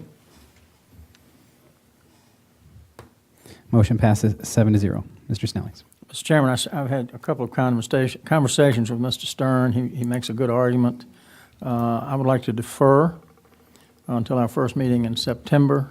I would also like county staff to arrange a meeting with Mr. Stern and his representatives, VDOT, myself, and county staff to see if we can resolve this without condemnation. So that's my motion for deferral. Okay, we have a second by Ms. Sellers, and that is for R16-225 and 226. Any discussion? Okay. Mr. Milday? unheard of that a supervisor, since I've been on the board, sits down during a condemnation discussion. You do it with mics? You sat down face to face with the owner and lawyers? I don't know, I'm asking. I don't remember doing it. I'm not, Well, this is a little bit different. This has nothing to do with the price of the property or what he's being offered. okay. It has to do totally with. I'm in support. I'm just, Okay. it just caught me a little, it's just something Well, that just seems, strikes me as unusual. This has nothing to do with what the county's offered. All right. It's totally different. Okay, any further discussion? I didn't think you had. I've never seen it happen before.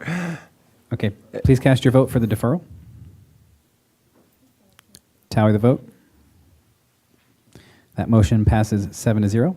Next, we have item number 30, which is discuss proposed cost of the rebuild of Annie Moncure Elementary School. Supervisor Maurer. Mr. Chairman, I asked this item to be put on the agenda because I've been watching several school board meetings, and I have serious concerns that they keep going forward with elevated costs on Moncure Elementary School, coming up with some financing options that will eventually have to come back to this board. I first want to say that I spoke very much in favor of the change in the design. When the board came to us, they asked for an additional $4 million more. The school board came to us, they said, and this was done in April, I believe, and they said it's only going to cost $4 million more to do this state-of-the-art design. We're really excited about it, and please support us. And they even went back in good faith to their CIP, moved some stuff around in order to support this. And so I, as a new supervisor on this board, was very supportive.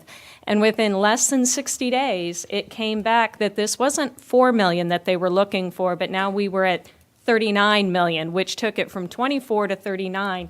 And so it jumped by $15 million and not the $4 million that they said 60 days prior.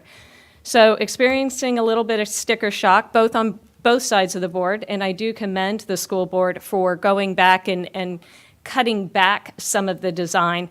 I still am not supportive of how big this school is getting and the cost of the school, and I don't understand why there has been such a significant jump in this school. And I want to make crystal clear on this issue that this is not because I don't support the schools. It's just that when we spend this much money on a facility, we take it from the actual operations of the facility, such as teachers, books, bus drivers, salaries.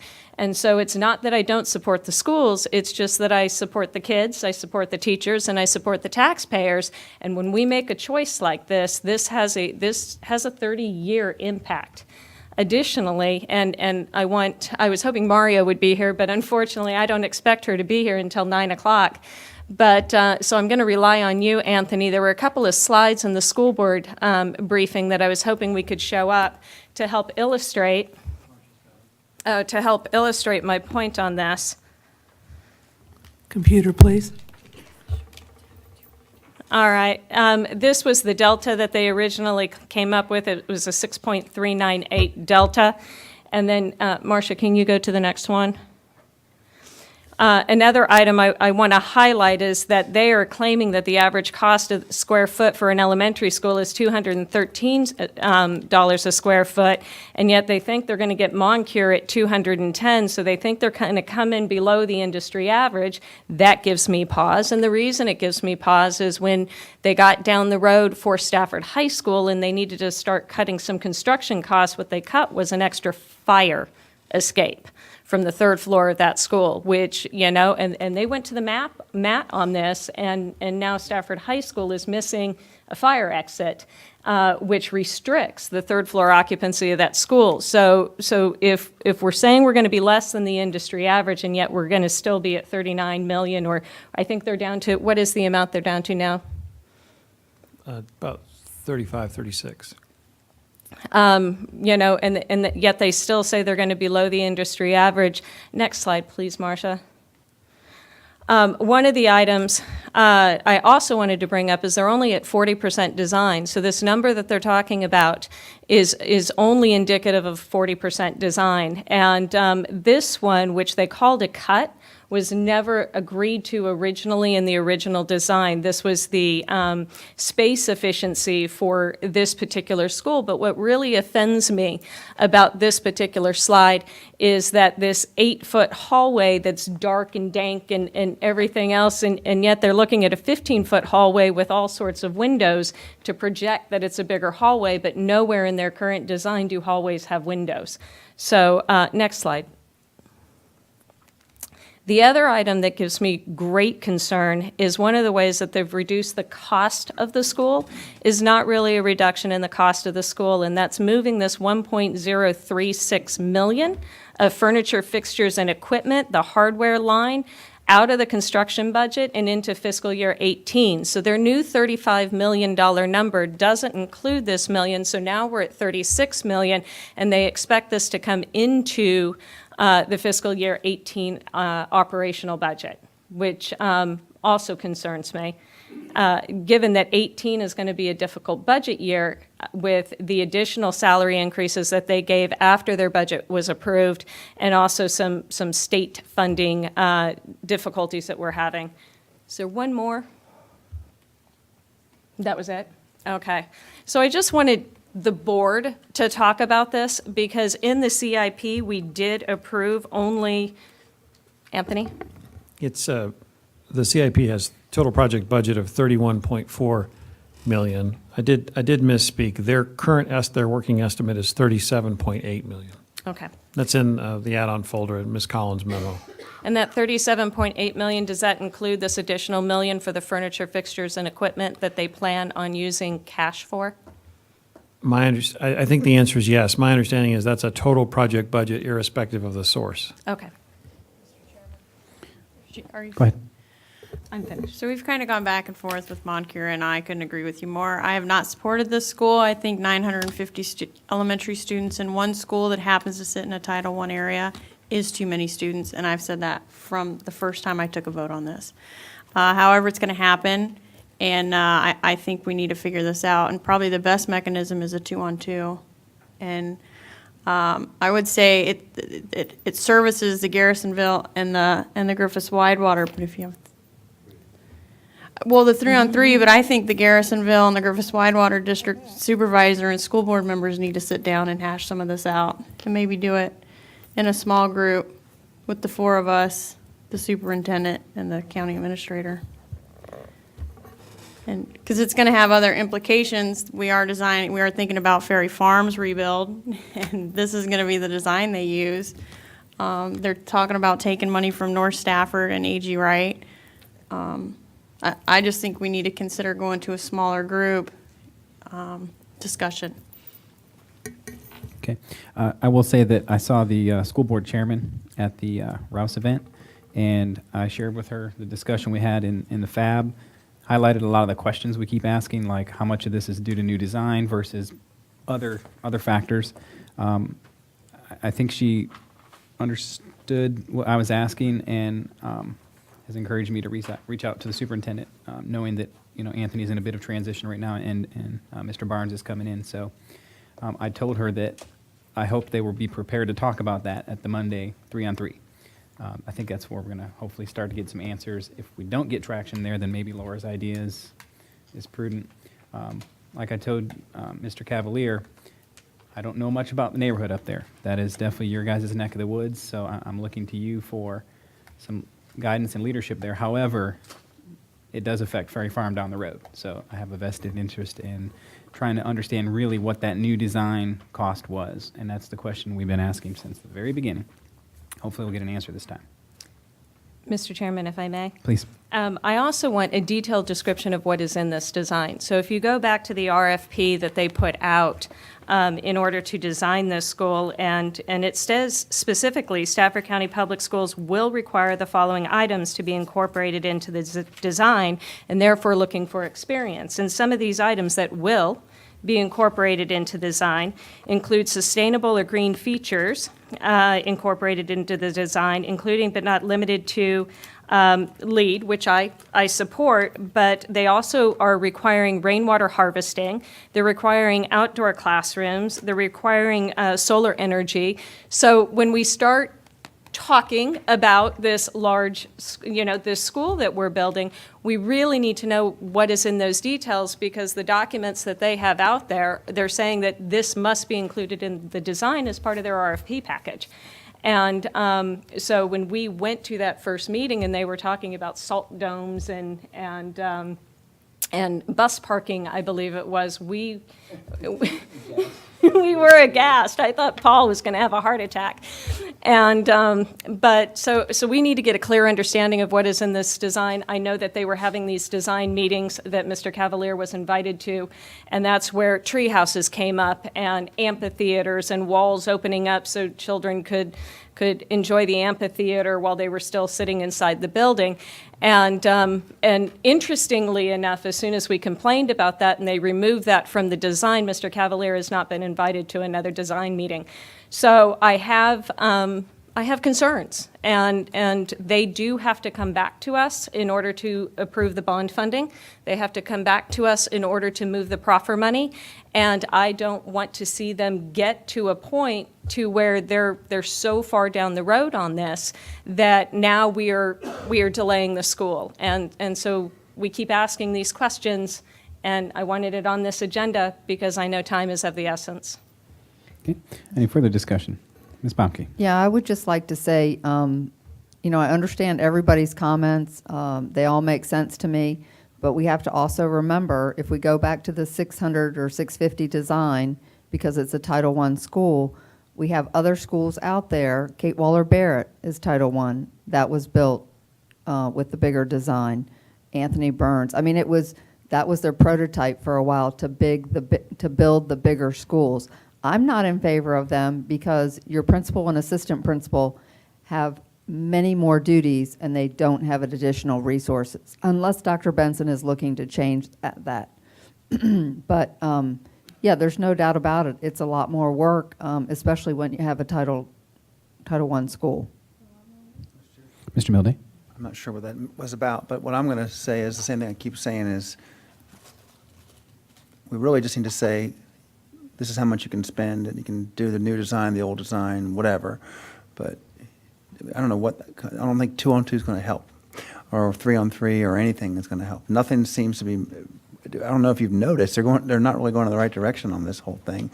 I mean, two steps backwards, one step forward kind of. So I'd suggest the same thing I suggested before, is that we just say, you got $30 million. That's what you're getting, and that's what the school needs to cost, not a bunch of moving around from other projects.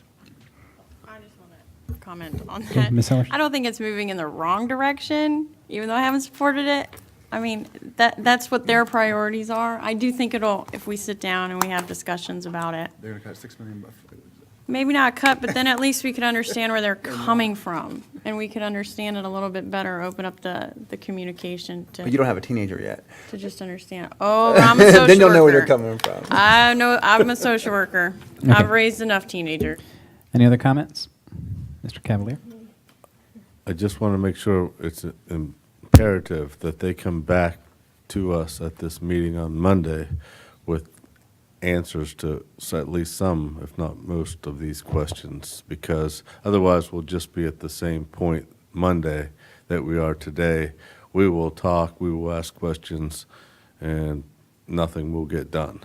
And if we give them the questions tomorrow, then hopefully by Monday they can have this sorted out and have some answers for us.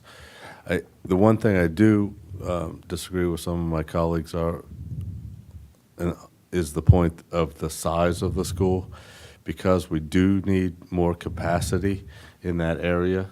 If we don't build a bigger school to accommodate the current need, we're just going to have to build yet another elementary school sooner rather than later, and that's going to put us even more in debt. So I don't want to perturbate the size of the school. Okay, Mr. Milday. Yeah, I want to agree with that. When I said limit the amount, I meant also keeping the capacity the same. It sounds to me like they can't afford to do the fancy design. Mr. Snellings. I agree with Mr. Mildy. I mean, it's sort of like building a house. If you set a budget, you're going to build a house for $400,000. You don't say, oh, by the way, honey, we're going to spend $800,000.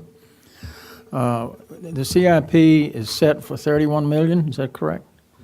That's what it should be. You just tell them, you got $31 million, you build a school you can afford it, $31 million. Otherwise, this is gonna go back and forth, and we're gonna look like the bad guys, I can tell you that right now. Mr. Chairman? They knew what the CIP was, by the way. It's not a secret to them. Ms. Romanell. I just think it's important to stress that within that $31 million number is the cost of the land, which the county paid for, the Board of Supervisors paid for, and the cost of the road. Okay. How much do they have to build the school? And design. And design. Design, build. How do we get the doors open? The, there's, What she's asking is that included in the 24 or the 29?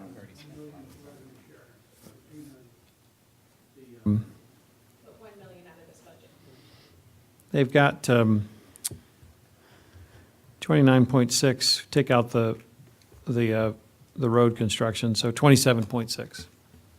27.6. And they've designed it by 40%. I can't believe they've only designed 40% of the school, but what do they have left from this year's budget to design? Because this is the design budgets this year, right? Yes, ma'am. The Board of Supervisors authorized $800,000 toward the design. So that's the fee to the architect. Okay. Mrs. Mauer? So I just want to reiterate one more time, this is not because I'm anti-schools. We set a CIP, we increase the ceiling of this school, and every time we add $1 million of debt on our buildings, that costs us a teacher for 30 years. And, you know, if you talk to me about the impact on our children and their education, I will say 100% that a teacher is more important than a fancy design. So I supported this at the beginning, but I did not support a $14 million increase. And I appreciate my colleagues' time in discussing this, because what I don't want to do is I don't want to get to the end of the road and then we've got a whole bunch of people going in here, you're stopping our school, and why didn't you tell us this earlier? Mr. Cavalier? Well, and one other disappointing aspect of all this is that the schools had $6.3 million left over in funds from last fiscal year that we just completed. And they knew full well that this building was going to be over their budget, but yet they dedicated no resources to carry over toward that. They spent it all on other projects. Okay. Next, we'll entertain a motion for closed session. All right, whereas the board desires to hold a closed meeting for consultation with legal counsel and briefings by staff members pertaining to probable litigation where such consultation, I apologize, it's halfway crossed out. So let me begin again. Whereas the board desires to hold a closed meeting for discussion of the county administrator vacancy and other personal matters, and whereas pursuant to Virginia Code 2.2-3711A1, such discussions may occur in closed meeting. Do we have a second? Second by Ms. Sellers. Please cast your votes. Tally the votes.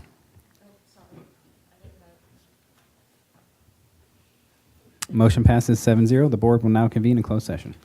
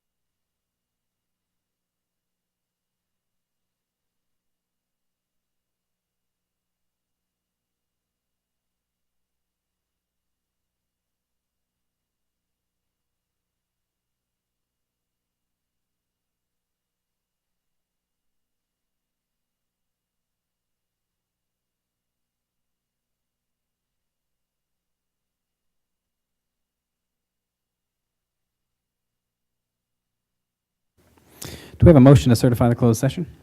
So moved. Second. We have a motion and a second. Please cast your votes. Tally the votes.